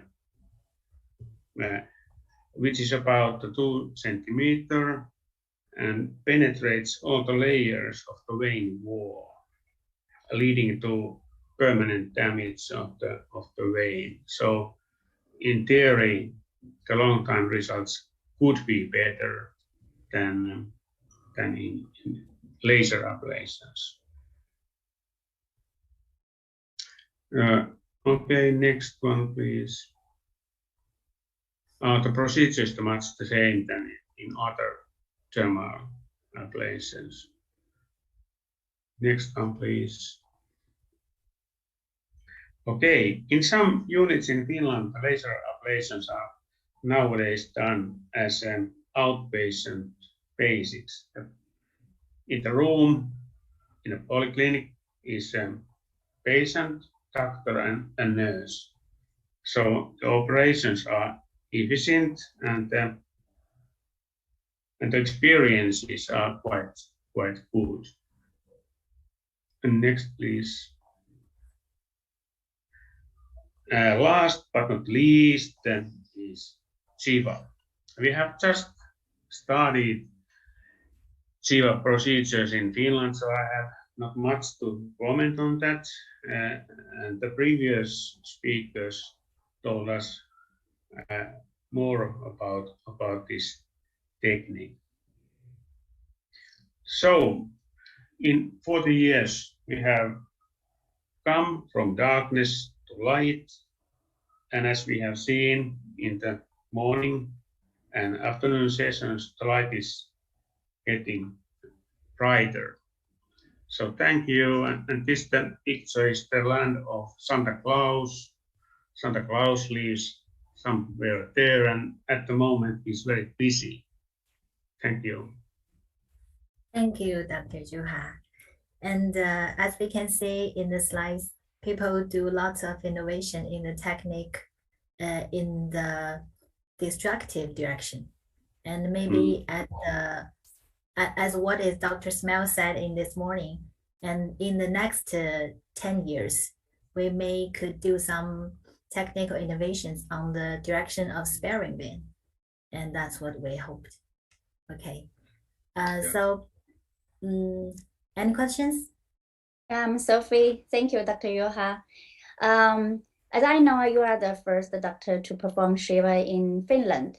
Could you please share your experience and the results of the patient? I know in the pandemic you were in Finland and you performed Shiva. So could you please share with us? Oh, okay. I have only a few patients during that period, but Shiva, I think it's very interesting. It's demanding because it needs you to learn the hemodynamics, as we have heard this today. And it's promising, but I have some good experiences and some drawbacks as GSV thrombosis and saphenofemoral junction recanalization and like that. But at this phase, I'm in spite of my 40 years of experience in venous surgery, I'm still a novice, kind of novice in Jiva. But it's promising, I have to say that. And I will continue if I go back to Finland and tell about this theory to my colleagues there. Okay. I'm sorry to interrupt because we have already some delay. So we will come back to dear Dr. Delfried and for his next for his second topic. And the second topic of Professor Delfried is pelvic reflex points, hemodynamic diagnosis and therapy in the context of Shiva, please.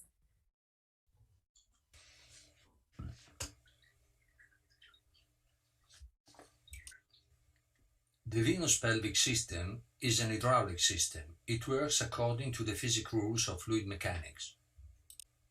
Also in the venous pelvic system, hydrostatic pressure, residual pressure, and pump pressure act against atmospheric pressure and tissue pressure, as in all other venous paths. It's known that tissue drainage and veins diameter depend on the transmural pressure.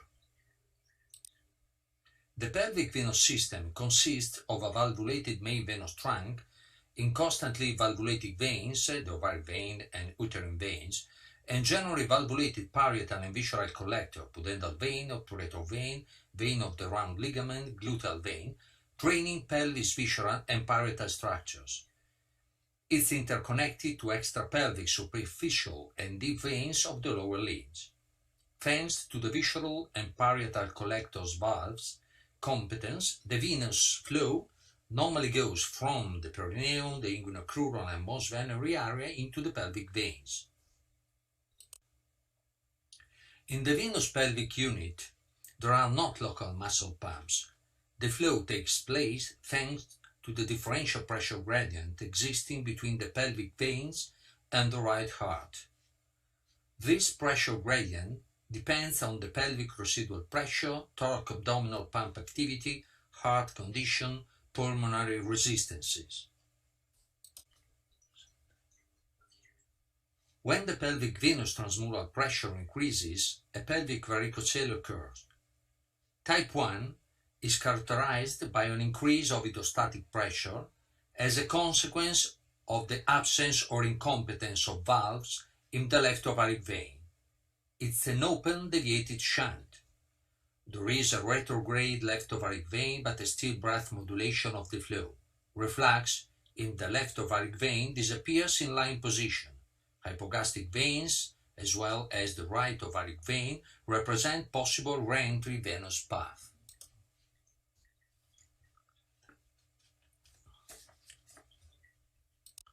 In type 2 varicocele, the residual pressure increases as a consequence of stenosis or occlusion or compression of the left renal vein. It's an open vicarious shunt with an increase of the residual pressure.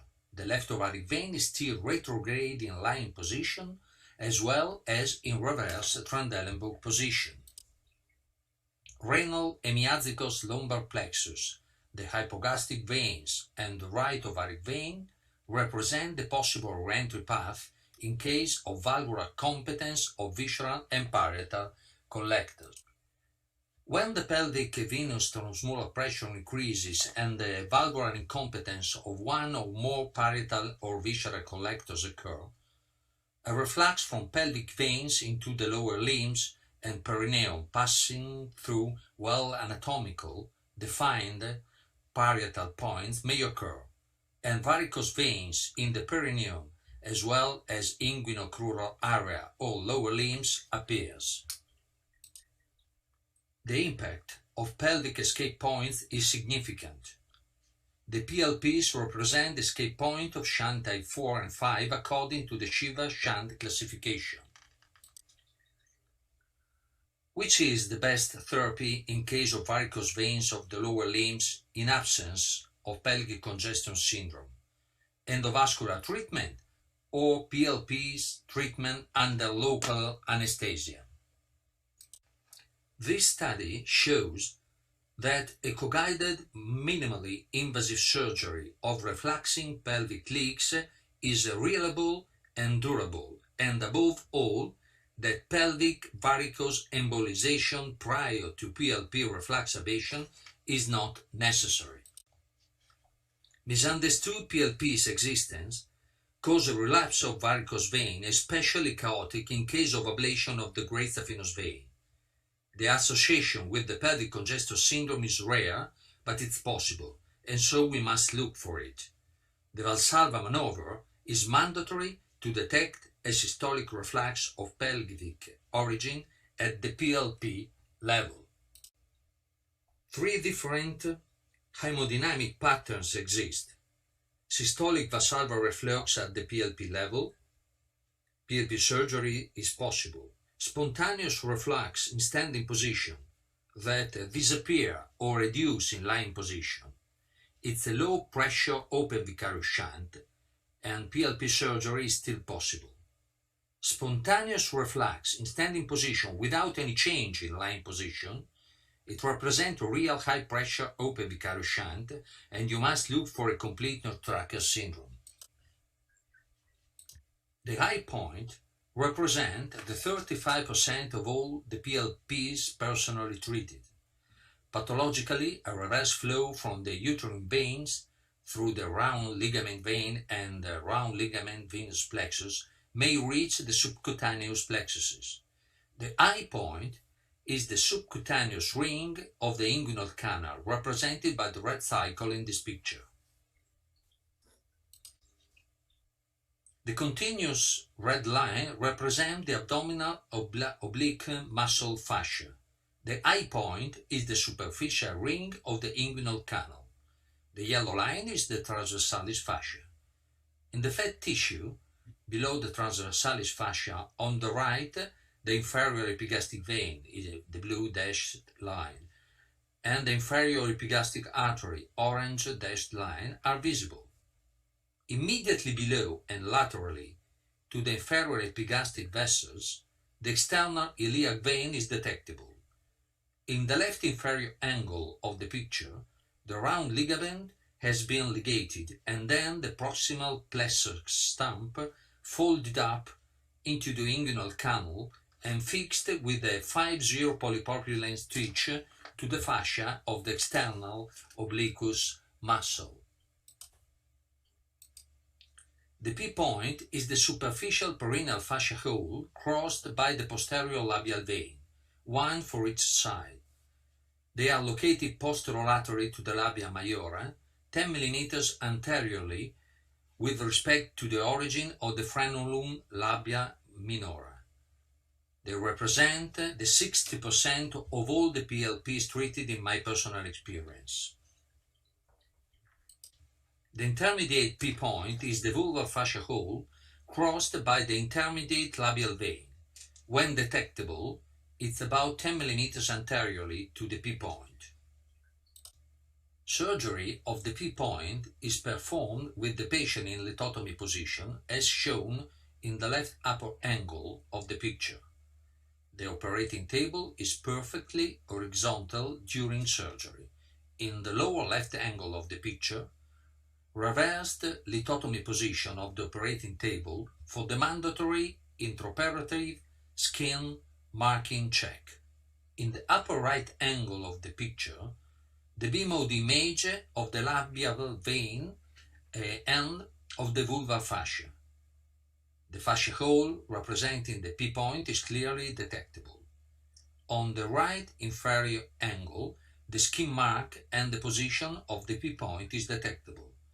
The disconnection at the very fascia hole is necessary to avoid recurrence. Local anesthesia, small skin incision, it's a minimally invasive surgical procedure.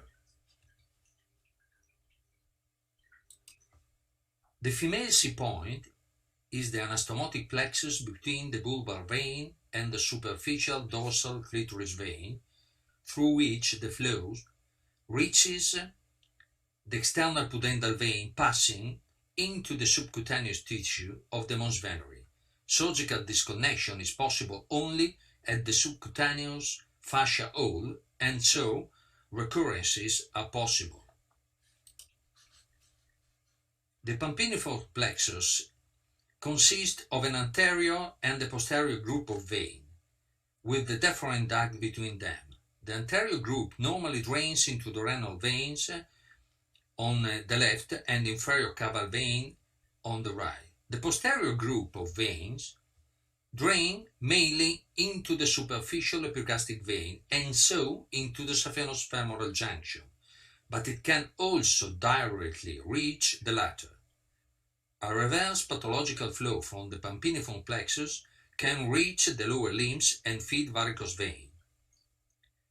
The male eye point is the hole of the subcutaneous fascia through which the venous collector joining the pampiniform plexus to the saphenous arch passes. This upward flow can spread ipsilateral or contralateral, passing through the deep and superficial venous penis plexuses, as well as the scrotal veins. The male C-point is the subcutaneous fascia hole crossed by a venous collector connecting the penis superficial and deep paths to the subcutaneous venous plexus. The venous penis drainage consists of a deep and superficial path extensively interconnected at the corona glands and at the root of the penis, draining into the internal pudendal vein. A reverse flow can be transmitted into the subcutaneous plexus through a collector passing through the male C-point, reaching the great saphenous vein trunk or arch. Reflux can also spread towards the scrotum with possible contralateral transmission. The obturator point is the confluence of the anterior circumflex muscular medial collector into the saphenous arch. The anterior circumflex muscular media collector represent the anterior origin of the obturator vein. It may drain into the saphenous femoral confluence below the terminal valve as well as above it. The hemodynamic evaluation must be really refined to check correctly the competence or not of the terminal valve. A Valsalva reflex through the obturator point is here represented. The pectineus muscle fascia is the red continuous line, and the superficial external pudendal artery is also detectable above it. 3 different possible therapeutic strategies. Saphenous femoral and obturator point disconnection if there is an incompetence of the terminal valve. Obturator point disconnection alone, or finally multiple high ligation or disconnection of the great saphenous vein below the superior arch collaterals in case of competent terminal valve.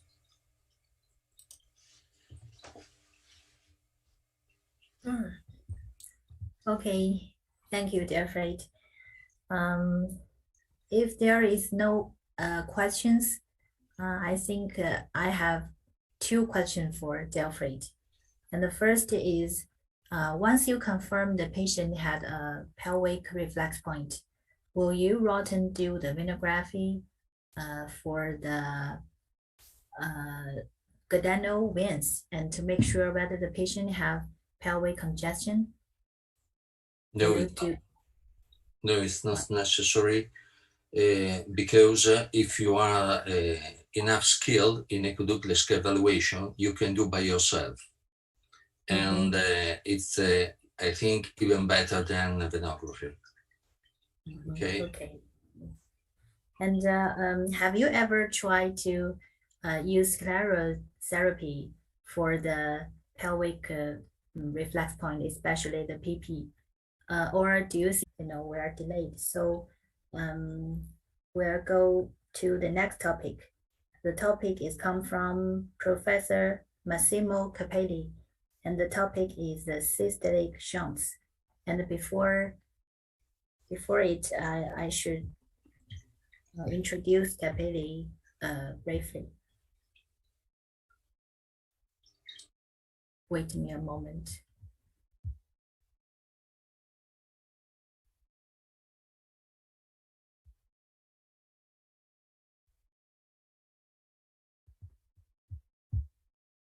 Wow.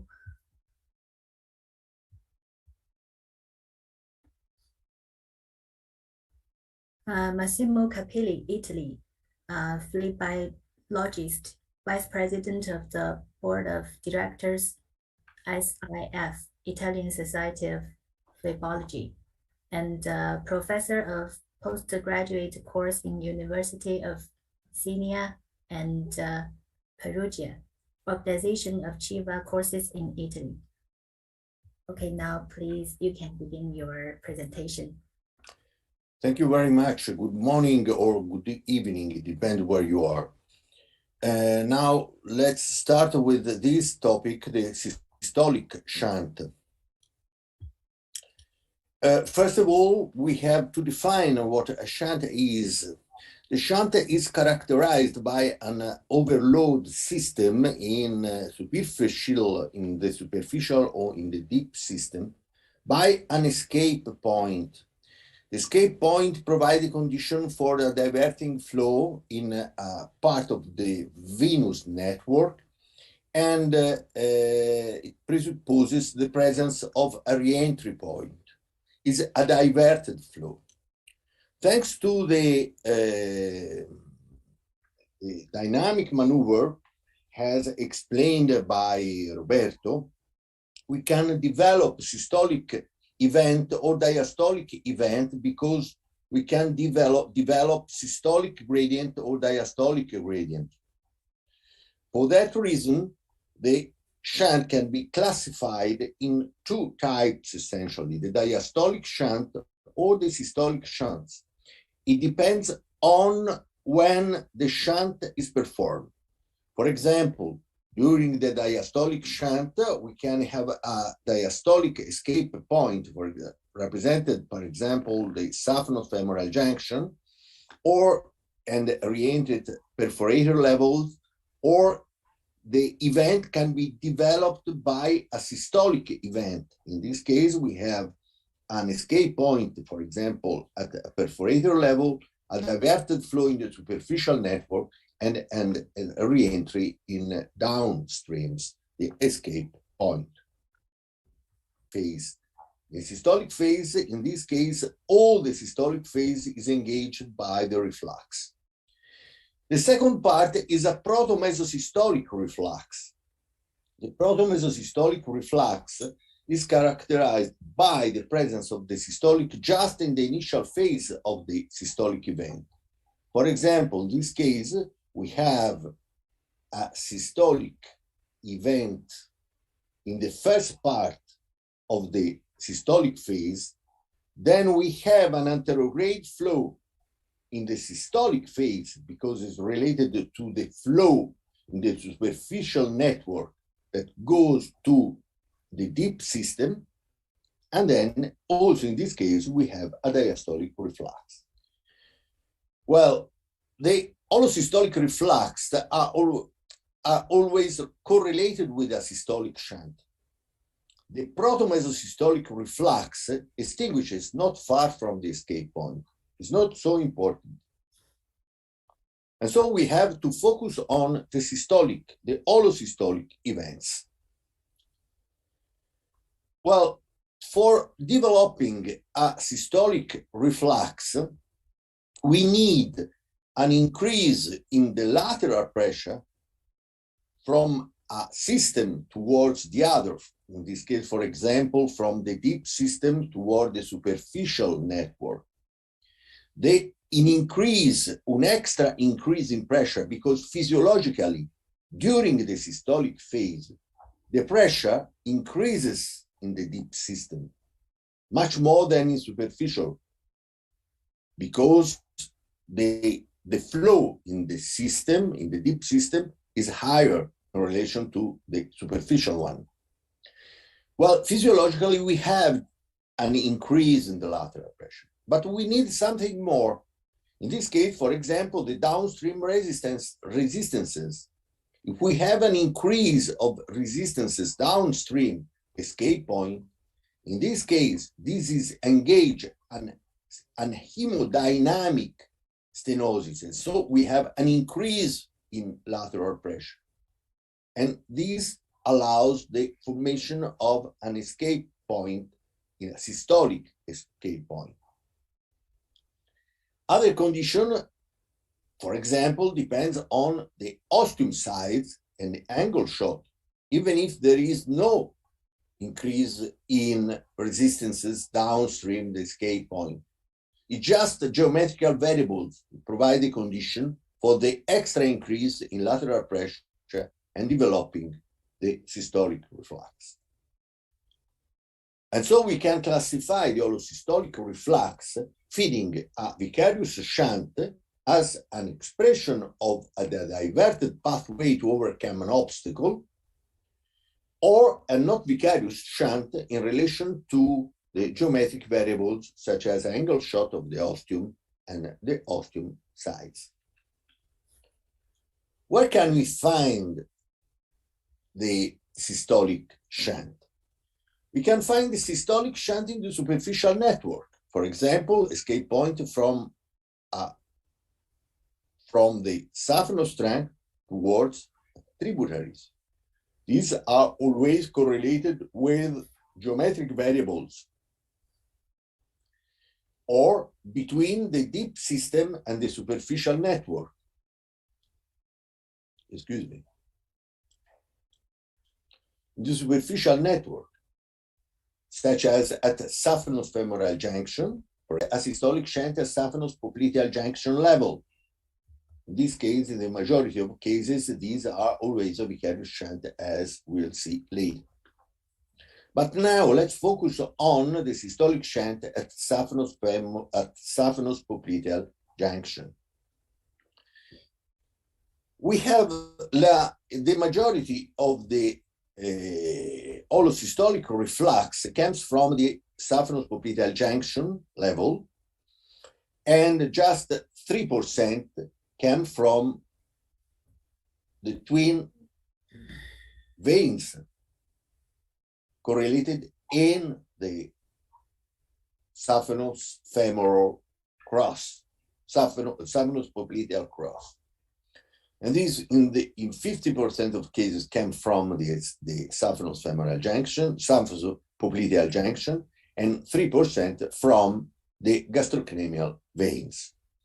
But all these systolic events feed a flow in the tributaries.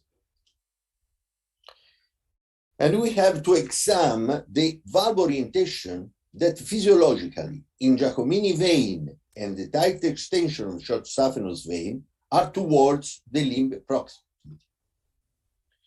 This is a condition that leads to a systolic shunt formation because we have an escape point and find all the system with valve that facilitate the flow towards the upstream.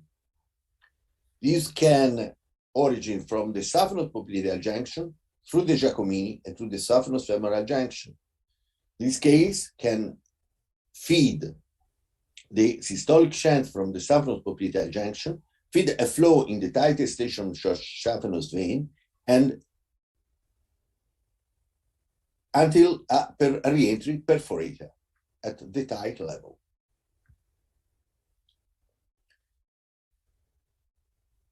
Well, how do we differentiate between two types of systolic shunt? I mean, systolic shunt developed by an obstacle or systolic shunt developed by geometrical variables. At the saphenous-femoral, saphenous-popliteal junction, generally the systolic shunt are vicarious shunt. But anyway, we have three hemodynamic patterns of systolic shunt. We can have a systolic shunt with continuous reflux at rest, and this is always an expression of a vicarious shunt. We can have a systolic shunt with continuous reflux only in stationary contraction, but not at rest, as we'll see later. And also in this case, this is an expression always of a vicarious shunt. Finally, we have a systolic shunt without any continuous reflux, either at rest or in stationary contraction. And this kind of systolic shunt can be or not a vicarious shunt. Let's start with the first.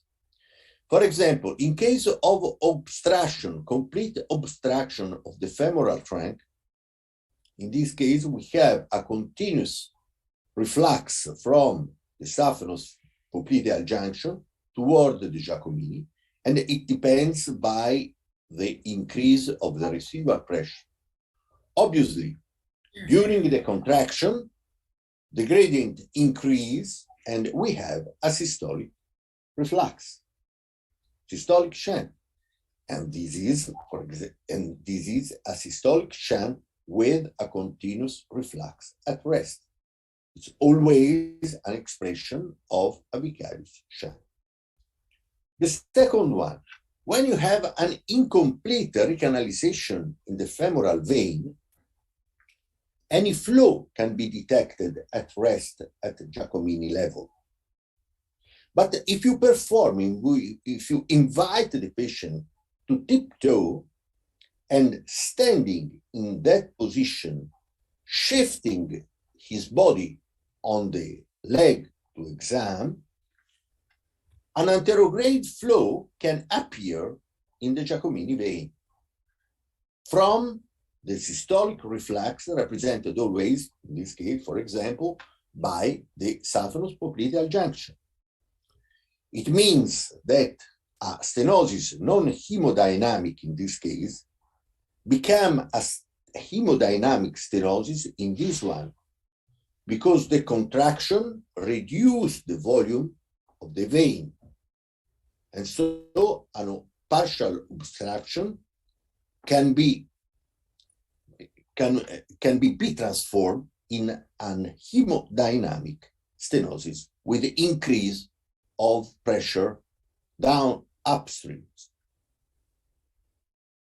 And this is the second hemodynamic pattern represented by systolic reflux with continuous reflux, not at rest, but in stationary contraction.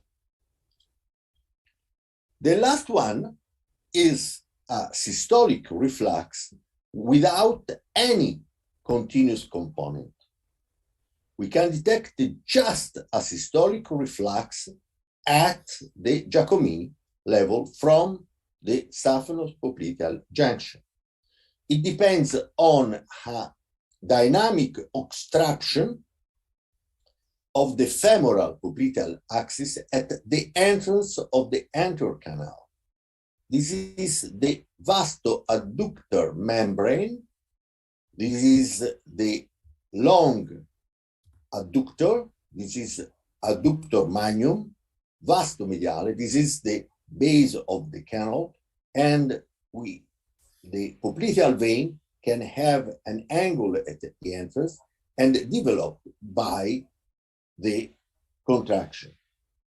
And this obstruction appears just during the contraction phase. And this is the last one example of a systolic reflux without continuous reflux at rest or in stationary contraction. This is demonstrated by Hull in 2015 anatomically, but Claude just discovered this 30 years ago, just analyzing the hemodynamic events in the saphenous popliteal junction and in the Giacomini vein. So we have two. The problem is the last one. The last one, how to differentiate a vicarious, not vicarious shunt in a systolic shunt without any continuous flow at rest or in stationary contraction. We just find, for example, difference of the caliber between the superficial femoral veins, difference in the caliber between the popliteal vein before the anterior canal and the superficial femoral vein downstream, the presence of a vein in the semimembranes muscle,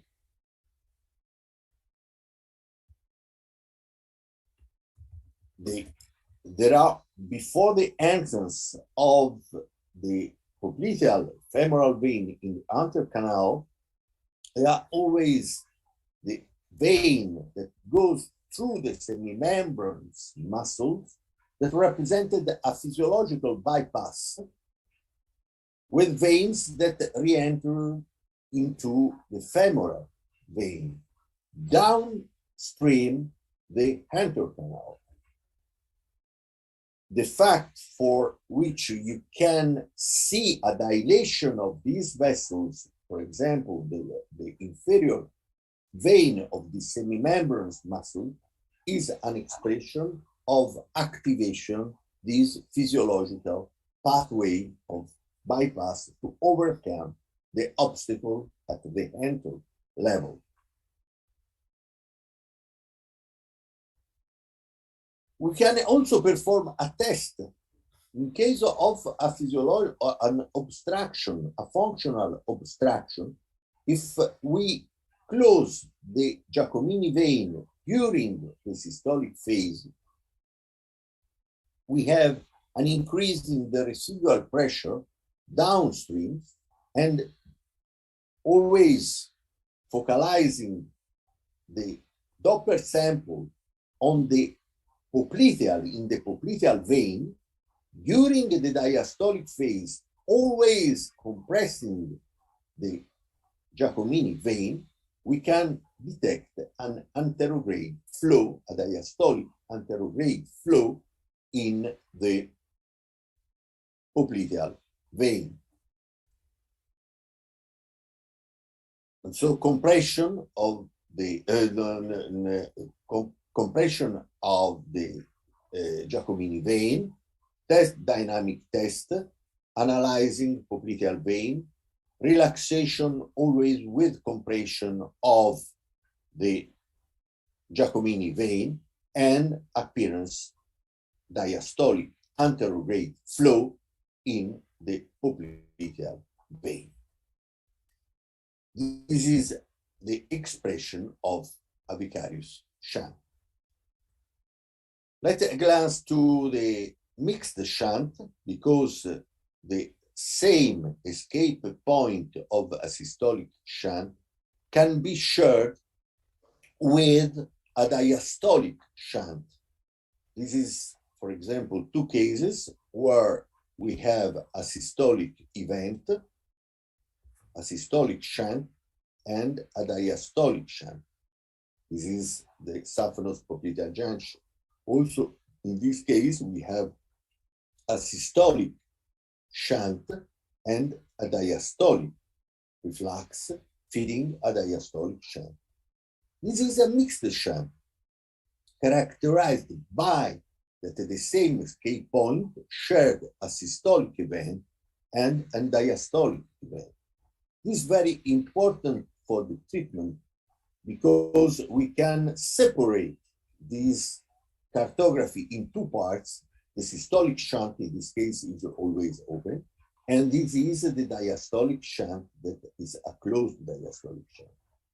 Obviously, when you have to treat a case like this, you have always preserved the systolic phase, the systolic shunt, because it's a diverted shunt as an expression of overcoming an obstruction or anyway an increase in resistances at the deep system. And we have focused on, for the treatment, just on the diastolic event without stopping, without interrupting the systolic shunt. Well, I think I have finished, and I'll thank you for your attention. Okay, thank you, Professor Capelli. A very fantastic work. And from your presentation, we know that as Chiva doctors, we should pay much more respect to the hemodynamic theory, and to make sure that to give the patient accurate and correct diagnosis before a correct Chiva strategy. So thank you again. And is there any question for Professor Capelli about the systolic shunt?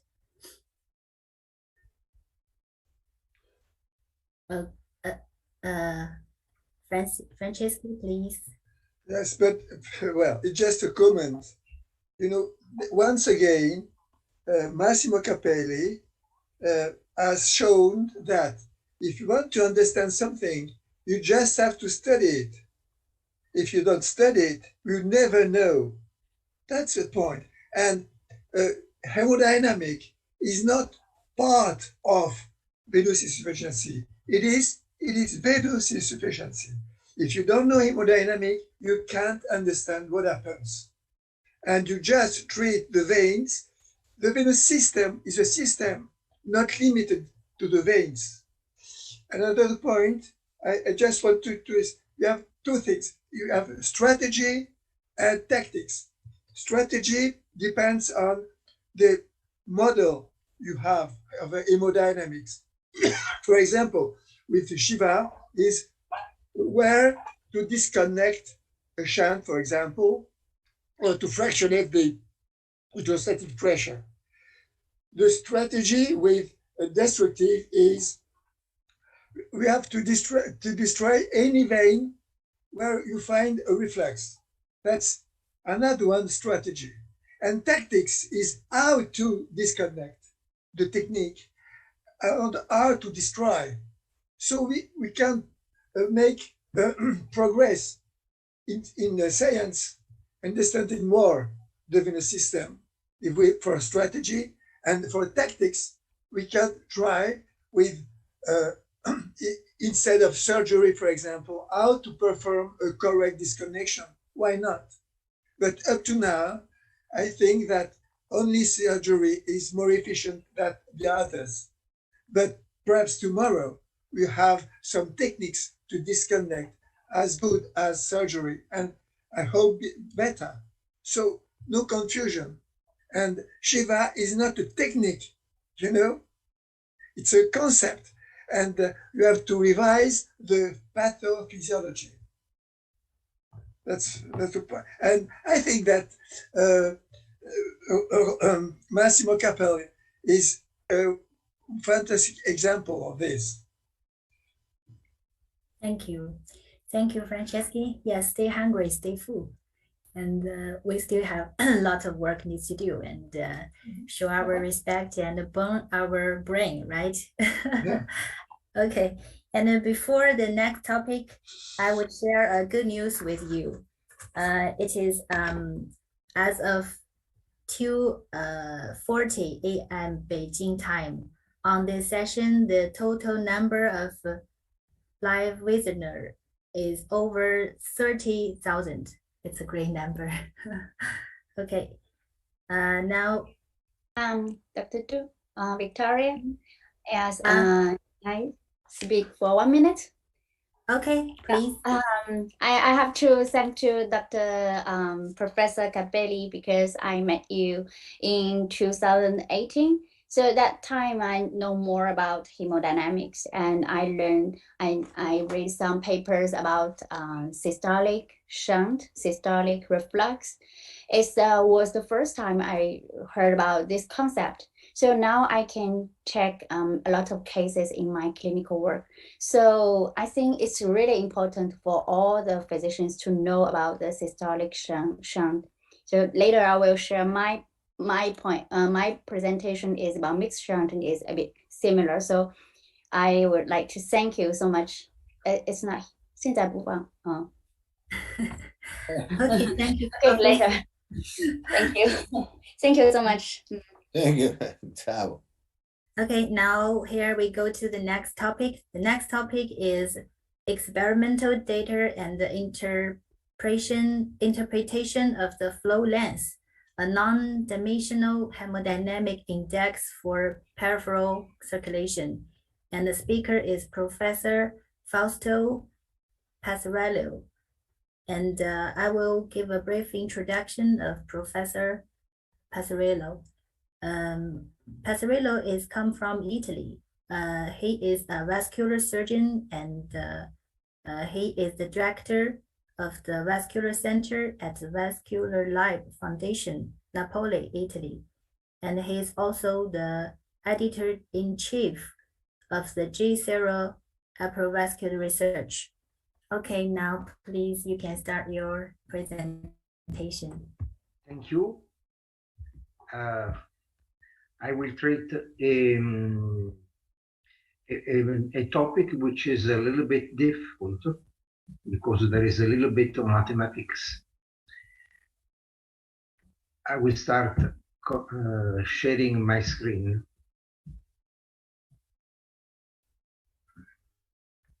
With the journal. Okay. The Buckingham PI theorem is very common in studies of fluid dynamics. I will not speak about it, but it is a tool which is very useful to understand fluid dynamics. Using this theorem, I identified a non-dimensional number in venous hemodynamics, and I called it the flow length, which means the distance which is covered by blood during a characteristic time. Why non-dimensional? Because it does not depend on the units of measure you are using. It is defined like that. Is the velocity multiplied by the time and divided by the diameter of the vessel. You see that the velocity multiplied by time is a distance. Dividing by a distance, there is no dimension.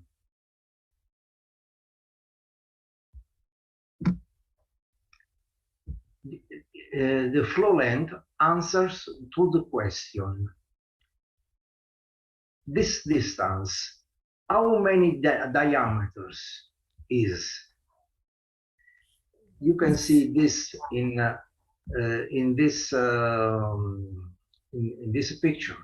You see, if I take the diameter and then I rotate it like a coin, which rotates along the vessel, you can see how many diameters is the length of the flow.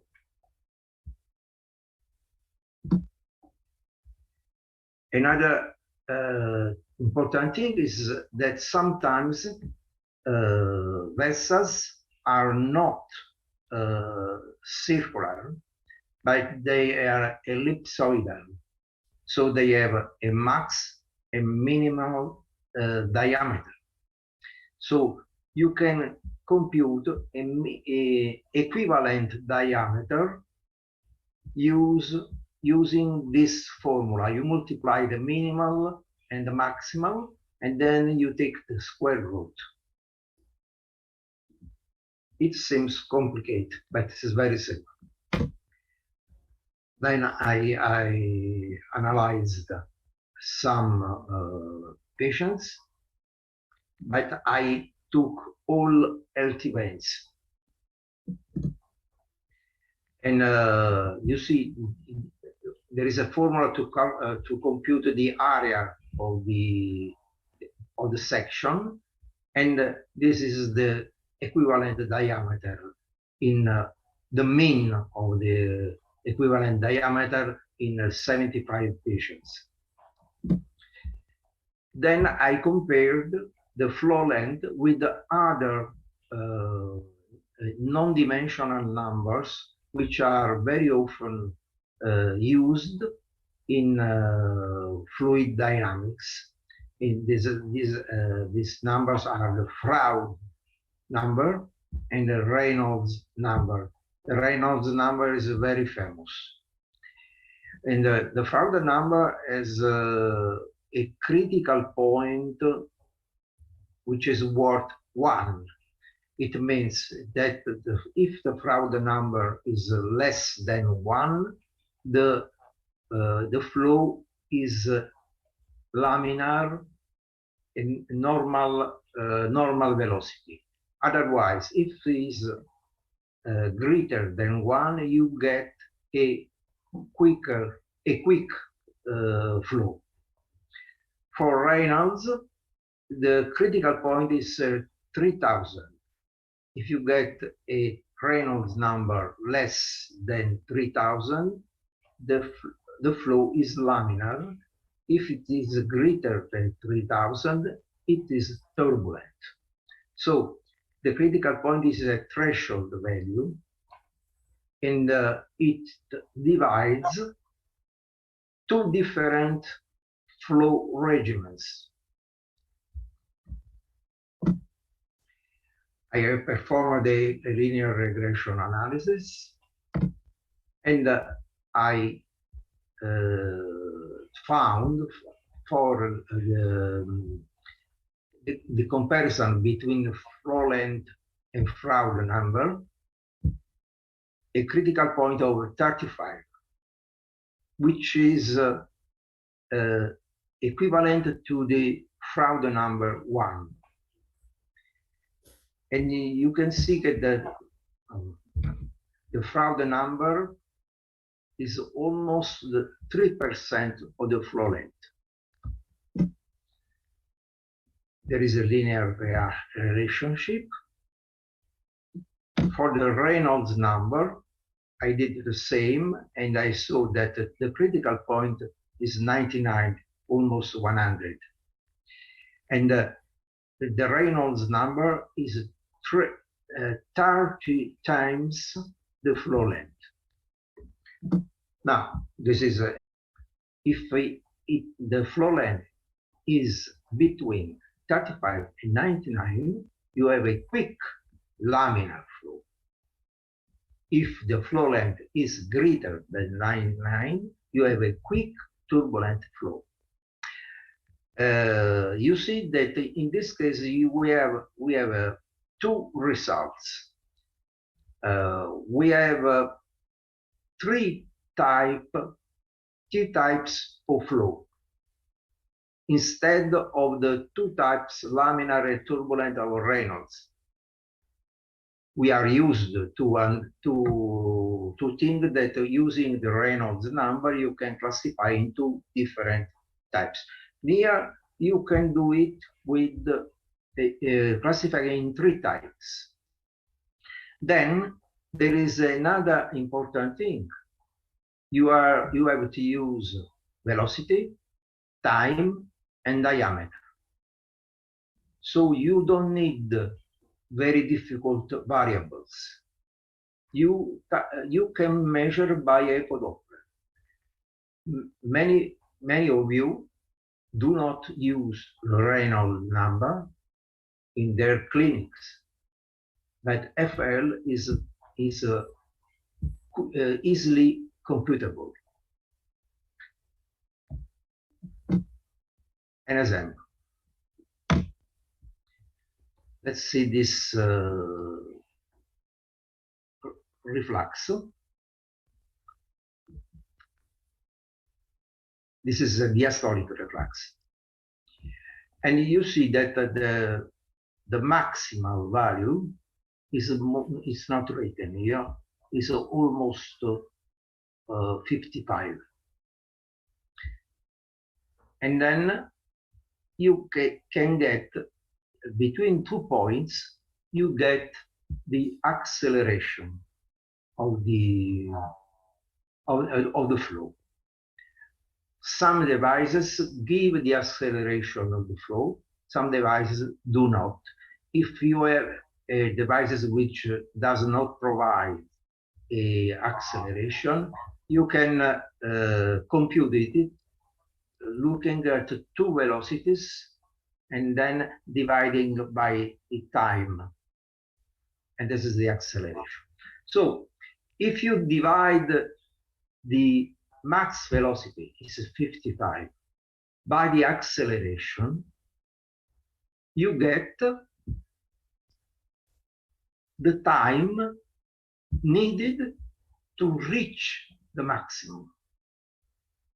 So you have a velocity, you know the acceleration. If you divide the velocity by the acceleration, you have the time that you need to go through until that velocity. Or differently, if you are here and you have a different acceleration, and you measure this acceleration in the ascending part of the curve, you have the time needed to decrease the velocity till 0. Okay. You can see in this patient. This is a patient with the diastolic reflux in small saphenous vein, and which is has a big diameter, but almost normal, and in the thigh there is a venous aneurysm. If you compute multiplying the two diameters, min and max, the equivalent diameter, you see 0.80 centimeters. 55 is the max velocity, the acceleration is 122, and then you get the time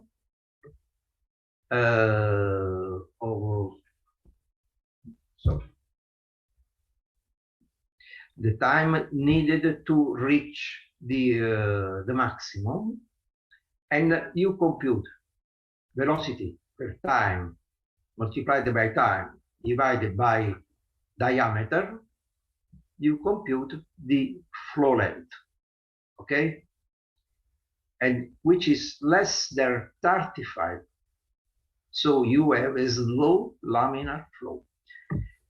Clinically, the patient was examined 20 years ago, and he had an insufficiency of the small saphenous vein with the diastolic flow, and I saw him another time in this year, and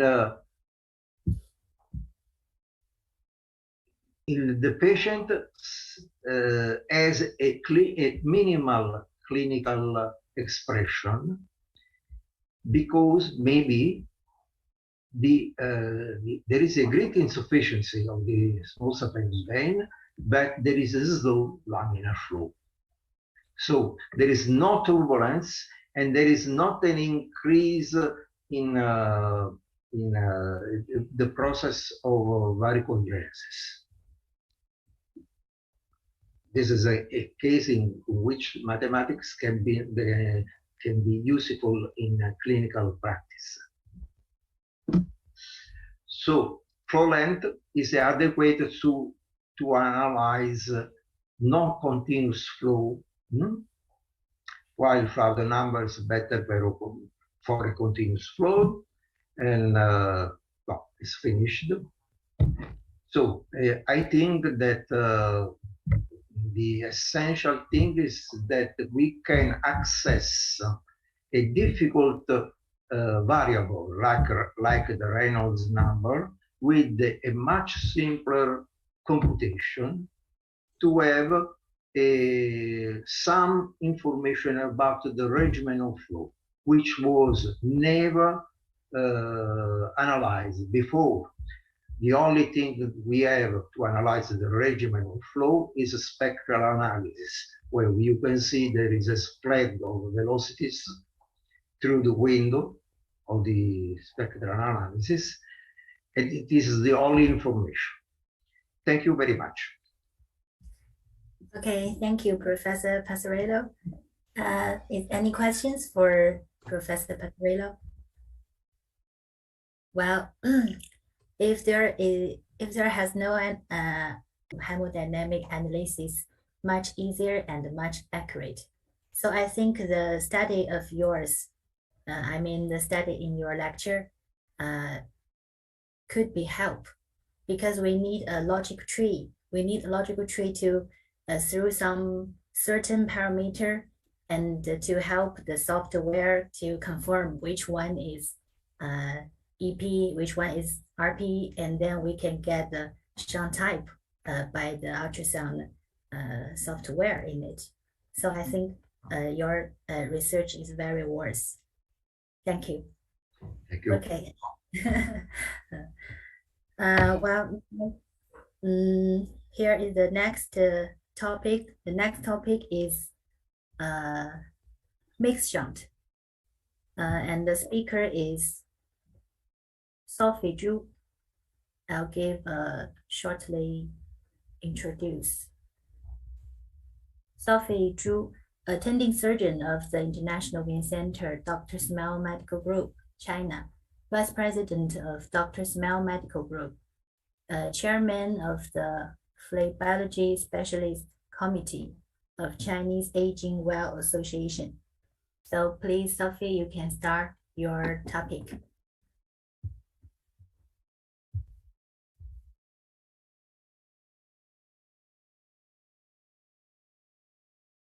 Dear colleagues, I'm Dr. Zhu Xiaoying from Shanghai Dr. Smile Medical Group. I'm a vascular surgeon and my work is focusing on venous disease. I started to perform Shiva in 2012. And it is my honor to give a presentation here. First of all, I want to thank Dr. Franceschi. He is the first doctor to bring the venous hemodynamic view to venous disease from 1980s. Also, I need to thank Dr. Delfrade. He teach me the clinical assessment and Shiva surgery skills. Today, I will talk about mixed shunt. A shunt is a group of veins overloaded by a blood flow combined with other veins that should normally drain elsewhere and which join together with other normal drainage flow. It is a conduit overloaded. This picture shows a typical closed shunt.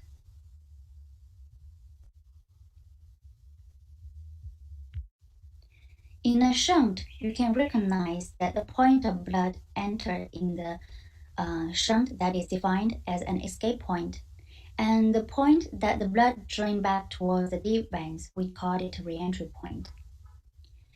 The shunt could be open or closed shunt and can be activated in calf muscle systolic phase or diastolic phase. Here are 4 basic types of shunts. A closed shunt. Here, the venous blood starts its way at the escape point and goes to the re-entry point and again to the escape point, which means the circulation of blood between these veins. An open vacuous shunt is activated by the heart or the systolic of the valvulomuscular pump. The escape point, which overloaded it, and the re-entry point, which emptied it, are on either side of the obstacle, which is more or less compensate. We can see the systolic reflux at escape point. The open deviated shunt. In these shunts, blood never returns to the escape point. Valsalva maneuver is negative and the venous blood is deviated by a branch of the saphenous vein. Mixed shunt is a combination of open bypass and active closed shunt drainage with a closed Tamburze presented with varicose veins in his left leg. He had a history of stab wound 13 years ago. The hemodynamic assessment shows here's a femoral obstacle and a mixed shunt. As we can see on the picture, the green is the systolic phase and orange is the diastolic phase. We can see the blood goes from the popliteal vein as the systolic phase goes from the popliteal vein to SPJ, then to Jacquemini vein, and to GSV and to SFJ. At the diastolic phase, the blood goes from the popliteal vein to femoral popliteal trunk, then to Jacquemini vein, then down to the lower segment of great saphenous vein, then to N3. The second case is a 65-year-old female presented with varicose veins in right cuff for over 30 years. She has no DVT history or any history of leg swelling. It looks like a great saphenous vein, varicose veins, because we can see the reflux at the great saphenous vein, but actually it's a mixed shunt. After the ultrasound assessment, we can see at the systolic phase, the blood goes from the popliteal vein to saphenopopliteal junction and to Jacmini vein, then to the upper segment of the great saphenous vein to go back to the SFJ to femoral vein. As we can see at the green line. And the diastolic phase, as the red line, we can see the blood goes from the popliteal vein to saphenopopliteal vein, then to Jacmini vein, and go down to the great saphenous vein, and then to tributary vein, then back to the N2 by re-entry. Here is the case 3. She is a 64 years old female presented with varicose veins in left calf for over 30 years. She felt tiredness in calf after long time standing. She had a history of leg swelling, pain, which wasn't diagnosed and treated after a procedure for ectopic pregnancy 15 years ago. The veins were found at the posterior side, and the hemodynamic ultrasound showed a combination of open vicarious shunt and closed shunt, that is a mixed shunt. Femoral vein was patent and mild incompetent. As we can see on the photo, it's a hemodynamic mapping. The green shows the systolic phase and blue shows the diastolic phase. We can see at the systolic phase, the blood goes from the popliteal vein to several femoral junction, then to the tributary and back to the Jacmini vein, then go up to the GSV and join the femoral vein. And when the diastolic phase, we can see it's the blood go from the same escape point and the first pathway, then to another tributary to the great saphenous vein, then go to the territory at the calf. In this case, after the ultrasound assessment, Persis test was performed to predict the result of Shiva. An elastic band was performed above knee where open vicarious shunt was disconnected. After the patient walking for 30 steps, the calf varicose veins became more bulged. That means the pressure of the vein increased. Then I tied the elastic band below knee where only closed shunt was disconnected. The varicose veins disappeared after walking. That means the pressure of the vein decreased. The escape of mixed shunt, we also call it mixed escape. Here are different mixed escape. As you can see on this picture, the blue path indicated open vicarious shunt and the red one indicated the closed shunt. First of all, it is very common to find the escape point at the saphenopopliteal junction. That means the obstacle in femoral vein. The Jacmini vein usually be as the escape path. Here are different types. The re-entry point could be SFJ or perforators along the Jacmini vein, and the closed shunt could involve the great saphenous vein or small saphenous veins or both. The saphenofemoral junction could be the escape point too. It happened when obstacle in iliac vein. The open vicarious shunt starts from SFJ, then pass along collateral veins or valvular veins and may re-enter via the SFJ or opposite side. Sometimes cause the great saphenous veins reflux in opposite. Here we can see the iliac obstruction compensated by a spontaneous palmar via the crossover between the both great saphenous veins. Actually, any junction between the deep vein and the superficial vein could be the escape point. So it also could be detected in perforators. It happened when obstacle exists in calf deep vein. How could we recognize the mixed shunt? When we perform hemodynamic ultrasound, If we find the same direction of blood flow both in systolic and diastolic phase, that might be mixed shunt. So you must pay attention. I call it reverse hump sign. It could be triggered by Parana maneuver or squeeze the calf muscle. Why the mixed shunt happened? It is obvious that when previous venous thrombosis in deep vein is one of the main reasons of open vicarious shunt formation. The calf venous blood need a bypass to drain, so the open vicarious shunt is an important shunt for reduce the hypertension in distal deep vein. But do you remember the case 3? The femoral vein and popliteal vein is totally patent. Why mixed shunt happened? Professor Jean-François Hull released his research on Hunter's canal in 2014 shows muscular tendinous band called the vastoadductor membrane,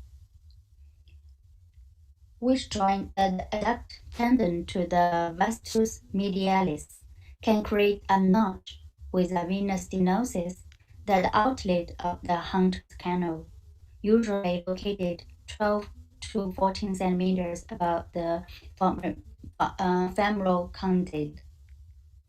The vein at this level could be easily compressed in the posterior angle of the hiatus, commonly tightened by a calcified artery. Compression of the femoral vein inside the adductor vein canal is an underestimated and misdiagnosed cause of posterior stenosis of the femoral vein. Ultrasound investigation should be systematically carried out. What should we do to mix shunt? Since the open vicarious shunt is the bypass for deep vein, we should preserve the escape point of mixed shunt and disconnect closed shunt. So pay attention. If we miss the hint from mixed shunt and perform high ligation to SFJ or SPJ, the open vicarious shunt will also be disconnected. The symptoms of patient may not improve after procedure, can be worse. Here we come back to the case 3. Shiva was performed on her. Look at the red marks is the place we perform the disconnection. We disconnect the tubular vein in the closed shunt. You can see the varicose veins obvious improved after 8 months, and the symptoms obvious improved. The Shiva also reduced the edema and the skin pigmentation at the ankle area.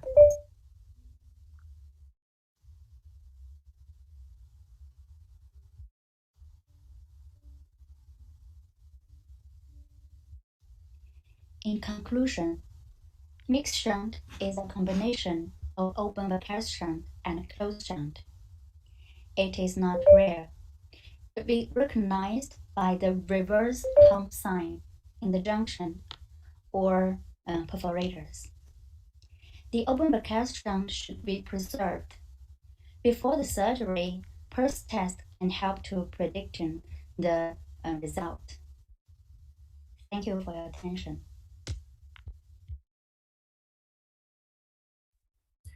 Okay, thanks you, Sophie. And you and Professor Capello's lecture, I think will give our audience very deep impression that we can see all kinds of venous compression phenomenon around our bodies. But we, if you met the mixed shunt or systolic shunt, you could still be careful of the adductor compression of our femoral vein. So is there any question for Sophie? Okay, if there is no more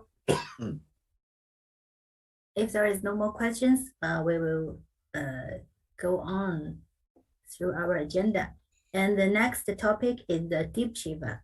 The speaker is Claude Franceschi, and he is the founder of Shiva. pioneer of Doppler ultrasound vascular investigation and very expert of hemodynamics.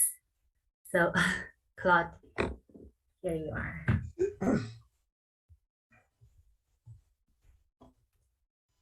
Here is two cases of Shiva.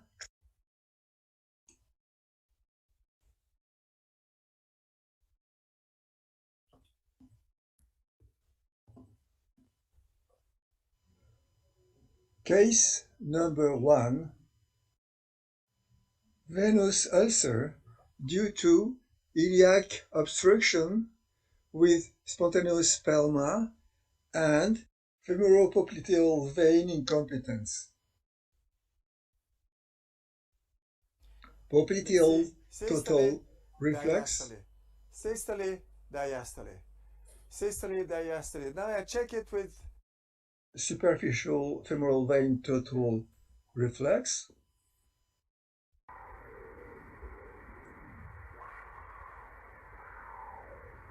Look. Systole, diastole. Okay. Lascia. Spinga. Lascia. Compensating spontaneous spelma between the two saphenous veins, right and left.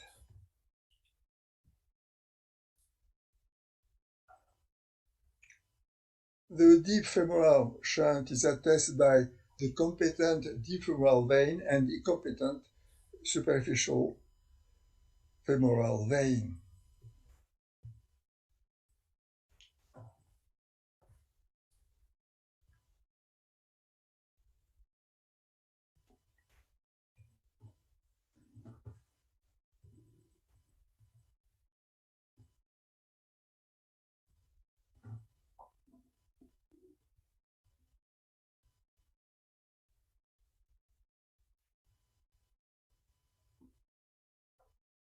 Carl Schlusing attests for a good connection popliteal vein with the deep femoral vein, which allows a safe ligation of the superficial incompetent vein.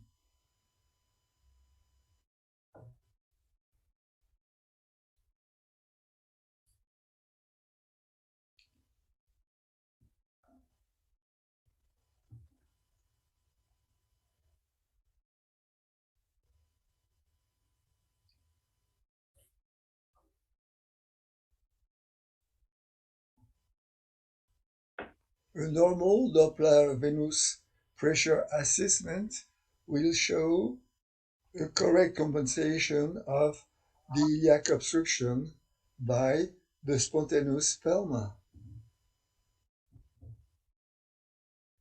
Shiva consists of disconnecting the closed shunt at the superficial femoral vein, flush the deep competent femoral vein, which ablates the common femoral vein reflux and reduces dramatically the popliteal reflux. Mapping and marking under echo Doppler the disconnection point, flush the deep and superficial femoral vein junction.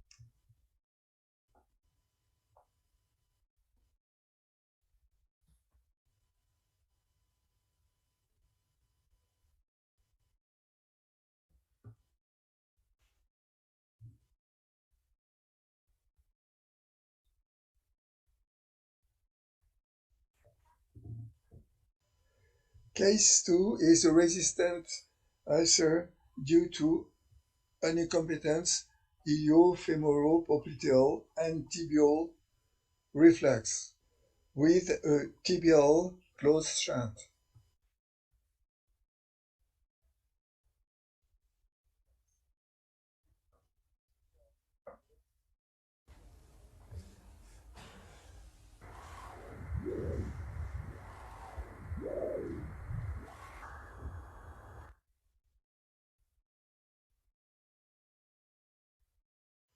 Deep closed shunt of a double tibial vein. The incompetent one is fed by the competent one.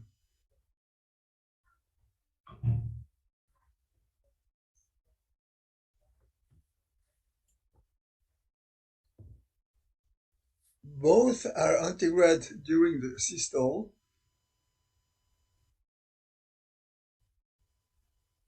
and only the incompetent reflexes during the diastole.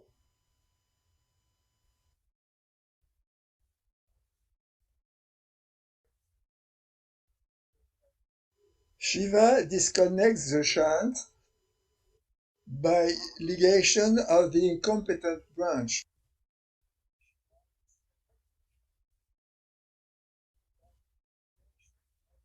Echo Doppler marking on the healthy part of the skin.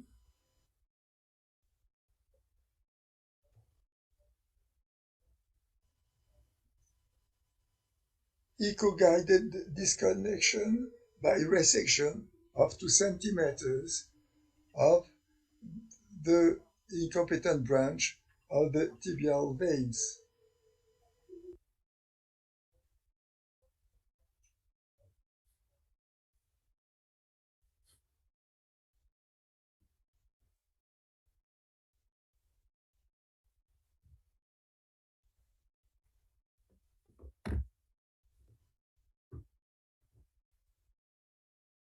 Thank you for your attention.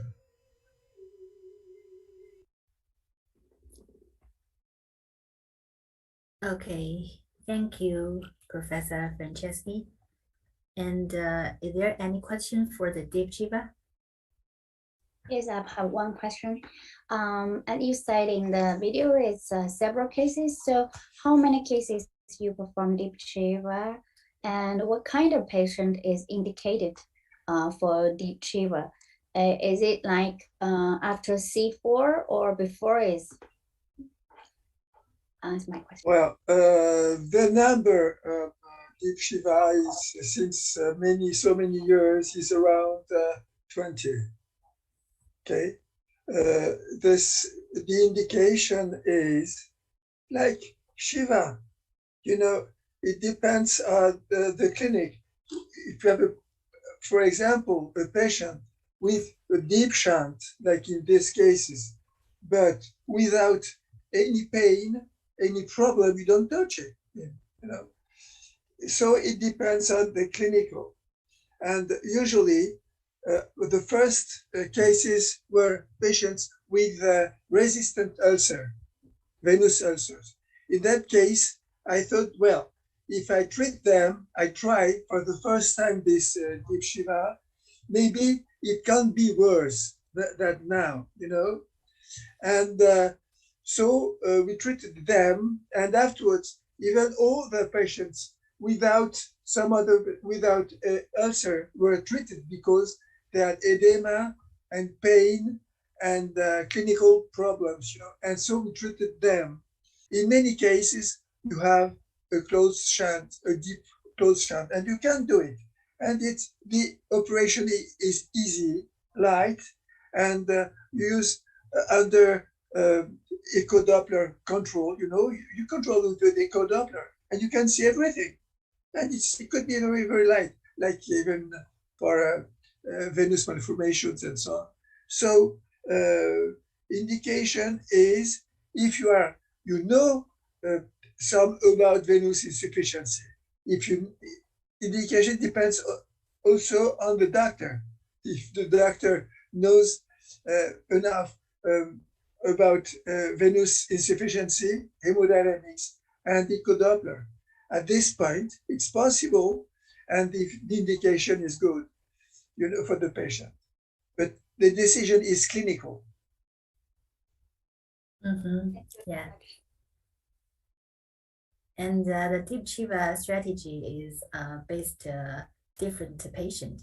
And recently, it can use in the patient who had a deep closed shunt. So it depends, right? For example, you have a deep closed shunt with the superficial venous vein, for example, when it's incompetent, you can perform Shiva, deep Shiva only if you have a good connection of the deep femoral vein, but a competent deep femoral vein with the popliteal vein. Otherwise, you can't do it. It's not a closed shunt. But in many cases, you have a double superficial venerable vein where one is competent and the other one is incompetent. So you just have to ligate the incompetent one. It's quite easy. And so you restore the, you ablate the reflex without ablating the flow. Yeah. And I think the principle is to cure the overload and to keep the drainage.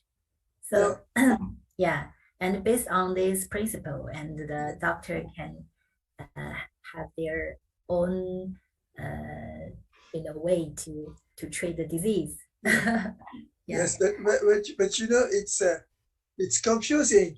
You say, well, if you close a vein, the flow will be better. This is counterintuitive, but it is, you know. Right, I agree with you. Yeah. And another question about the deep Shiva. It's a very good chance to communication with Dr. Franceschi directly. Okay. Well, if we don't have any more questions, we go to the next topic. The next topic is Shiva method for the treatment of small saphenous varicose veins. And the speaker is Deng Jianping. Wait a moment and I'll give a briefly introduction of Dr. Deng.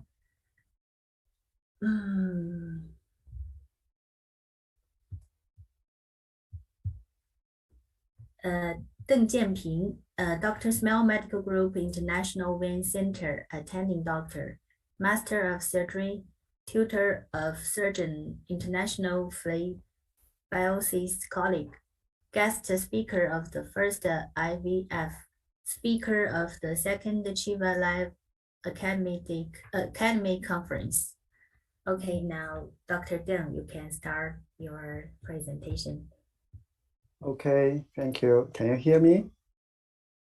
Yes, very clear. Okay. Let me share my screen. Now we can see your screen now.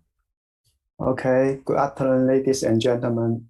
Good to see all of you again. And now, today I want to share this topic about the Shiva concepts for the treatment of the small saphenous varicose veins. And we all know that the venous insufficiencies and varicose veins are the common pathologic conditions in approximately 1/3 of the populations. And the great saphenous vein insufficiency is responsible for more than about 50% of the varicose vein. And the small saphenous vein, about 50 to 20%, is the secondary source of the varicose veins. And the unachieved varicose veins may sometimes lead to the ulcerations of the leg, which is very difficult to manage and also affect the patient's quality of the life. So, but more than a central, the surgical high ligation with or without stripping is considered the gold standard of the SSV treatment. But the SSV surgery is considered more challenging and is associated with higher recurrences and the complication rates. So the treatment of the varicose veins has been revolutionized in recent decades by the introduction of the minimally invest in the venous ablation techniques, and many clinical studies of the endovenous therapy in the GSV have shown an excellent results than the surgery. However, less is known about the optimal therapy for the SSV incompetence.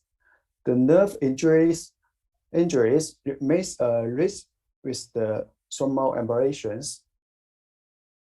And owing to the anatomical variations as well as the proximity of the nerve to the SSV are two reasons why start results of the endovenous laser ablations of the GSV may not be applicable to the SSV even after the preoperative ultrasound locations.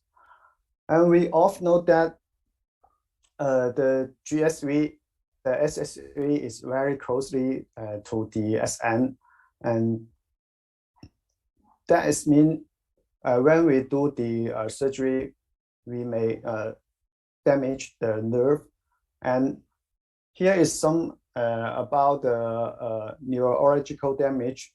And according to the literature, the surgery is about 19.6%, and the radio frequency is about 9.7%, and the laser ablations is about 4.8%. And the other articles also show that the SM post-ablation neurologitis is about 7.5 to 25%. So it's a really question when we do the SSV treatment. And how about the CHIWA?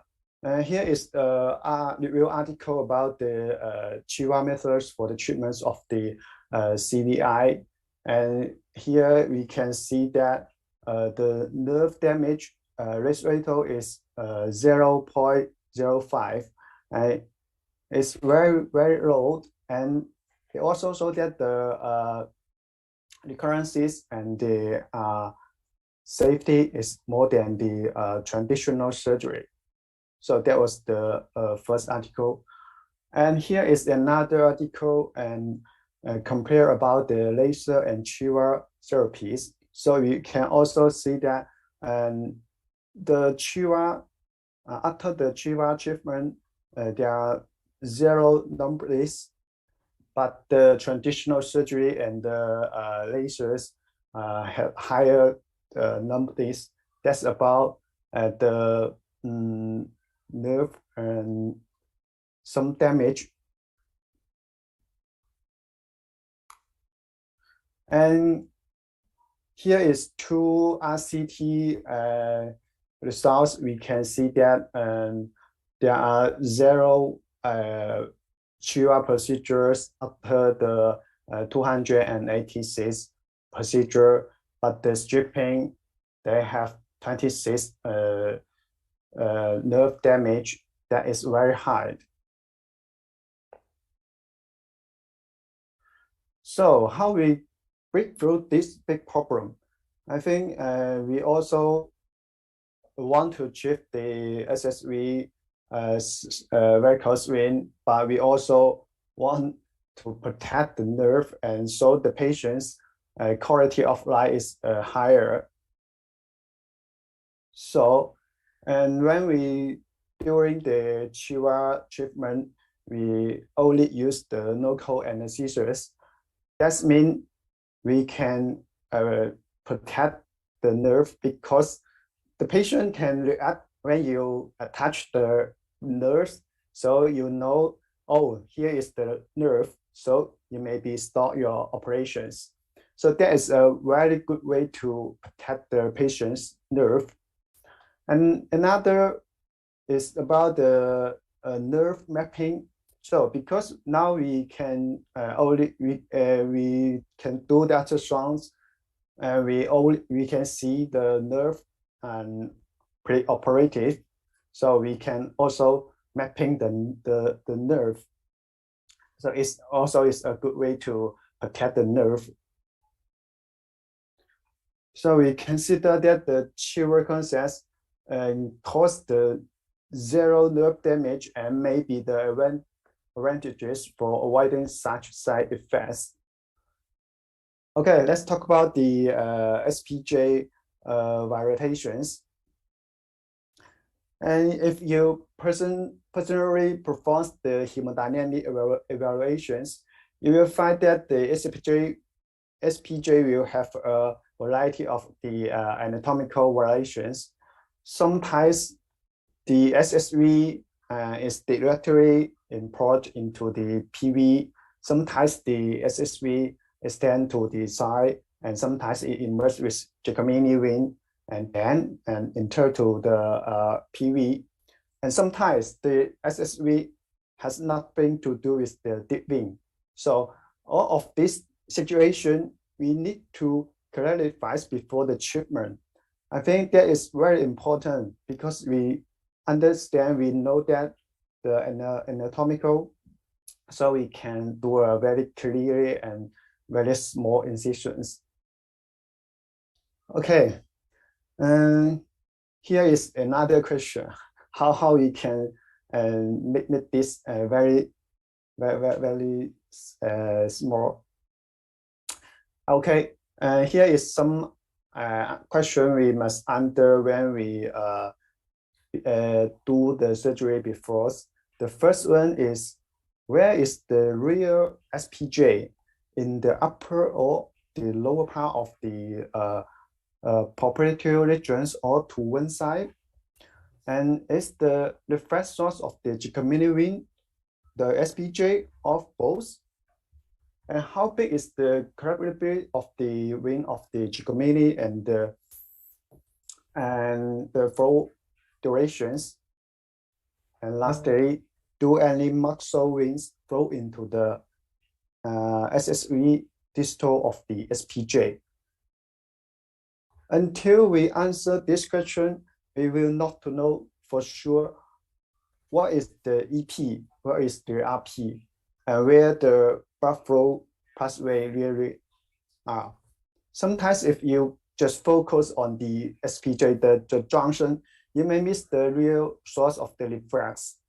As the picture shows, if you only deal with the SPJ, but the reflex and also persistent post-operative, because some muscle veins and Giacomini veins may also the reflex of the source. But sometimes we may interaction of the SSV not at the junction.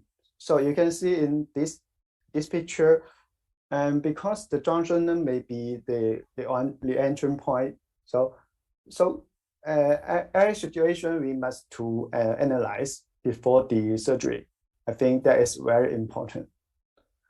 And yes, so you can see the SSV surgery is considered more challenge and difficult than the GSV surgery.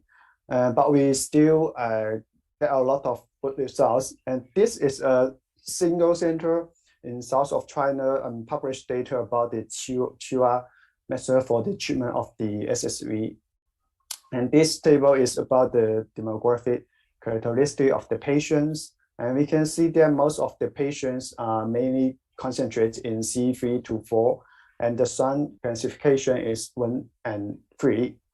And this table is about the post-operative complications. And we can see that there are no complications related to the nerve damage after the Chiwa treatment. There was one case, bruising and variabilities, and recovered completely after about 1 week after the treatment. And the table 3 is about the VCSs and pre and post treatment, and we can show that the related symptoms were significantly improved.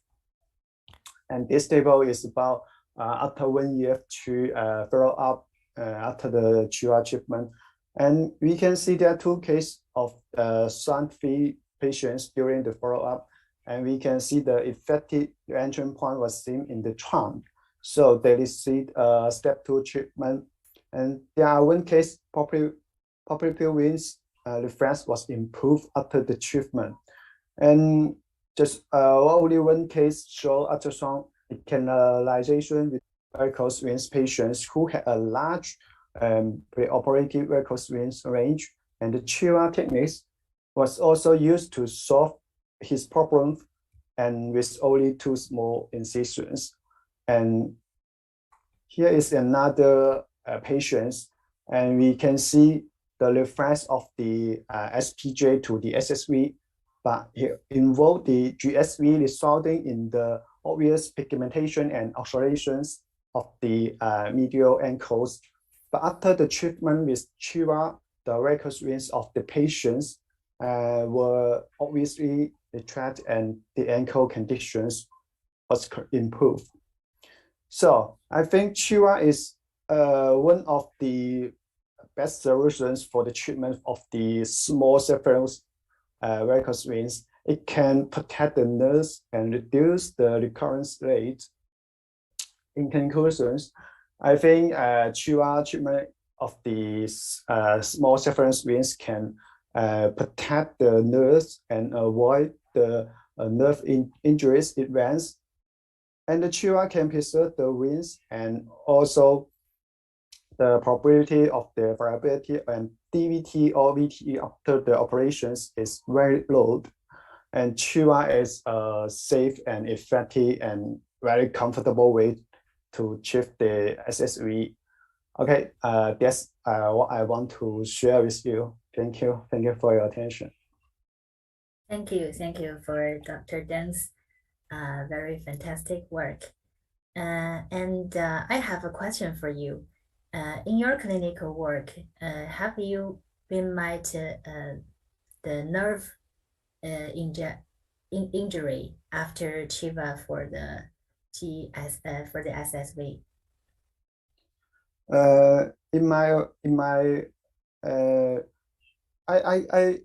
About the SSV, because maybe the patients is not very big, so the data is until now, I think he is very safe, and I cannot see any nerve damage events. But sometimes, and you know about the GSV, not only the SSV, but I only want to say is the SSV, because the nerve and the veins is very closely. So when we do other treatment, for example, the stripping or the laser or radio frequencies, it's very easy to damage the nerve. So I think only focus on about the nerve protection. I think the Chiva is a very good choice. Yes. Okay, thank you. Yes, and because the characteristics of the nerves site of the between the SSV and the nerves, so there are some certain rates of the injury, nerves injury during other kind of methods, but for Chiva, because it's local anesthesia and the anatomy is very accurate, so the rate is much lower. So that's a great result. And any other question? I saw Professor Franceschi, please. I would like to congratulate you, Lisa. Your presentation is very good. But it explains very well, you know, the strategy. But you fold the knee of the patient like this, for example. I'll show you. Yes, you fold it, and it makes the vein much more superficial, and it's easier to treat. And this is very important. For this, you can go to my channel on YouTube, and there I have 2 channels, and one of them you can see the operation and the technique, not strategy, you explained it, but the technique, how to perform it easily. Because if you don't fold the knee, and when the saphenopopulatal junction is deep, it's difficult, you know, and it's more aggressive as operation. Instead, if you fold it, everything is very easy to make it more superficial. That's great. That's Yes, yes. I see your book. You mentioned this way. Yes, I know that. Thank you. Well, thank you. And the 3 advices from Dr. Franceschi is a kind of treasure for Dr. Dunn because the technical details, the technical details sharing is very worthwhile for us, especially for young doctors. Okay. Well, any other question to this topic, Professor Capelli? Just an observation. Excuse me. Just an observation about the surgery near perforators. When you disconnect, for example, vessels near perforators or gastrocnemial perforators, you must be very careful and not to perform phlebectomy near perforators because you risk a deep venous thrombosis of the gastrocnemial vein. Yes, yeah. Okay, and I have another question for Dr. Deng. Do you have ever met nerve reaction during the operation, during your procedure? I think maybe some people, even because we only use the local anesthesia, so the patient is awake, so he can feel maybe the pain or the numbness. So that maybe an response about the operations may touch the veins. We always recognize or to recognize the nerve maybe according to the patient's response, and I think that is the major way. Yes. Okay, thank you for experience sharing. And any other question? Okay, if we don't have more questions for this topic, let's go on. Well, it's my turn. Finally, it's my turn. And the next topic is mine. It's about the advantages of Chiva in the treatment of recurrent varicose vein of lower limbs. So wait a minute, I'll share my screen with you.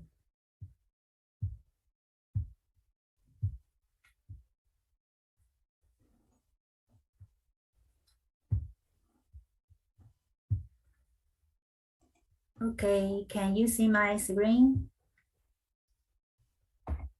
Yes. Okay. Good afternoon again. And now I want to talk about Chiva and the lower limbs recurrent varicose. Because based on our clinical experiences, we confirm that Chiva has lots of advantages on the diagnosis and the treatment of CVI, and especially on the recurrent varicose veins. Well, as we know, Chiva and the hemodynamic theory have not been fully applied in the worldwide, same in China. So there were always some kinds of misunderstandings or rumors for Chiva. And the most popular rumors about Chiva in China is some surgeons take for granted that Chiva is as same as ASVA, ambulatory selective varicose ablation under local anesthesia. But in fact, Chiva is totally different from ASVA. Chiva is a conservative hemodynamic cure for venous insufficiency. It's not as easy as ASVA, but it's much more simple. So in part one, I would like to introduce Chiva and its theoretical basis briefly. Professor Franceschi brings us Chiva on the base of hemodynamic theory and retells the story of the varicose veins by using hemodynamic language. So if you want to learn about Chiva, you should get the language first. And in hemodynamic language, we don't name the veins as usual. Instead, the lower extremity veins are renamed by drainage sequence. As we can see on the figure, the N1 is deep vein system, like femoral or popliteal vein, and the N2 is the superficial vein, which is inside the superfascia, and just like GSV, SSV, or the duocarmine. And N3 is the veins above the superficial fascia, for example, the collaterals and the tributaries. The physiological drainage order is from superficial veins to deep veins. That is N3 to N2, N2 to N1, or N3 directly to N1. And the pathological drainage order is reversed. And so this venous pathway carries two kinds of flow, the physiological one and the pathological one. And this is so-called shunt. The flow overload inside. The shunt leads to an abdominal transmural pressure, and then lead to a series of clinical sequence.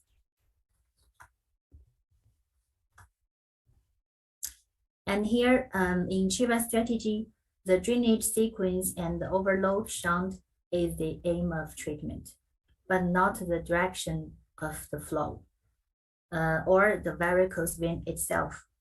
In the hemodynamic analysis before operation, the Chiva doctors needs to orientate the EP, escape point, which is the start point of the pathological drainage sequence, and at the same time to confirm the RP, which is the role that can make sure the sparing vein after Chiva can drainage flow in the physiological order.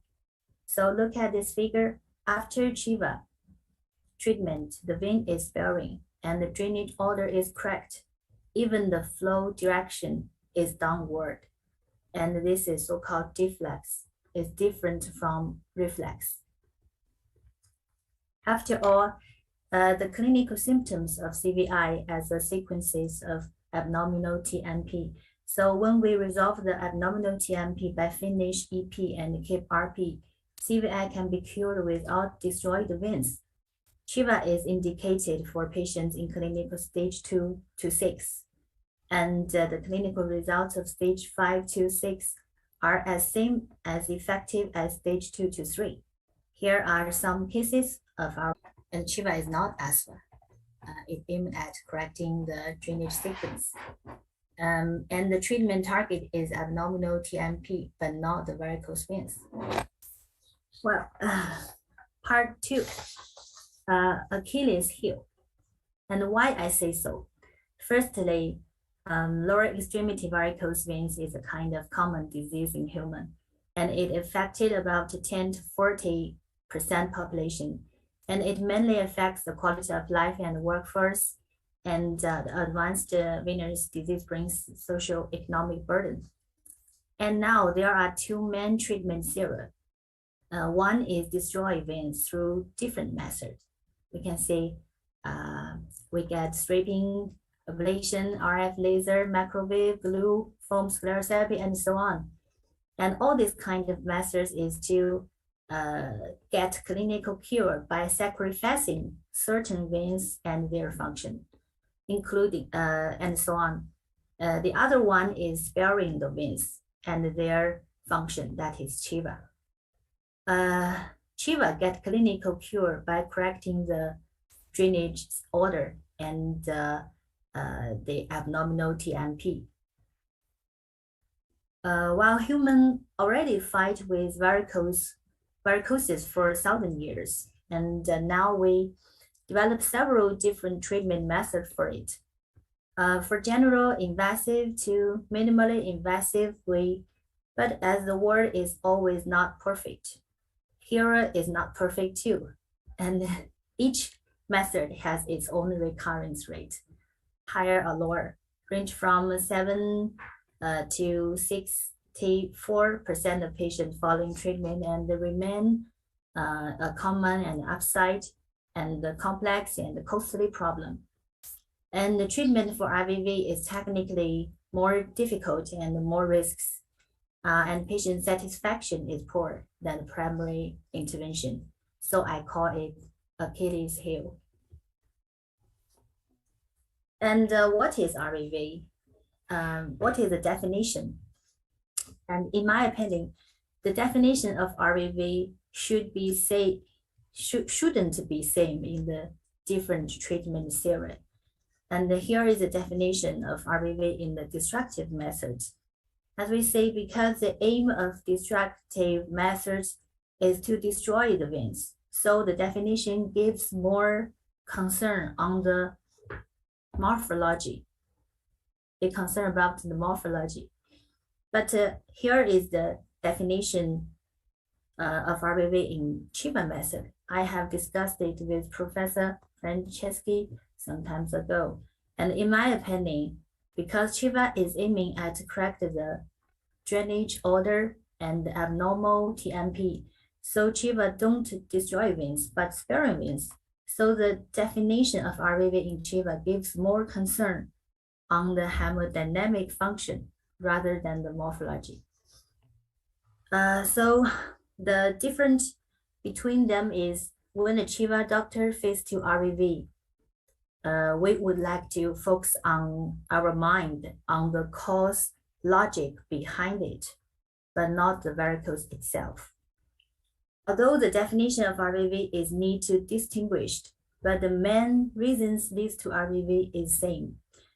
We can say the four main type: the tactical error and the technical error, and the disease progression and neurovascularization. Well, how to deal with RVVs? You can do anything that you are good at. Redo the open surgery and endovenous treatment and sclerotherapy, or bio-glue, or by Chiva, and so on. And here I would like to share our experience on Chiva to treat the RVVs. And this is a retrospective analysis, total of 57 patients and 69 limbs were selected. Female account for about 55.5%, and the mean age was 58 years. The mean post-operative recurrence duration was 4.9 years. C3 accounts for 22.8%, and C4 in 66.7%, and C5 to 6 in 8.7%. Average follow-up time is 18 months.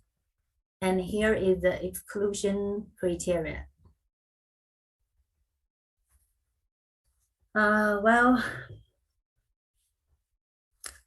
you know, in our center, we asked the doctor, the operator, to do the hemodynamic analysis by themselves, and the patient needs to accept the hemodynamic analysis on standing position, and our definition of pathological reflex is according to the drainage sequence, but not to the flow direction. And we use lots of kinds of methods to revoke the systole and diastole. Okay. And in this study, the appearance and clinical symptoms of all patients were improved satisfactorily. The average preoperative target vein diameter was 0.92 centimeter, and the average post-operative target vein diameter was 0.29 centimeter. The P has its value. And we confirm that Chiva has special advantages on treatment of RVV. The hemodynamic mapping makes sure a correct diagnosis, and that is the tactical correct. And the intraoperative ultrasound helps surgeons avoid the technical errors, promise an accurate target vessel ligation. During the operation, only needs to finish the EP. So the risk combined with surgery procedure also can be under control. On the other hand, local anesthesia work immediately after treatment, bloodless during the operation, outpatient pleasant, and that can improve RVV's patients' willingness to accept the treatment again. Okay, I would like to share some typical cases with you. Case 1, a male, 35 years old, left limb varicose, accepted LGSV laser treatment in other hospital 1 year ago, and with recurrence and residue varicose. After hemodynamic analysis, we found this is a typical tactical error. The LGSV is closed very well, but the real reason behind the varicose is the overload and the EP in the SPG. And SPG is the N1 to N2 EP, but not the SFG.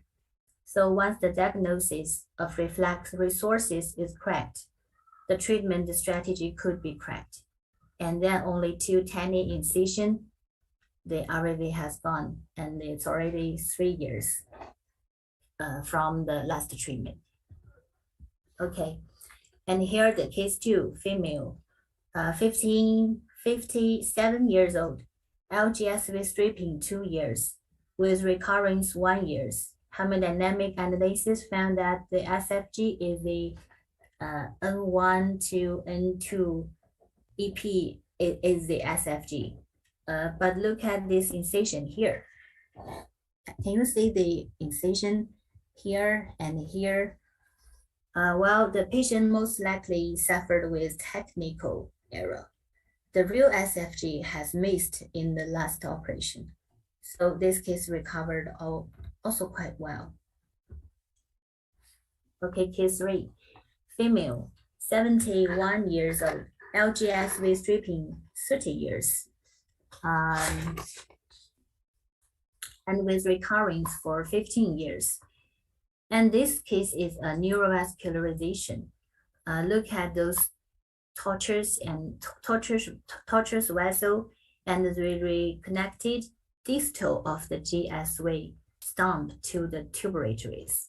And at the N1 to 2 EP, for gastric, we have hemodynamic analysis, and we have intraoperative ultrasound, and so we don't need such huge incision again.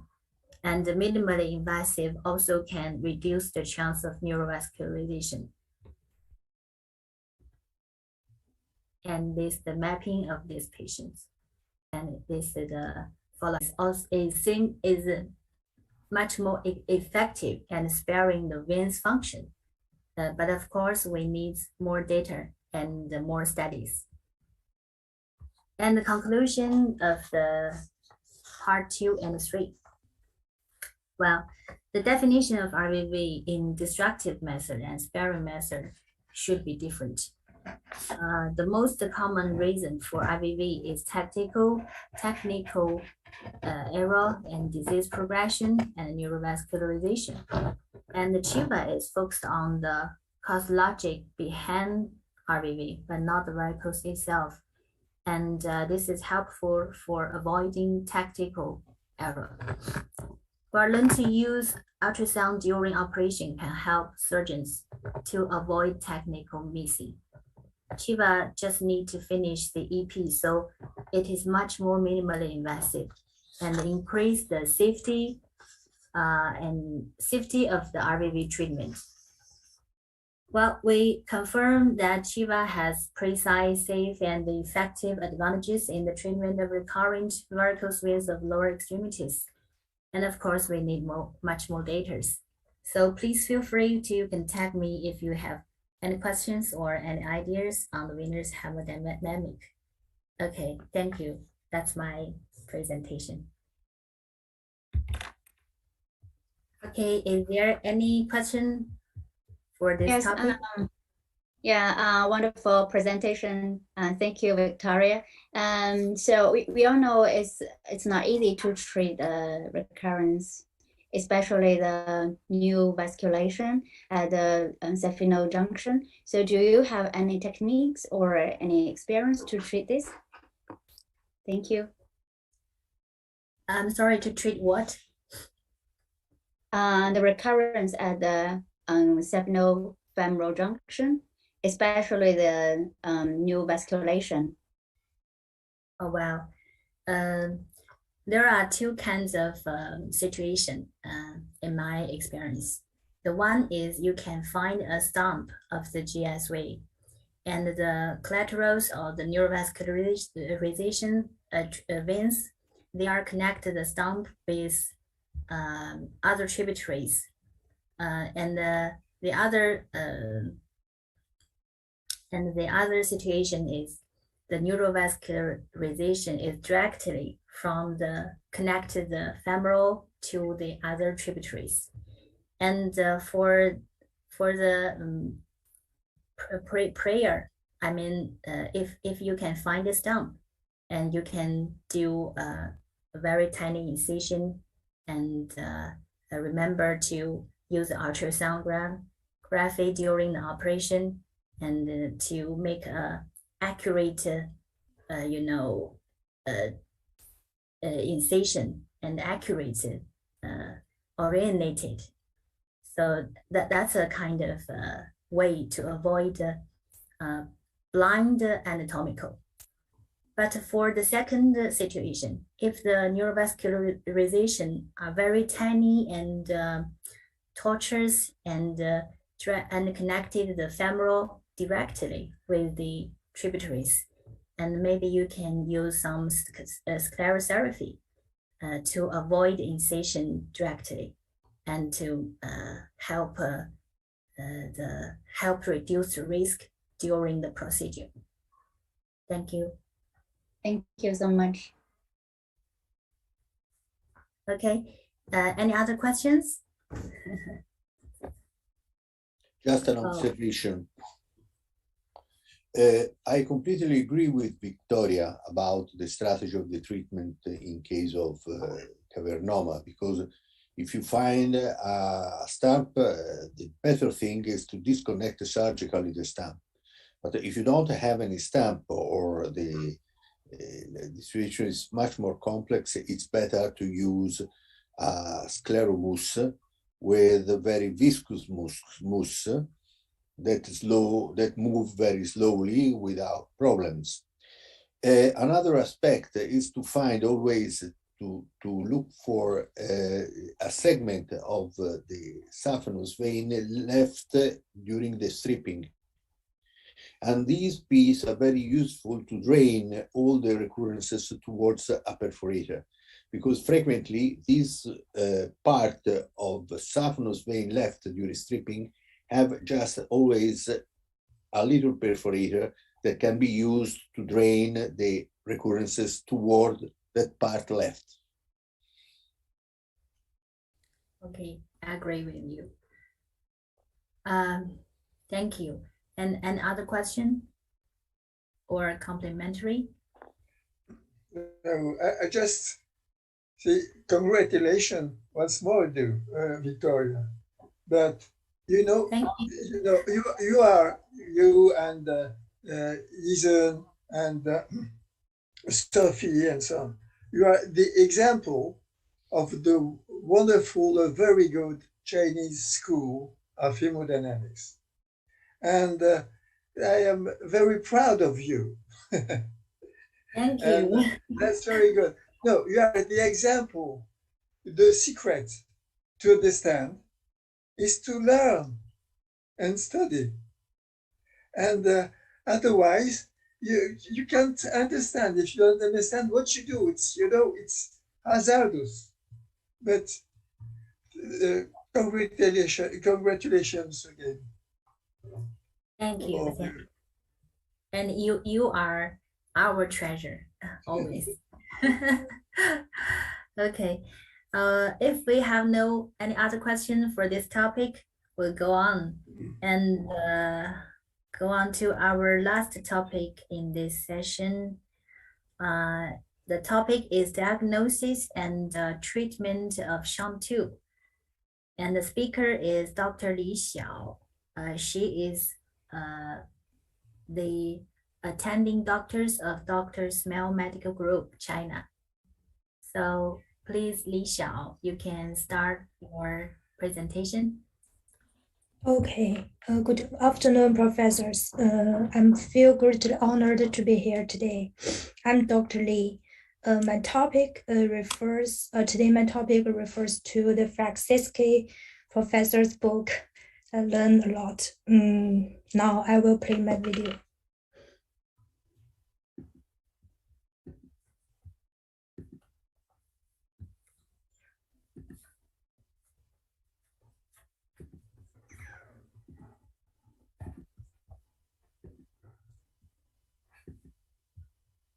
Good afternoon, professors. I'm Dr. Li. Today we will share the diagnosis and treatment of the SHAM2. The hemodynamic profile of this patient shows SHAM2 cap escape point from the small venous vein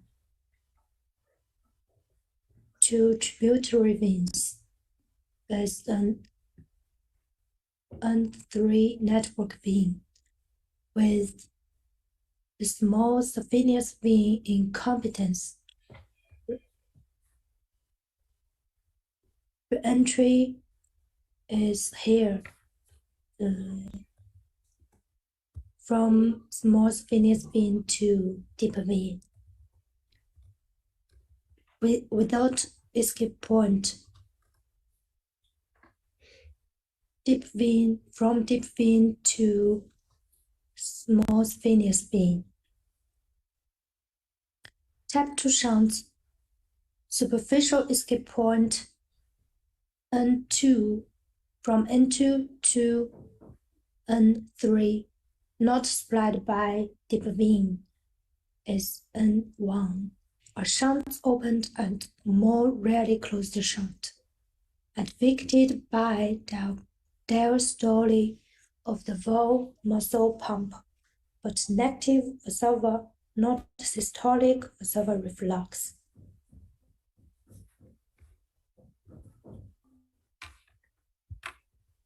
Here we can see the shunt 2 is open, diverted shunt. Escape point is from N2 to N3 junction. Re-entry is N2 to N tributary vein and lost to the deep vein. The N3 network overload by N2 network.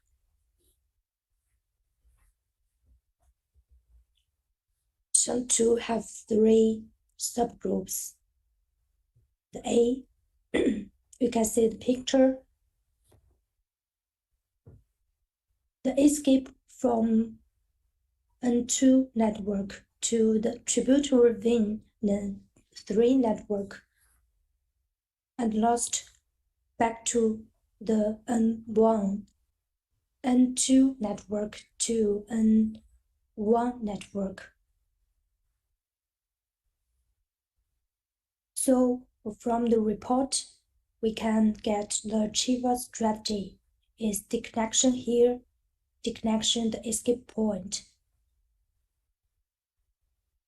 And subgroup B,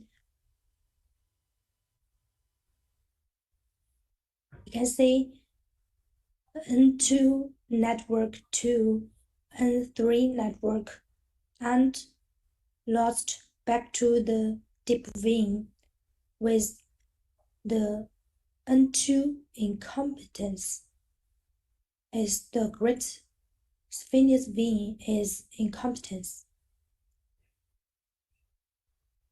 Without EP, N1 network, 2 and 2 network is the saphenous femoral junction is okay. No re-entry point net 2 on N2 network, 2 and 1 network. So the Cheever strategy is this connection, the escape point is here. And group C, we can see the reflux is from N2 network to N3 network and lost to back to the N1 network is the deep vein, back to the deep vein.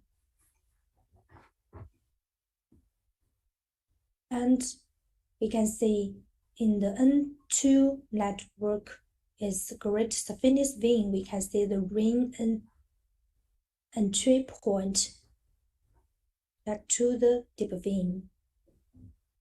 So we can see the common N2 network, but different N2 to from N2 to N1 and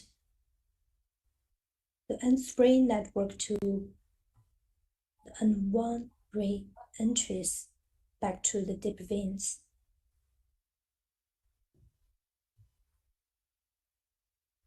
So the chief strategy is the connection, the escape point is here. Another step, we can see the transversal N4 and 4T connects the trunk of the great venous vein with that of the small venous vein. The escape point is junction N2 network 2 and 3 is N4T networks. The pathway is N4T and re-entry is N2 in the small venous vein. So the chief strategy is this connection is the escape point here. Another group.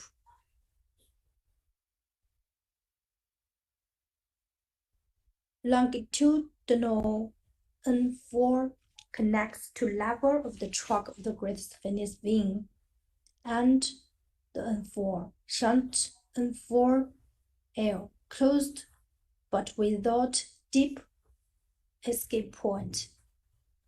Escape point is from N2 network to N3 junction. The path is N4L. The entry is N2 network is N2 to from N2 to from N4 from N2 to from N4 recycle. So the chief strategy is this connection here. We can see the treatment. We need to discover the physiological hierarchy of drainage between the various networks and compartments. This case is a 42-year-old female presented with varicose vein for 4 years. She felt swelling and pain of varicose vein during the period. Hemodynamic ultrasound showed some 2 in right leg. TIVA was performed with closure of escape points. Symptoms improved after procedure. From the mapping, we can get the TIVA strategy is this connection here, the escape point. After 1 month after TIVA, we can see this picture, the varicose vein is disappear.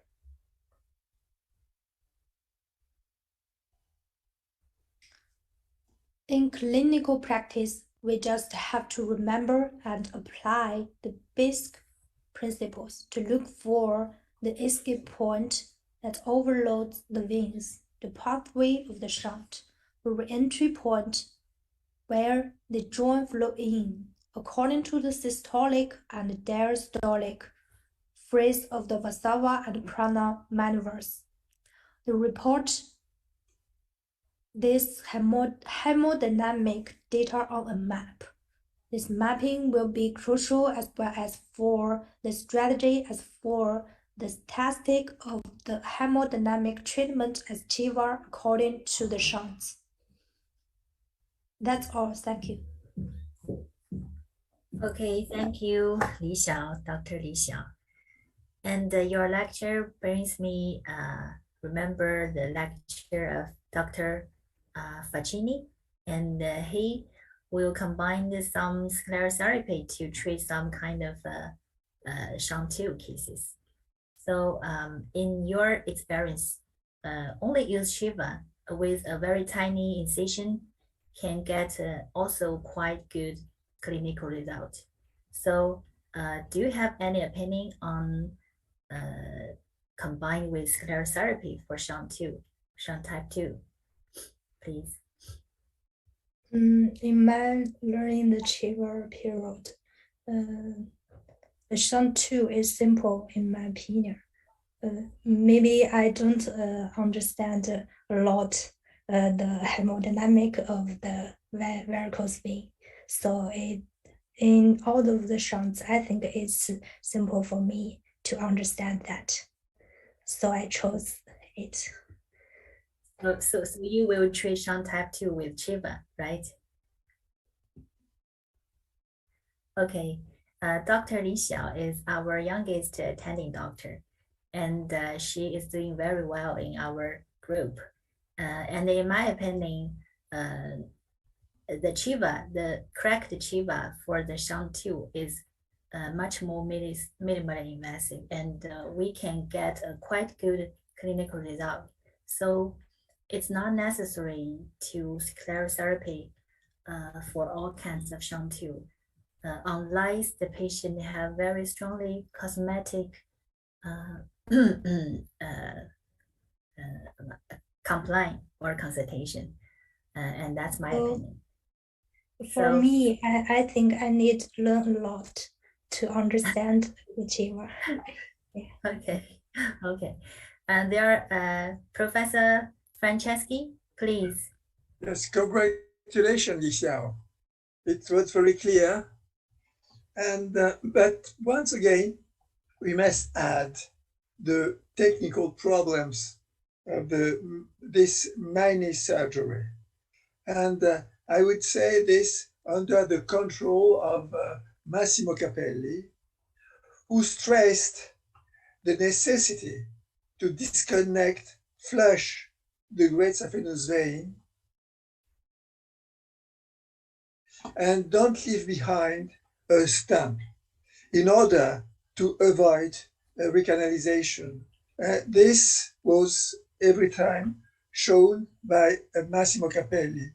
And secondly, use of non-resorbable thread, because resorbable thread creates inflammation and neovascularization. And every time you have to make an excision of 2-3 centimeters of the tributary. This is very important, because if you don't do that, you will have recurrences. It's not very important, the increase, because it's easy to treat once again, but it's better not to have a recurrence. That's the point. Strategy and tactics. And tactics is this: avoid recanalization. And for that, non-absorbable thread, no stamp behind. That's all. Okay. Thank Thank you. you. I will do my best to learn a lot. I'm sure. That is so-called flash ligation. Okay. Professor Capelli, do you want to share with us some of your experience on treatment of SHANT2? Yeah, the problem is always, paradoxically, to treat small vessels, because the better results with Shiva can be obtained with big varices, because there are a lot of re-enters dilated. The problem is when you treat the shunt type 2, the re-enters are small, tiny at the femoral and at the saphenous vein. And the better results are in the shunt type 2A, when the saphenous trunk is not involved. But when the saphenous trunk is involved, it's very important to test the anterograde flow, because this gave a stability, especially in the type, the shunt 2 type B. This is the much critical kind of type 2 shunt. Okay, thank you. Thank you for sharing. And I have a question for Professor Capelli. Will you or did you combine any kinds of sclerotherapy with Chiva in your clinical procedures? Yes, we can. Yes, we can combine. We can combine both, but we have. But before applying sclerotherapy, we have to wait, because the reduction of the transmural pressure associated with elastic compression frequently provide the condition for disappearing the vessels. The problem are always when the vessels have a canyon varices. It means that there is a hypodermitis around. In this case, frequently, even after months, the varices are always present, visible. In that case, you can apply the sclerotherapy. So you use the sclerotherapy to treat the residual varicose after months of Chiva, right? And you can use sclerotherapy also for the tactic, but this is another chapter. And you use the sclerotherapy just for the tributaries, or also for the trunk with no re-entry point? No, we treat the sclerotherapy for tributaries, and we don't generally.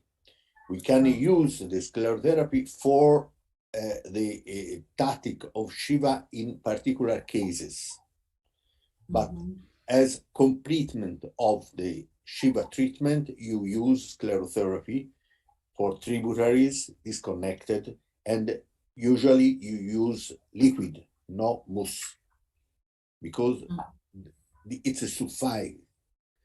sufficient. It suffices for treating vessels disconnected. Yes. Because even if they are refluxing, there is no shunt. Yes. Yeah, thank you. And, Massimo Capelli, just Massimo Capelli has written the 10th chapter of my book. You can have he has explained everything in my book. That's all. And now we are translating your new book, and we hope we can publish it for all Chinese surgeons. Yes,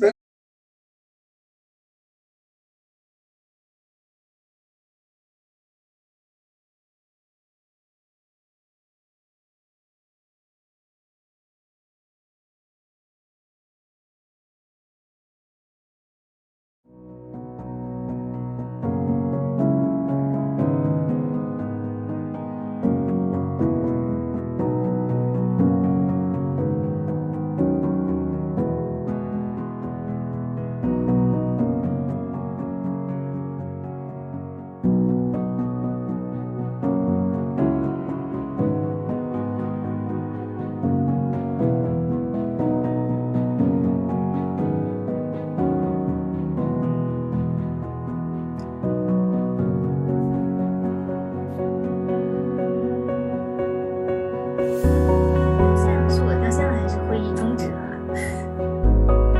会议就不像终止了，看他说的是。是，那他们还上得来吗？我们告个别。可以邀请他们一下。我可能以为结束了。